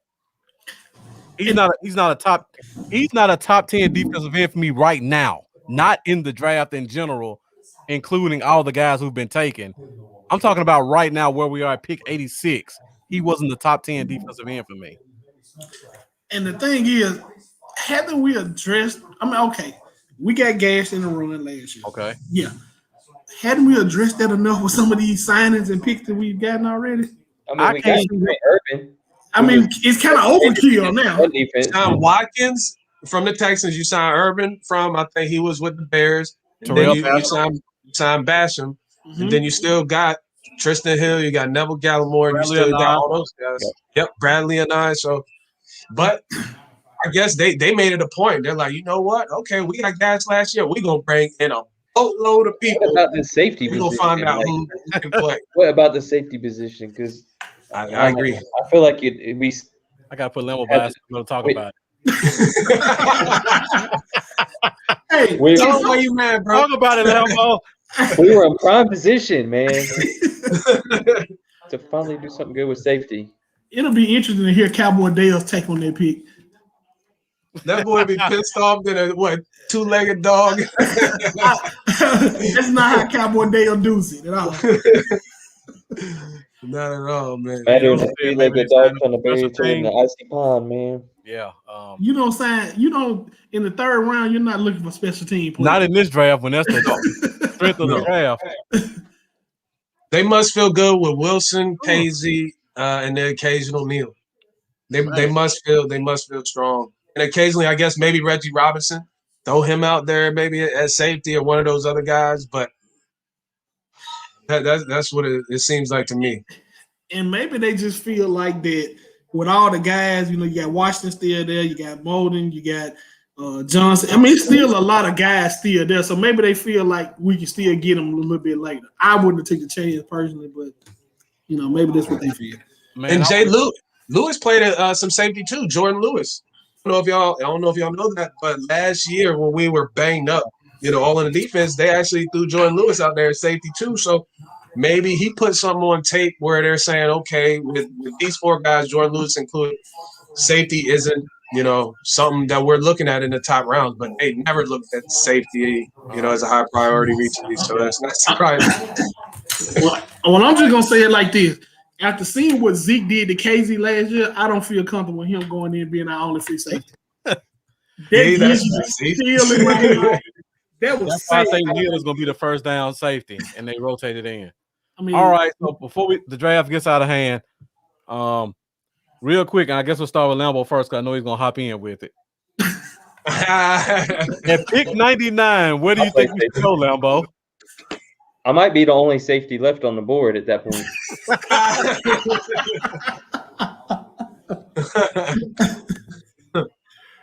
What that 40 time looking like, Cowboy Dale? It's got to be a safety. This has got to be a safety because they've put it off enough, and this is what they usually do. They usually put it off until everybody's about to explode, and then they finally throw a guy in there.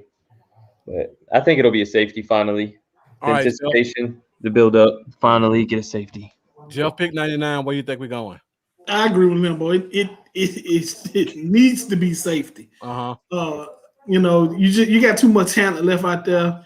Like you said, you got Washington out there, you got Molden, you got Johnson, which was at one point was projected to go second round. It's too much talent out there. If one of those guys are there at 99, you got to take one. What you got for me, S-Dot? Hey, I agree 100 with what my man said. He said it perfect. I mean, safety. Let's not kid ourselves. It's still an issue that I would like to feel a little bit more, comfortable about than what I am now. So adding Darius Washington or even Caden Sturridge from Texas, I'd be okay with that too. But just give me somebody else up in there to make me feel better than what I do now. Yeah, I'm looking at this list of safeties right now. There's not a lot of them I would be upset if we took them. Yeah, there's gonna be one there that I would be with. Because we're at pick 88 right now, and the Niners just took running back Trey Sermon. I don't know why. Ohio State. Well, Roy gonna wet the bed on that one. The Texans just traded up at pick 89, so I don't know where they're going. So we got all these safeties. I'm a fan of Washington, of course. If he's there, I would have took him 2 picks ago. Trill Williams, solid pick. Jamar Johnson, definitely. What do you guys think about Hamza Nasruddin? I'll be okay with it. Would you try to play him at free? I mean, I would try. Okay. Yeah, I would try. I think he's more of a strong, but I wouldn't be mad at the I mean, it can't be no worse than Golson. Yeah. Now, according to you, Marcus. Let me ask y'all this question real quick, and I think I know Lambo's answer already. Like when the day started, we already know what kind of ammo that we were dealing with. Is it kind of frustrating and a letdown that you didn't see the Cowboys make any kind of moves or show that aggressiveness to try to get, some of these other players and just say, you know what, let's just sit back with our picks, and when it's time to pick, we're just going to pick instead of saying, you know what, let's take some of these picks, and get some of these guys, considering like when you got 11 total from first all the way, to the end, and you're not making any kind of moves. Is that a little frustrating to y'all? Because it is to me, I'm going to be honest. Yeah, it's very frustrating. I really thought we were gonna package some picks and trade up and get some impact players, but obviously they're not looking at it that way. I'm in the minority on this because I just keep saying the meat of the draft is right here, and we talked about this at the beginning. The players are coming right to us. We missed out on Mayrig, and I know Lambo's still upset about that. That's the one I would have been cool losing this defensive end over. I got you. I'm with you. But we still got Kevin Joseph, who was another guy projected to be a first-round guy. I do like him. A Diggy Zoo is not a pick I'm in love with. I can see it. It's a good pick. I'm wondering what they do in nose tackle, but I like that guy. He fell to us without going up. The ghosting pick, I don't know what the hell they were doing. There's a lot of good things being said about him on Twitter right now, though. They got to. Everybody got a job to do. I promise you, if we go back and look a week from today, go back a week, I guarantee you can't find somebody to say he was a 5th round pick or better. They can't erase Twitter. I'm gonna go back and look myself, especially like Brugler. Eric Berger said he had him at 123. So that's what, late 4th? And we got him mid-3rd. But again, he's there. We could have got the safety Lambo wanted. We could have got the nose tackle. We could have got a good corner. Because we still got Molden sitting there. We still got Melifonwu sitting there. The players are coming to us. I just don't like what they did. I'm not that upset that they didn't move up. I guess when I looked at the beginning of the day, I'm sitting there thinking, okay, even if you look at the whole draft, you're like, okay, you got 11 total picks. What's the probability of 11 draft picks making the team? Yeah, it's not likely. So I'm looking at the quality over quantity kind of deal. Here I'm saying, okay, even if I come away with seven damn good players, I'm okay with that. I'm okay with packaging some people and then getting 7 or 6 damn good players. Yeah. So I guess that's where I'm coming from when I say that. Yeah, I mean, I definitely understand where you're coming from, especially with all those picks. Because, like you said, we could have used a 6th rounder and we would have Morig in the 2nd. If you guys really like Aleem McNeil, where'd he go? 5 picks in front of us? Yeah. Our 5th rounder could have got us that if they really liked it. So I'm right there with you, but I'm liking the guys I see on the board. I don't like the coaching pick, but there were guys that we could have taken. That's made it better. That's taken a little bit of some of the pain. I'm like, do I want us to trade up a little bit? Yeah, I want that aggressiveness. But when it's time for us to pick, we're like, okay, well, this dude's on the board. This dude's on the board. There's still options there. I'm not high on Ronnie Perkins, but if that was the pick instead, I could say, okay, this guy can compete with Randy Gregory. And if Gregory leaves next year, he can come in and be a replacement. I don't see that with Ghostin, unless I'm just wrong, and I hope I am. No, the only thing about that is, guys, we still don't know what we got in Bradley now. That's true. I mean, we literally saw him 1-2 games tops last year, Probably and that was special teams. Yep. I mean, that's why I wasn't high on trying to do anything edge wise unless he was late. I mean, we got edge guys, and we're not using the ones we got. So why especially take one high? I don't get it. Man, they reaching hard. I see Jeff Kavanaugh just posted at the Senior Bowl. He volunteered to play D tackle because he can get more reps. That's the type of dude every coach would love. They're saying all kinds of good stuff about him, and I would believe Jeff probably. But I don't care about him want to get reps. I want a guy who can play. Right. Exactly. Don't help me on week 1. We're talking about a historically bad defense last year, Exactly. man. You know what I mean? I need people that can come out here and bust somebody's ass immediately. And I don't know if he's that guy. I'm pretty sure he's not that guy yet. So I could be wrong. I hope I'm proved wrong. Yeah, Shane asked the question, what if Jerry's trying to make moves and nobody's talking? I would agree, but I've seen Houston move about 5 or 6 times so far around us. I've seen Miami get trades. People are moving. We just not one of them. And we got more picks than anybody. Front office is cheap, man. Steven is I think he's more so of the cheap than Jerry is, because Jerry will spend some money, but Steven is more, it seems like he doesn't take as many gambles as his old man does. Sometimes it's a good thing, sometimes it's a bad thing. I hate to just keep digging on this guy, but I hope he proves me wrong. Me too. That's what I said, brother. I hope I'm proved wrong. I just don't see it. I see the Panthers just traded again. So people are moving. Mm-hmm. I see the Vikings just took a pass rush of Patrick Jones, which I would have been happy to have. And Eric Berger, Paul's guy is still there. See, we lost Jeff. So pick 99. If we weren't to go safety, which is what you guys all kind of have a consensus, and me too, what other position would you be okay with us taking at 99? Guard. Okay. That Eric Berger's comment is that's kind of where I'm at. Get the guard that my man was talking about, that Paul was talking about when he was in here.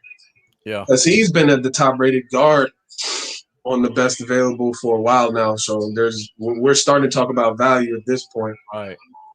So I'd be okay with that versus us continuing to reach for defensive players. I mean, it's cool to see the defensive additions and all that stuff, whether we agree with the picks or not. It's cool to see them saying, okay, let's get a boatload of defensive talent in here to try to help out. But I wouldn't mind seeing a guard here to add some depth. And I'm looking at guard. All three of those top guys could beat out. They could beat out. How did his name just leave me? Connor Williams? Yeah, I think all three of them could beat out Connor Williams if given a fair opportunity. Ben Cleveland, he's probably more center, but I think that's a sneaky need we don't talk about because we don't know what Tyler B can give us for the season, and we don't know what Connor McGovern is as a guard or a center. Forgot about McGovern. I completely forgot about McGovern. He played a little bit last year when when we had the string of injuries on the offensive line. He played, didn't he? McGovern? Yeah, he played right guard when they moved Zach Martin to tackle. That's right. He looked pretty good. He did, yeah. I was about to say he did okay. So maybe like offensive line, they're saying we got McGovern to give competition to Connor Williams. They got Steele and Knight to back up Collins and Smith. So maybe they feel good about what they got. I'm just looking at Jamar Johnson, Caden Stearns, Ardarius Washington. I see what Eric Berger's saying, but these guys are like coming in compete day one guys. Yeah, and I don't want to wait on a guy like this. Go on, get your guy, and then just don't play around with it. Yeah, the Browns just took Anthony Schwartz, the receiver from Auburn. Man, Nick's gonna be upset about that one. Yeah. As long as Darden's still there, I'm all right.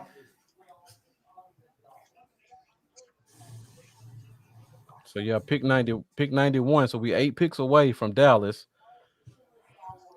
Let me ask this question then.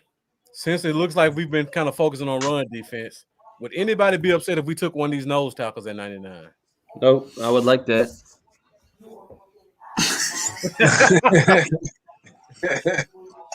It wouldn't bother me. Yeah, it wouldn't bother me. Yep, it's wide receivers flying off right now. So yeah, all guys are getting pushed back. Because I said from the beginning I want a defensive draft, so I'm gonna keep that same energy. Yeah. You know, give me some defensive talent and find me some killers. Go from there. Cole asked a good question about letting Pollard do more wide receiver stuff and draft a guy like Hubbard. Chuba. I wouldn't be against it, but not this early. Right. Or Chuba about the 5th or 6th round, maybe? Yeah, if he's in the 5th round, I mean, I like Colin Hill. That's my only running back I want at this point is Kenny Gainwell. from Memphis. If you're going to draft a running back, you give me him, then let Pollard play some slot or receiver. Other than that, yeah, I like Colin Hill because I feel like he can give you kind of what Zeke gives you too. But Gainwell is gonna give you that third down that you like. Let me get Ardaeus Washington. Let's call it a day. I'm with you, Lambo. I definitely think we need to go and secure safety. Yeah. Mm-hmm.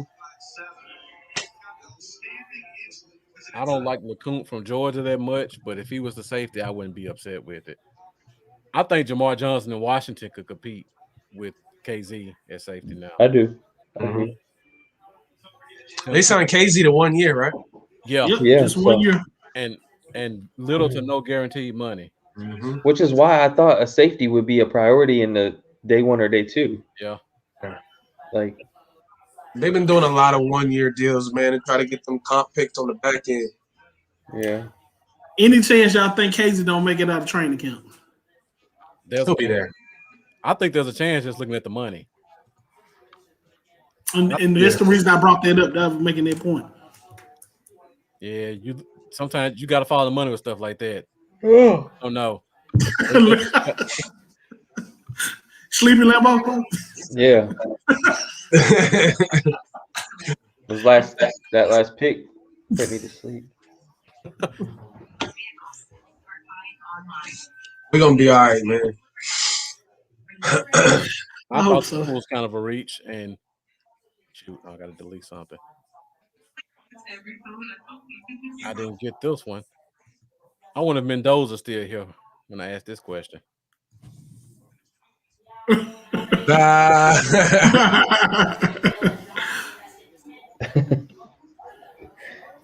All right. I'm looking, and the Titans just took linebacker Monty Rice from Georgia, which I thought had an awful season. And then I go to the linebacker room, and I'm looking at a couple of names here. Real Cox is still there, which I don't understand why. Yeah, me either. And then I go to outside linebacker. I still see Baron Browning. Baron Browning is They make that pick we just did even worse. What's that? Make that pick we just made even worse. Yeah. Kevin Turner's tweet cracked me up. He said, "My issue with the Cowboys draft so far is leaving better players on the board to draft other players instead." I did love the first 2 picks. I'm not all that crazy on everything so far. This outside of that, but I'm cool with the third pick. I'm cool with the third pick. I'm cool with the third pick. The last one was a little bit of a hit. I'm not cool with that last one. Even the Diggy Zoo one, it was a need, and it's a good player at that need. So I'm cool with that. But this last one, I don't understand it. Like we got Anai, we got Lawrence, we got Basham, we got Armstrong, and we got Gregory. That's 5 right there. And D-Lock. So it's like, where is he gonna fit? And we only usually keep like maybe 11 defensive linemen. Right. So you imagine you're gonna keep about 4. You're gonna keep 4 or 5 tackles. You got to keep at least 5. Yep. So I don't understand. I like that the Diggy Zua and Gallimore combination inside. Though. I like it. Yeah, that's what I'm saying. The Diggy Zua, I'm cool with that one. It's gonna be a hell of a thing. That's not the people. That's not the people we're complaining about. You imagine them two. You imagine them two inside, Gregory and D-Lo on the outside, and then you have Michael Parsons blitzing. Yeah. Oh, that's gonna be nasty. And Ghost and hand on water when they come back to the sideline. I was just about to say, where does Golden fit in them? And they said Golson's a great teammate, so he's gonna be in the sideline. Great teammate, right? We drafted a TMT boy in the third round. Is what you He'll said? get some snaps at tackle. Maybe we can convert him to fullback. We don't have one of them. I hope so. Oh my god, that was a terrible pick. I can't complain too much. We got Parsons and Joseph, and I love both of them dudes. Yeah. Yes, you can, Lambo. I love both of them, man. So you can't complain. You're right, but if they get a safety here, I'll be happy no matter what happens. Yeah, definitely. Yeah, Charlie Martha gave us his breakdown. He didn't like the first pick. He liked the second pick. Third pick was okay. Something's got to be up with Molden, fellas. Gotta be. Something has to be wrong with Molden. Like on some, because like they said, Merrick with his workout, something happened with his back. Mm-hmm. That's why he fell a little further than what he should. So I'm starting to wonder what could possibly be up. You know what I mean with him, because there's no way he should be available right now. Dang, Spencer Brown, something that we don't know. I'm looking at I just looked up Molden. I see he ran a 4.58 at his pro day at 5'10", 185. That could be it. That could be it. Yeah. I'm all right with that. It's safe, you know?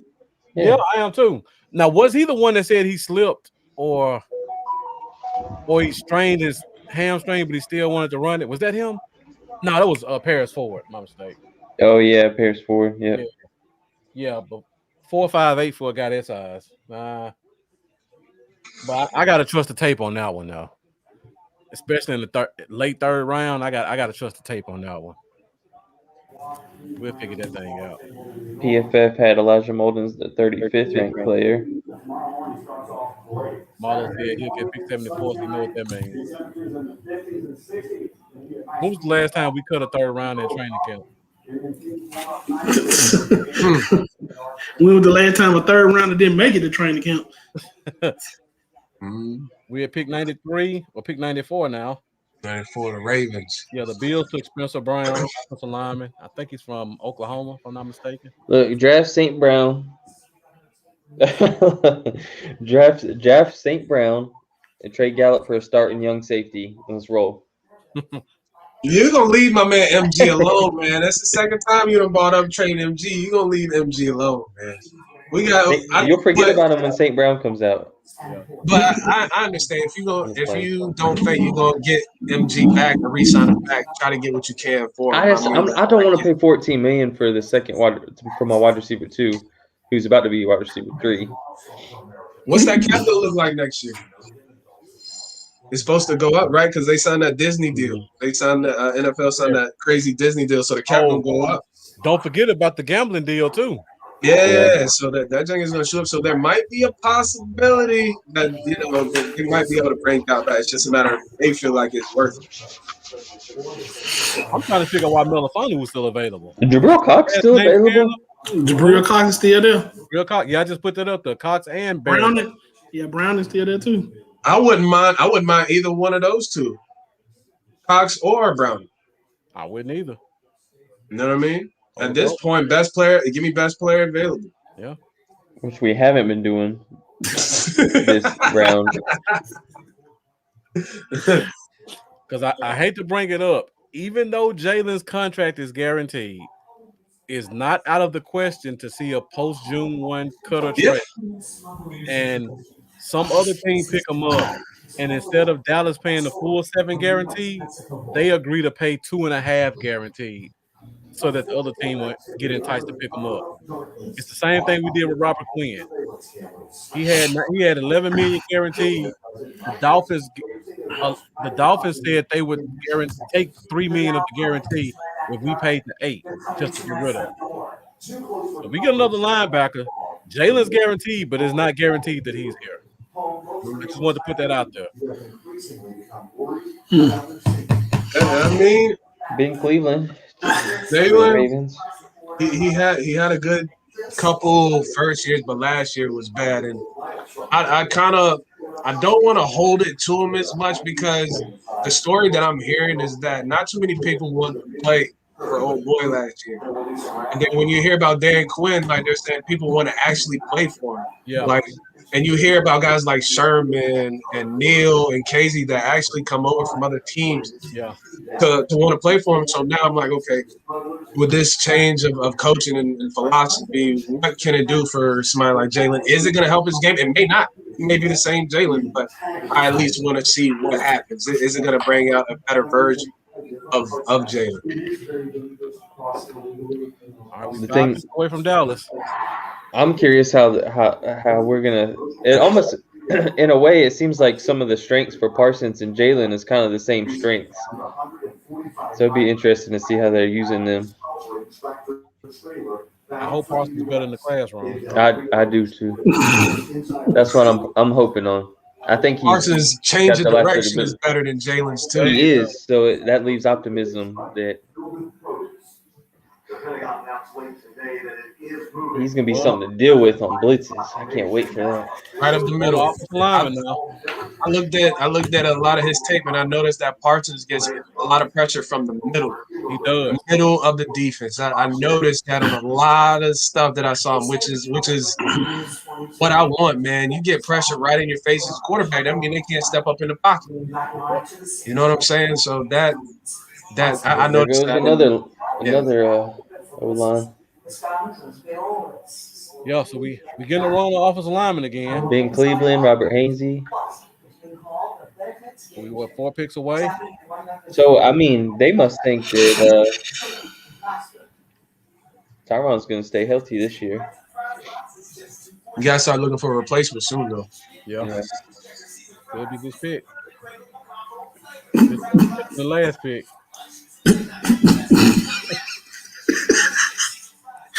I'm gonna reserve a comment. I'm looking at James Hudson still available. If you would have told me the last pick of Robert Haynes, I'd have been all right. I'm good with that. But yeah, James Hudson is the best offensive lineman available. And I keep looking at best available overall. Come on, let me get Darius Washington, man. Well, y'all know why we're not drafting tackle right now. Why is that? It's because we got Mitch Hyatt. Clemson's finest. Hell no. He might be Clemson's finest, but Dallas is terrible. I'll give him one more shot though. So we 5 picks away, and would you guys be good with either of those guys in the top 5 right there? Let me go back. Yeah, for sure. Yeah, hell yeah. Even with Cox. I could justify that. Yeah. I could justify that. I could play Cox at will and just say, look, Neal's going straight safety. Yeah. Cox is at will. Parsons is going to be at Mike. Man, I know. I might take Miners right here and throw him in the left guard. Yeah, I would too. Come on, like we could have took him last pick. Okay. But I still would love to see Washington. Maybe they think Washington could be a 4th round guy. Maybe if they do have interest in that, maybe they're holding out hope on that 4th round. How far down are we in the 4th round? We like 130 something or one? No, we picked 99. Oh, the 4th round. In 4th round. Oh, I can go to it. In the 4th round, we are pick 115. And the third round ends where? At pick 105. That don't make me feel too bad. We like the 10th pick in the 4th round. So yeah, someone said Dallas Cowboys defense. Yeah, that prison defense up there. All right, guys, we're getting close to Dallas picks. Let us know what you think in the comments. Let me use the restroom before we get to it.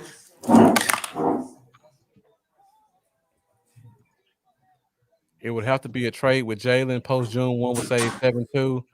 Pre-June would say 400K. So they would have to do what you said, and now I want to get a team to take some of it. Yeah, that's true.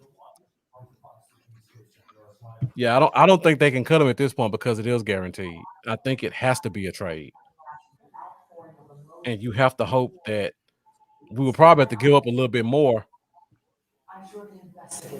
to make them take the money from us. Kind of like or we would have to give up. We have to get less to trade them. All right, what pick are we at now? All right, we're pick 96, and the Patriots have taken their player.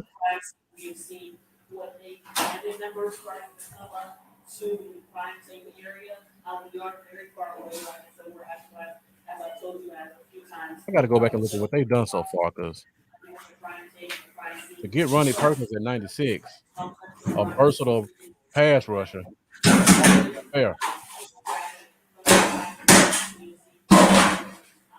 Damn, Jeff real mad in the Yeah, look background. like he's wrestling somebody in the kitchen. Hope on hear his wife screaming. Let me see what New England's done so far. They won't let me see it. Man, have you followed Chef Hoppy, the players chef for Zeke and CeeDee Lamb and Amari Cooper? I haven't. Man, I hit this the food he be posting that he makes for them. Gosh, his mouth watering. Oh, Jeff. Eric Berger said somebody getting their ass beat.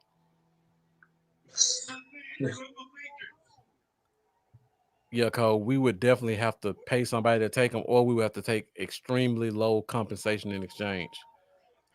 We may be able to get a fourth for him in a regular trade. We probably take a seventh or conditional. All right, guys, we 3 picks away.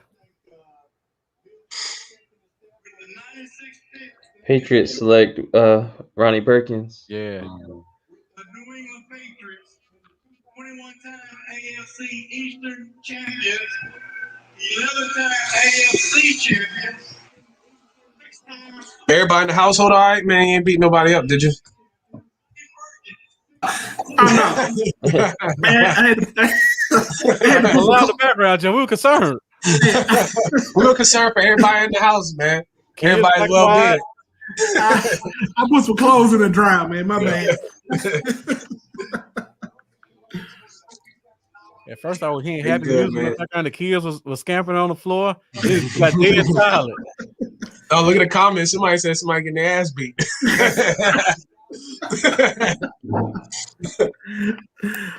Everybody watching, stop and hit the share button. All right, that's it. Thank you. Gotta love that comment section. My bad. I hit mute next time. You good, man. I end up hitting mute. I want to make sure we weren't no witness to a crime. Hey, after that last pick, I did want to slap my son, but oh shoot, we picked 98 already. I'm just playing. Please let me get a safety right here. Charlie said it sounded like you were throwing bricks, Jeff, not clothes.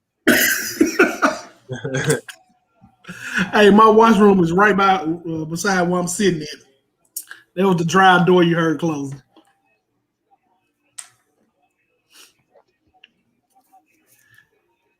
I'm looking at my phone. My brother just texted me, hey, they can hear you in the background. I must really making a lot of noise. Yeah, you were. So we had pick 90, not pick 96, pick 98. Let me take that down. I'm gonna make a prediction right now, way ahead of time, so we can come back to it on recording if we need to. If we don't make a pick, if we do not pick a safety with this pick right here, next year we will take a safety in the first round. Because we're going to be picking in the 20s. We're going to be picking in the 20s, and we will get one of the top safeties in next year's draft if we don't take a safety right here. In the first round, though, that's tough. Yeah. Off the top of my in head, the 20s. There is one safety that's worthy of a first round pick. In the 20s, it'll probably be BPA at that point. And then possibly. Very true. We'll see. All right. We'll break that curse. Oh, the Chargers took Trey McKitty from Georgia. I skipped that one. Tight end. Man, there's a lot of tight ends. It's a lot of tight ends that'll go in the first 3 rounds, more than I thought. Molden is still sitting there, just like somebody said in the comment section. Molden is still chilling. Molden, Washington. Yeah. I'd also take All that right. guard. Appreciate that, Charlie. You know I like watching you guys too. We try to stay PG-13 on here though. You guys get a little X-rated with the language. If this ain't a safety, I'll watch my mouth. open this down. I'll be sure to watch my mouth. I just said, speaking of that, y'all thought I made a lot of noise a few minutes ago. If this next pick is not a safety, watch Lambo scream. Watch Lambo scream.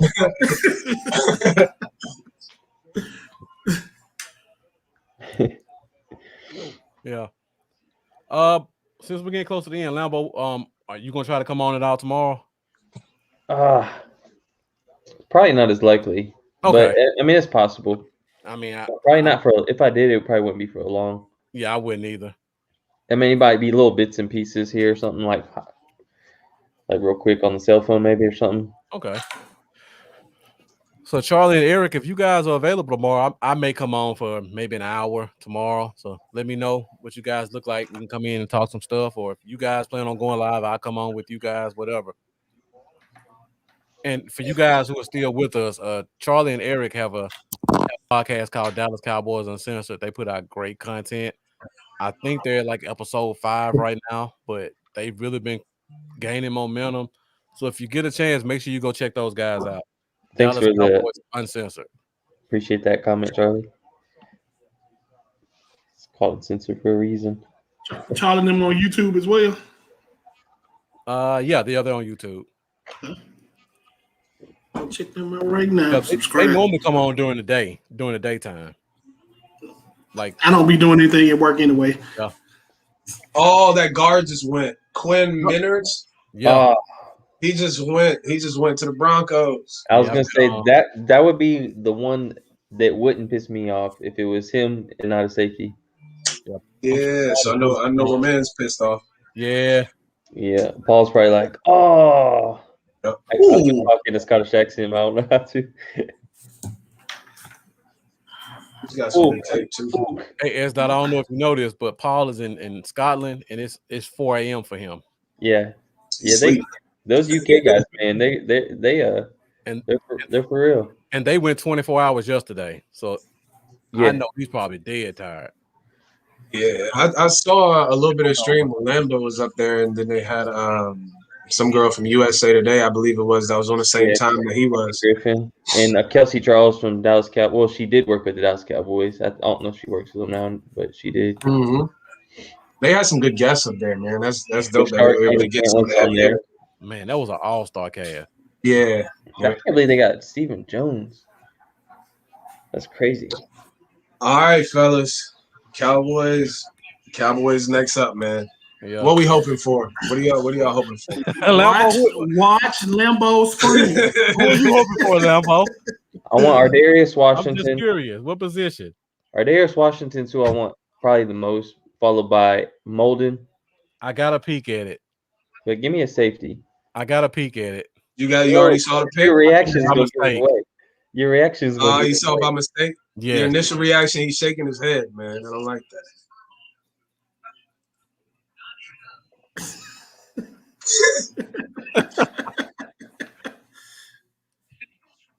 Oh man, is it disappointing? Knowing Marcus and looking at his face. Oh gosh, man. I'll say this. This sucks. You guys know how much I go into the draft. Yeah. I gotta look this guy up. Oh my God. No.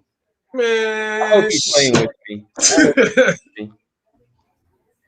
They decided when he was in Wisconsin Whitewater. Oh no, he ain't talking Cowboys yet. Let me turn that back on. Oh, come on, man. Like that doesn't make me feel good about it at all, man. It don't me either. Because unless Marcus is just pulling the whole smoke. He's a good actor. He's a good actor, but I don't believe he's acting. Now, if I didn't know the pick, I would have been up there like this. Now I'm sitting back like this. Okay. Interesting, but yeah. Come on, man. I'm not even excited enough. Some of us can be bad. Double-digit pick. We're gonna hit triple digits. And somebody in the comments said horrible pick on top of it. This Cowboy pick. No public. Unless, no, I don't think I see it. With the 99th pick in the 2021 NFL Draft, the Dallas Cowboys select Nashawn Wright. Defensive back. 6'4", 183 pounds, 2 interceptions in 2020, 64 tackles and 5 interceptions in 18 games. You're talking about someone that's 6'4". Anybody got the broadcast cut? I wish I had. We're having technical difficulties. Thing I put up there.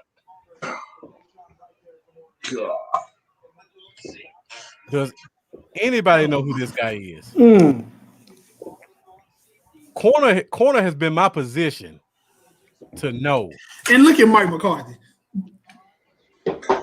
They not fake high fiving, are they? They said he's satisfied with this pick. So we won't take 6'3" Melifonwu, who's played at a high level for a D1 school, but we take this dude. He better have ran a 4.2. 4.47. Really? Don't we have a tall guy that can run like Chris Westry? Chris Westry is with the Ravens, I believe. We didn't. Why do we hate safety so much?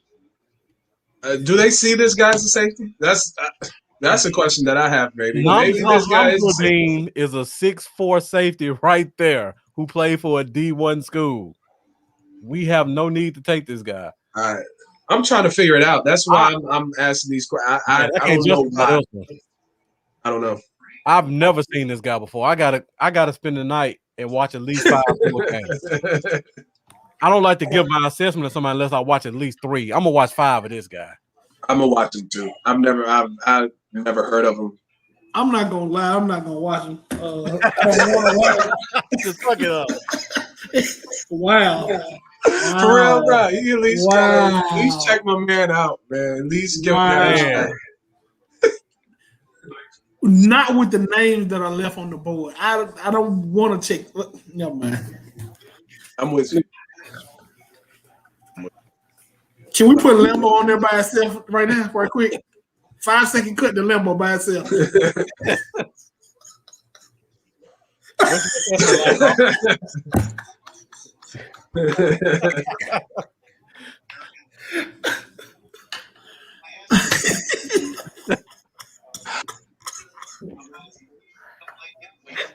All right, Cole. I know you get deep in this stuff too. Where's Mendoza? If you have anything on this guy, please, anything. Oh man, give me something on him. Okay. I see. Dane Brugler posted something. With some praying hands. I don't see it though. Let me go to his page. Oh my god.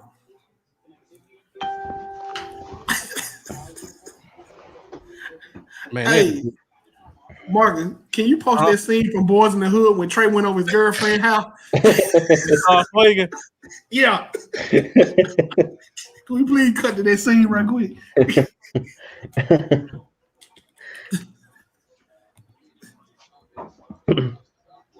Wow. Yeah, I don't get that one. I'm speechless. I waited months for this shit. Yeah. Man, last 2 picks. My bad, man. My bad. I said I was gonna watch my mouth. Oh my gosh, man. I've been waiting months for this. Ever since the season ended, bro. I've been waiting for the draft. And you give me this. Pretty much killed the rest of this. Had some Jim Beam. You know what I mean? I'm waiting for something. Wow. We just took an undrafted free agent in the third round. And now we got to try to defend this shit against people that are gonna talk shit, and we can't even really defend it. When we talk to Philly fans, we gotta pretend like we love this pick. Right. And that's exactly. Oh man. Marcus, what is your Elijah take? Molden? Elijah Molden just went to Tennessee. Who? Elijah Molden. Of course he went to Tennessee. They love 5'10" corners. but he's a better option than who? Who? I don't even know how to pronounce his name. Hamza Sean, right? Nasruddin. You talking about? Oh, you talking about our guy? Yeah, Molden. Molden just went to Tennessee. Yeah, pick 100 right after us. All right, so I know, man. I know, Lambo.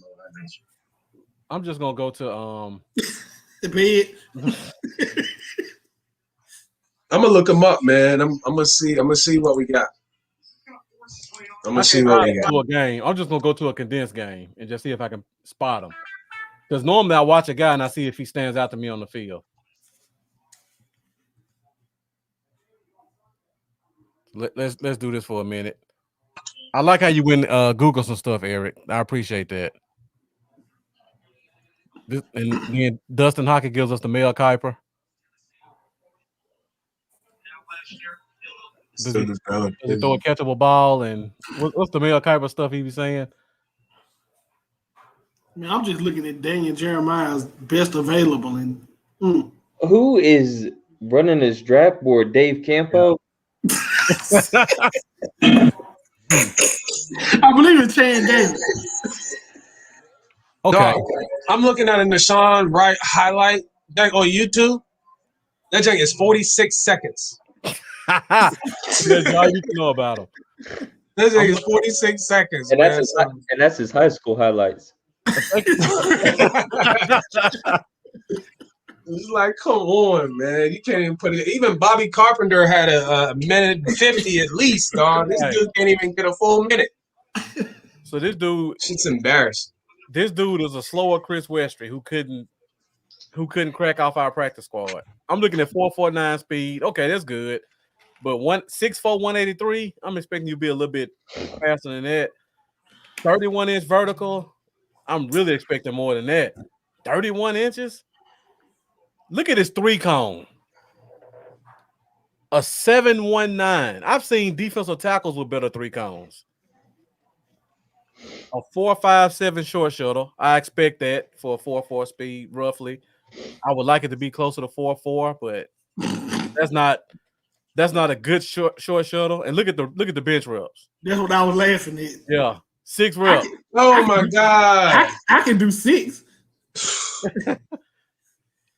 This is not good. The measurables don't even match. Yeah, Eric Berger. Anything sub 7 is good. He's 7.19. I've seen linebackers and defensive ends have better 3-cones than that, and this dude is a corner. So I'm just gonna put a game in. I'm not gonna put a full game. I'm just gonna put like a one of those condensed games. I want to watch a full game with him. How much do y'all think Dan Quinn had to do with this? Man, I see somebody made that comment. The last 2 picks are all on McCarthy. They said McCarthy, but what about Dan Quinn? Says this is his damn defense. You know, I've always made this comment. If you go back and look at like the last 8 years of the draft, the defensive coordinator's always had a heavy influence. That's what I'm saying. Yeah, so I gotta put it, and then he's a tall corner, so you really gotta just put this on Dan Quinn or Joe Witt. Somebody like this guy. Yeah. Because I don't see it, man. So I'm thinking that he's something that there's something that Dan Quinn likes about him. What it is, I have no idea. They got some naked pictures of his wife or something. And Oregon State coach said, "Look, you got to take him." But defensive draft, like we said, a lot of people want a defensive draft, and that's what we getting. Let me see if I can spot him on the field. But with the corners that we got, I mean, where is he gonna fit? That's a good question, Jeff, because you look at all our corners. We got 6 corners right now? 1, 2, 3, 4, 5, 6, 7 corners. Unless they really want to make him a safety. That's what I was saying. But why make him a safety? You got safeties on the board that are proven at that position. Right. Why not take Hamza Nasruddin? And now, you got something for him? Yeah, you want to know how I feel right now?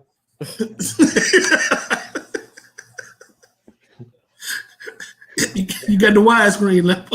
This is exactly how I feel right now. Wake up, idiot! You want to know what I am? You want to see what my life is? Oh, don't do it. Do you want to see what's going on here? Don't you stick that knife in your leg.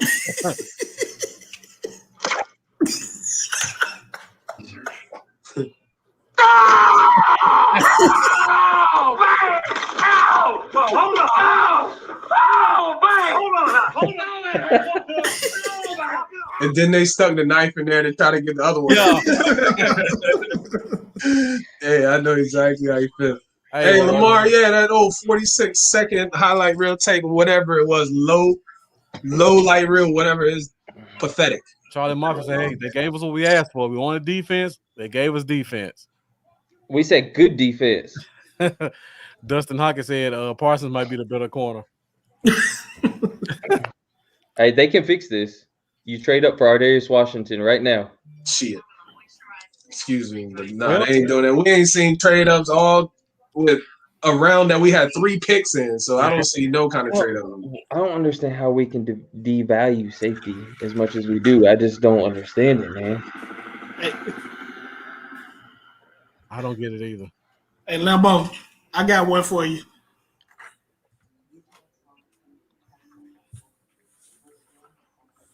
You're late. I thought something might happen to you. What happened to me? Tired of hearing them shooting all the time. Ask about the Cowboy draft.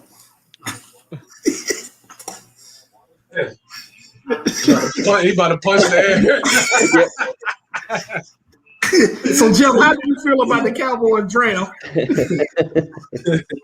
This is the best me scene. telling my wife right here. Man, getting the swinging.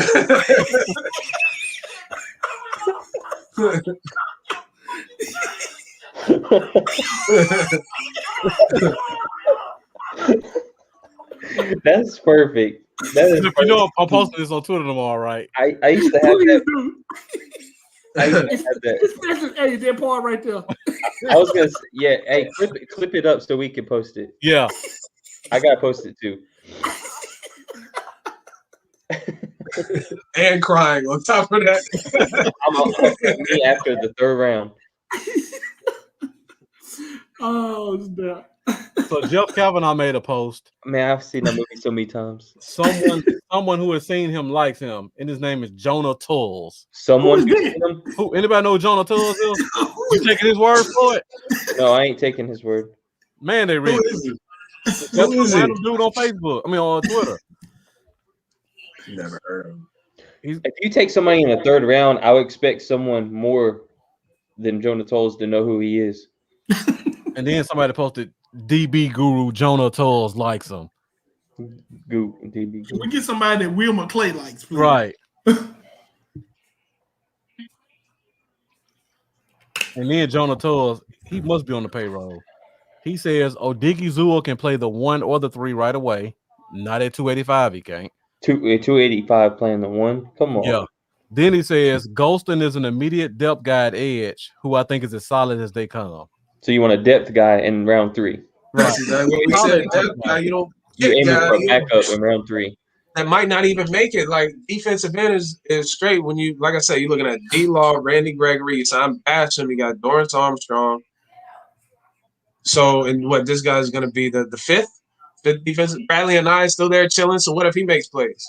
So now that dude's possibly 6th, and you took him in the 3rd round, jackass. I don't. Excuse my language. I'm hey, sorry. is he number 2? Let me go look and see what his number is. He was 2 or 20 something. 21 it looks like. Because I was just looking at number 2 at the bottom, getting his chest pushed in on the jam. I hope that's not him. Look at the bottom of the screen right here. Like, damn, the weight room. So I'm looking on Twitter. It looks like it's 21. So maybe he may have changed it to 2. I can't see the back of the jersey. That ain't good. I mean, if he didn't change it to, that means he ain't even on the field. Exactly. Anybody see 21 yet? I'm assuming it's 2.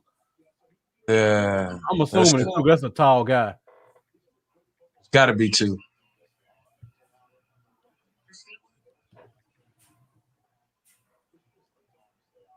I hate to assume it's 2.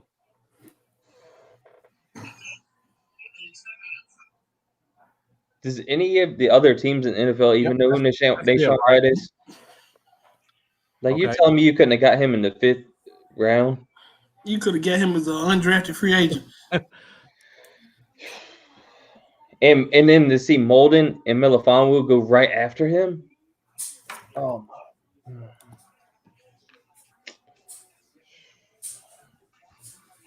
I don't even know what position they got him playing right now. If he's number 2, I want to like him. I'm trying to find a reason to like him. Lamar is so right about that. I am definitely. I mean, Cowboy Dale is definitely want to have something to say about. He just got blown by on that play. Can we make sure that Cowboy Dale don't pull that gun out on his next video? I might. He might have to after this. No, literally, we had 3 picks this round, and this entire round has been frustrating. The first one, like I said, I can rock with, but those last 2, no. I love the first and I love the second, and I absolutely was disgusted by the third. Yeah, that's right. To have 3 picks, to have 3 thirds, that just broke my heart. The first third wasn't bad. We can rock with the that. The first third wasn't bad, yeah. It's the second 2 that broke my heart. Like, I don't understand. I don't understand. It's sad when we can't even find them on the field. Because I would have took Melifonwu and Washington or something. Oh, God, man. Yeah, Marcus, I think we can cut the tape, man. He ain't even on the field. He's number 2, I believe. His last name is Wright, whoever number 2 is. I ain't seen a highlight the first. I ain't seen a tackle made, nothing. Is he even near the ball? Every time I saw him try to jam, he got pushed back. I mean, he only had 6 reps. I mean, what you expect? My son's stronger than him. Damn, somebody just got way to cover the flat.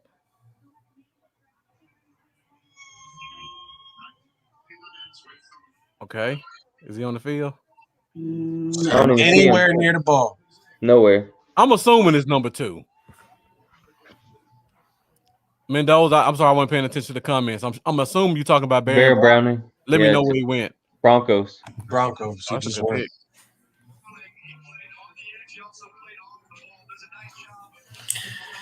Well, all right, he's just jumping off the tape here. I'm assuming he's 2 because if he was, he just got beat off the jam again. Man, he's playing off deep. You think they thinking about him at safety? I hate watching stuff like this because people. That's the only thing I can think of. This is the They gotta view him as a safety. I hope not. But why take a chance on that? You got proven safeties on the board. Yeah, wrong gap. Yeah. Third round is not a time where we can get projects here. Right. So, but the reason why I say that is I'm trying to find a logical explanation as to why they would pick this guy. Yeah. You know what I mean? Because from a corner standpoint, where is he going to play? Who do you put him in front of? Who do you sit down to put this guy in? Yeah. That's currently in our cornerback room. I don't really see anybody that you would sit down for this dude. So it's like, all right, so now let's go to safety. You know. Cole said it looked like I looked up Husky highlights. It do. Oh. Can we at least see one pass break up? Let's go watch. They ran the ball. It looks like they just ran the ball again. This is another game. What's a Pac-12 team? Let's see if I can find USC. If he touched the field. Oh, they throwing at him. Oh, here we go.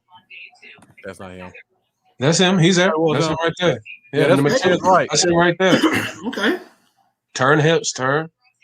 That's a bad throw. If he would have kept it to the inside, he was beat. He got to come and make this tackle. Oh, there you go. Okay. He made one tackle. Okay. He out there. Bottom of the screen. Trying to find him. Get off the block. Okay.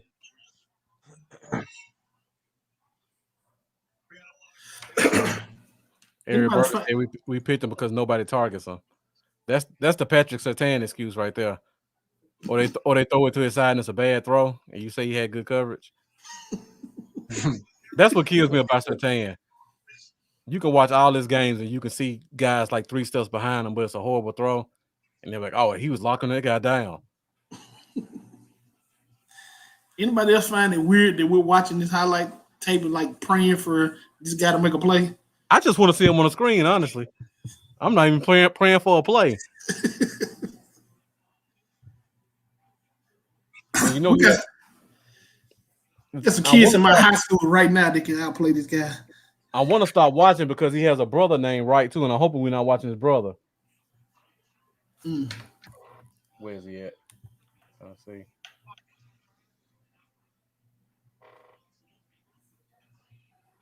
So the Cowboys just posted "Welcome to Dallas" and tagged it. Oh damn, they tagged him in it. This is gonna make him sad. So they tagged him in the post. They said "Welcome to Dallas" and tagged Nahshon Wright in the post. And so far the comments or my negative comment. Somebody saying "Don't do this. Get out of here, Nahshon. Your name has too many H's." Somebody says, "Nah, send him back." Somebody said, "That's just awful." Somebody said, "I trust Quinn, but God, this was a reach." That's it. That's all they got on this comment so far. Yeah, it definitely was a reach. Let's see what Mel Kiper said about him.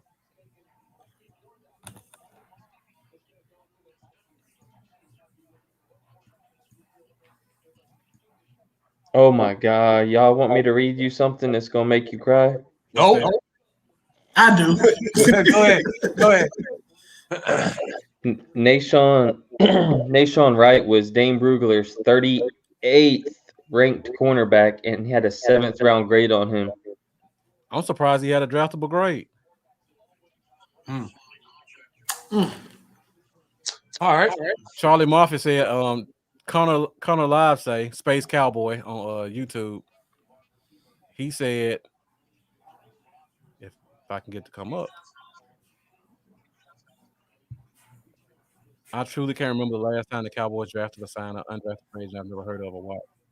And that's an undrafted free agent. We're talking about a 3rd round. What other NFL team was about to take this dude in the 3rd round, or the 4th round, or the 5th round? That's a good question, Lambo. Who was gonna take him? Nobody was gonna take him, man. Let's see what Mel Kiper has to say. Lambo, you want to put the video back up? I was talking to him a couple picks ago, saying he was going to go. And the versatility that he will have, he will be a center guard option. In fact, he's play that, yeah. Boy, he gets in. That fiery guy, boy, he gets in. He's not going to. Hey, if you're not going to play the whistle, he will. That's why Jensen. That's how you trust somebody right there. They won't like this kid as well. Quinn Miners gets there. So this is a guy who taught himself to snap. How to snap and how to play center. I wish we would have traded away this pick to move up on somebody else earlier. This has got to be a coach's pick, fellas. I just don't understand taking him at 3 when nobody in the league seems to know who he is. With the 99th pick, Let's see what they have to say about him. NFL draft. I bet you they skip to the next pick. Nahshon Wright, defensive back, Oregon State. You can almost hear everybody saying who. Continues, Mel. They're just loading up on the defensive side of the ball. Yeah, Nahshon Wright has the ability. Athletically, you look at the ability size-wise, and that's what you're looking at, Lou, as a former defensive back. Mel Kiper ain't heard him before. Physicality in the Pac-12. Okay, beat off the line. Oregon State program has supplied the NFL with some. That was a bad throw. There's a bad Don't throw. get credit for that. Come on, that don't count. Yeah, he was beat. Ability to get into that backfield, to do what you need to do on the blitz, on that good blitz, and get after the quarterback. That's Davis Mills. He's stripping the football from the Stanford quarterback. Off kind of far on the goal line for 6'4". I traded him as a 5th, 6th rounder. It's a little rich for me, but they obviously saw. It's a little rich for everybody. Nobody wants. He's not a 3rd round cornerback.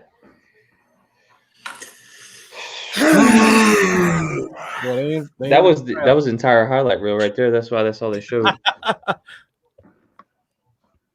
Let's watch this 47-second highlight. Was this what you watched, S. Dot? Yeah, man. Let's watch our 47 seconds of our third round pick. I turned it on. I had to go to the bathroom real quick. I came back and it was over. This was his total snap count in this play. highlight. That's the same play that we saw, right? With the bad throw. Yeah, when he got beat out the line. You can't make somebody look good for a bad throw. No, you can literally look up any player this in is highlights. This is his highlights. He got some kind of highlight reel. And the fact that you his go in the third round, you seconds better is have some highlights. How you go in the third round with no highlights? Some of your highlights are fucking celebrate. Excuse me, man. Does anybody remember again? Does anybody remember when the Bronco took Tim Tebow? How Tom Jackson looked on his face? That's kind of how I feel right there. Yeah. That was He was on Last Chance U.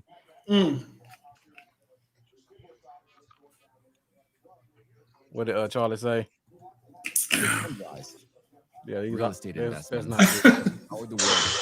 All right, so before we close this thing, anybody got anything positive they want to say about this kid? Income today. No. I just want to give you an opportunity. He tall. Got good height. Yeah, good height. He's a camp body, maybe. Yeah. In the third round, we got a camp body. He'll be cut. He'll be cut before the season starts. Oh yeah, he'll be cut. And We the depressing wasted the part is that it was a third round pick. What is the point of trading back in the first place if you're gonna waste it on this? Yeah, I agree. Lamar thinks he's gonna bulk up and move to safety probably, and Charlie Moffitt said he has to think this is a coach's pick. Exactly what I said. This is a reach. This is a reach of a comment by Michael Gilkin. He says, new Cowboys cornerback Nahshon Wright, a third-round pick from Oregon State who's 6'4". Nahshon Wright said this. He said, I look at myself as kind of a more athletic and agile Richard Sherman. Kill yourself. How are you going to do that? Nobody even knows who you are. You're going to tell you. Right. You're going to say, I'm a more agile Richard Sherman. But he's supposed to say that. He's supposed to say that. If you're a competitor, you're supposed to feel that you were decent, but I mean, it's good, I guess. We'll be able to confidence. Yeah, you're supposed to have that confidence, but we'll see. I doubt it, going by what I've seen. But even Richard Sherman going in the fifth round, people knew who he was. Yeah. I don't know how this is a third round guy. And if you're gonna draft a guy like this, don't let Chris Westry walk. Yeah, that's true. Yeah, that's something. Chris Westry looked better than that. I agree. Yeah. I just don't know what to say. Hey, if Dan Quinn can make a nice corner out of Brandon Browner, I think it was, that was on the other side of Sherman, the other tall corner that he had, because he likes tall corners. So maybe he sees something with him that he saw in Browner that he can say maybe he's got one or two traits that I can build on and maybe coach the rest. Eric Berger. Those are pretty good stats, I guess. It's not the fact that it's just where we took him. Yeah, I know. No, no, I'm not. I ain't. But I mean, reaching. His height is 99 percentile. Trust me, I'm right with y'all, man. I'm frustrated. I'm pissed off. I'm agitated, and I'm trying to find. Yeah, I'm trying to find a logical explanation. I'm like, okay, maybe they saw this in this guy. Maybe they took him here to make me feel better about the pick. But I don't see nothing that excites me. All right, so I got something that can excite us. All right, maybe he's gonna be the guy on field goal block that jumps up to block the field goal. Maybe that's what they got him for. I don't think I want my third round to do that though. Right, that's what I'm saying. Oh my God! If we look at the corner group right now, we got Diggs, we got Lewis, we got Brown, we got Robinson, we got Goodwin. That's 5 right there. We just drafted one. Joseph. We drafted Joseph. That's 6 corners. That's how many corners we normally keep in a year. Who is he pushing off the team out of those 6? That's what I was saying. Even if we cut Brown like I think we might, he's still at the bottom. So we still got some other corner that we hadn't named. Kennedy. Yep. About Kennedy. Eric Berger says his spider is ridiculous. I'll give it to you, Eric. You really going for it. I'm sure his spider's probably height is up here and then everything else is like this. It's right there. You can't tell me a 719 3-cone for a corner is good though. I refuse to believe that. And a 4.5 short shuttle? No, those are average linebacker stats. And we talking about a corner with them. Oh, he said hilarious. I read that wrong. I thought it said ridiculous. Yeah. His spider shot, I'm sure it is hilarious. And it's in the 3rd round. That's what makes it even more frustrating. So it's not like this happened in the 7th round, in the 6th round, in the 5th round. This happened in a round where you can still get some good, talented players. That's what makes it even worse. And to add more salt to it, we traded back with the Eagles who got Smith, and this is the pick that this is what we got for that. That's what make it. No, it was the pick before that we got for that. But you get the point. Can you guys see us? Let me see if I can put it up there. Your screen broke. Your screen cracked, ain't it? No, it's not correct. No, that's his chart. That's his chart. Oh my gosh! I can't. It's a joke. I see it, dog. It looks horrible. Look at it.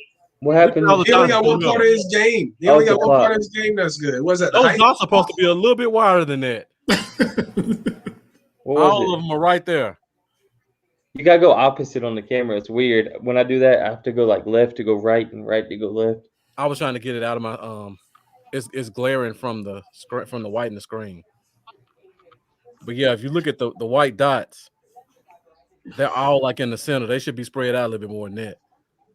Everything other than wingspan and height is right in the middle. The ones you see that are wide are wingspan and height. There it is.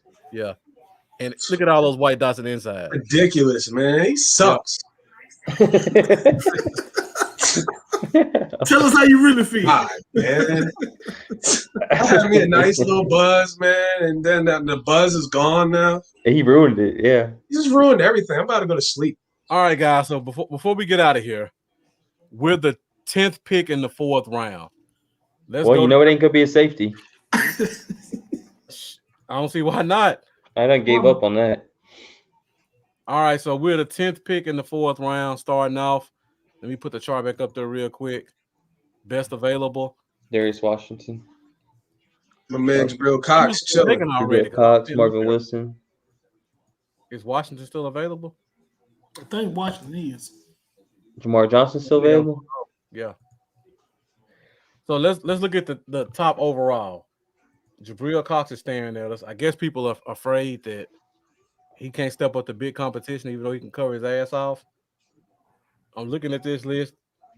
Any names from this group stand out for the 10th pick? As much as I like Jay Tufele, I think I got to scratch him off because we just took a Diggy Zoo. Yeah.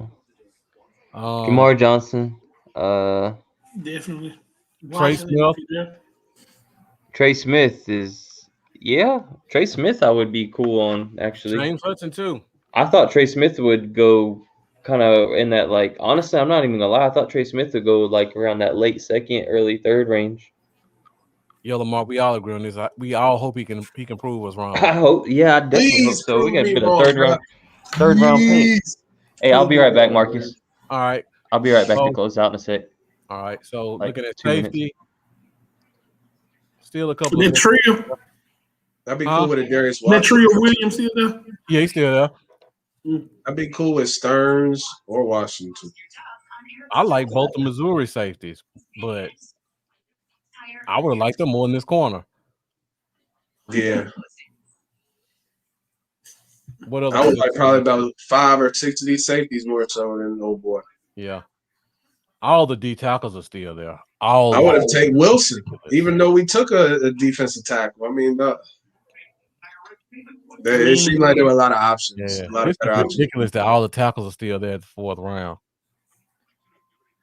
I mean, with the talent that we see, I mean, we could have double dipped in safety with these 2 picks. I didn't pay attention to this defensive tackle group. This is crazy. How many defensive tackles have been taken in? A Diggy Zua, Azarenka and Barmore. Is that it? Anybody else missing from this list? There may have been one or two other ones, but there haven't been a lot of them. Yeah. There haven't been a lot of them. There's still a lot of talent left. Yeah. Give me Wilson. Give me Marvin Wilson in the street. You know what I'm saying? If we'll double dip. How many fourth round picks? We got one. I think we got two. Two. We got a compensatory pick. Yeah, we do got a compensatory. From losing Robert Quinn, I want to say that one is. So tomorrow, we pick 10th. If we can get a safety and another D tackle, I think I'd be fine. Or either a safety and a linebacker. We pick 10 and 33. So we go to the linebacker position. Inside linebacker.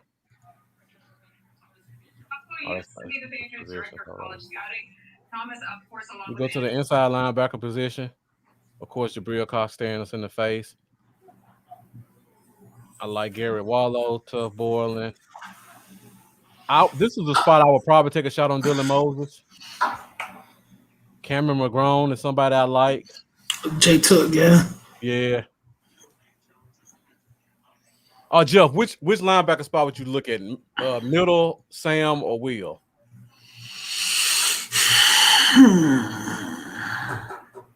Because a lot of these guys are Will linebackers. Because we got Parsons and we got Neal, I think I would look at a Sam or a middle. Okay. Patrick Johnson. I ain't gonna tell Lambo what I thought they was. Lambo, I thought that was your wife giving you a hug for the draft, man. I thought they were gonna tell you gonna be all right, man. So you looking for a middle? Tough Borland probably gonna be there late. Garrett Wallow, Patty Fisher, Dylan Moses, Justin Hilliard. There's a couple guys up there. Yeah. Oh, even my baby's mad about the third round. Look. Man, I can't believe they did us like that tonight. I would have ruined my whole night, B. I would have rather they drafted a receiver than take either one of them guys. Yep. Tyler Wallace would have been straight. I'd have been cool with Tyler Wallace. Yeah. They messed up my whole third round. Like, how often do we get to see 3 third-round picks? Yeah. And this happens? Like, I had such high expectations. That's why I'm so upset. Right before the third round, I was saying how it's big like the round is. It's like we just threw the picks away, man. That's what it feels like. Remember. All right, guys. Well, I think that's it for tonight. We're hitting 5 hours.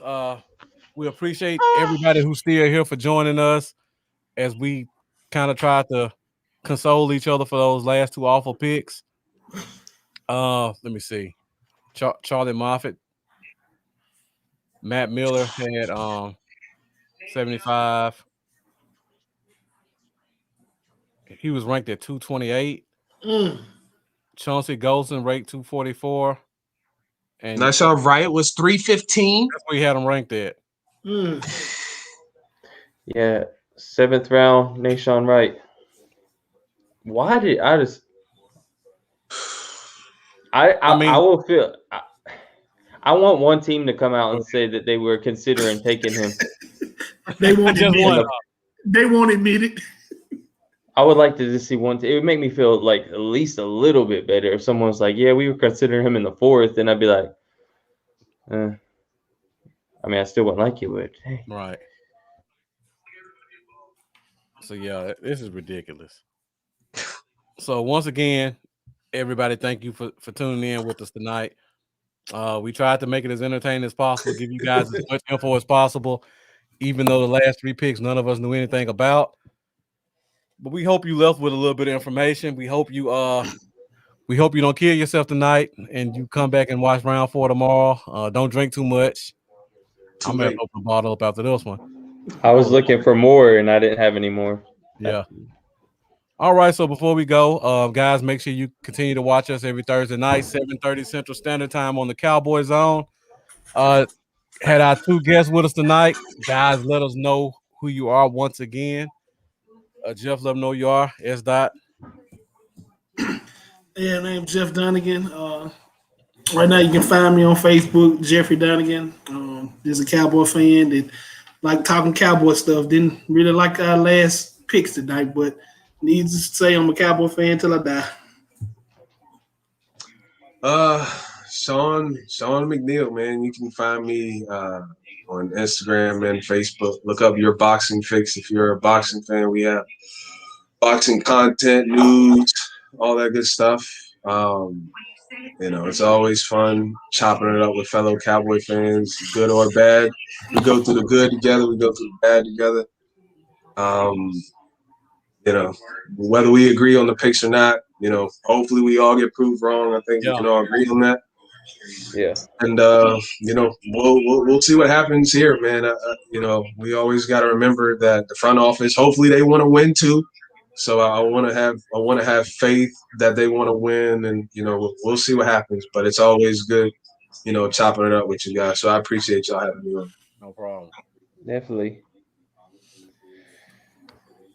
I'll go. Lambo still collecting his thoughts. So you guys can find me Bluff City Cowboys Facebook, YouTube, Instagram, Bluff Cowboys on Twitter. Again, you can catch us every Thursday night, 7:30 Central Standard Time on the Cowboy Zone Facebook, Instagram, as well as YouTube.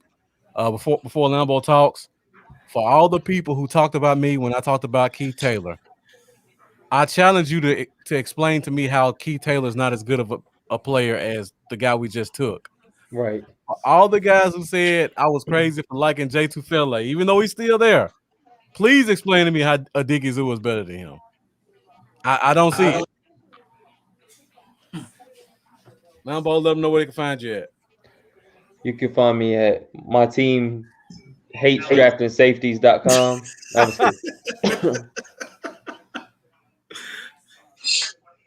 I don't know. Y'all, Facebook at Cowboys Y'all, Instagram at Cowboys Y'all 88, Twitter at Cowboys Y'all, YouTube at Cowboys Y'all, Patreon at Cowboys Y'all. And expect Cowboy Dale to have a response for this bullshit.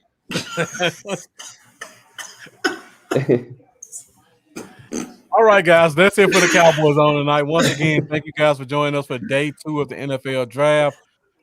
Thursday, I'm pretty sure we're going to do a full recap of all the picks and give our grades. I'm sure you guys already have an idea of where the third round is going to be graded. Can we skip the third round?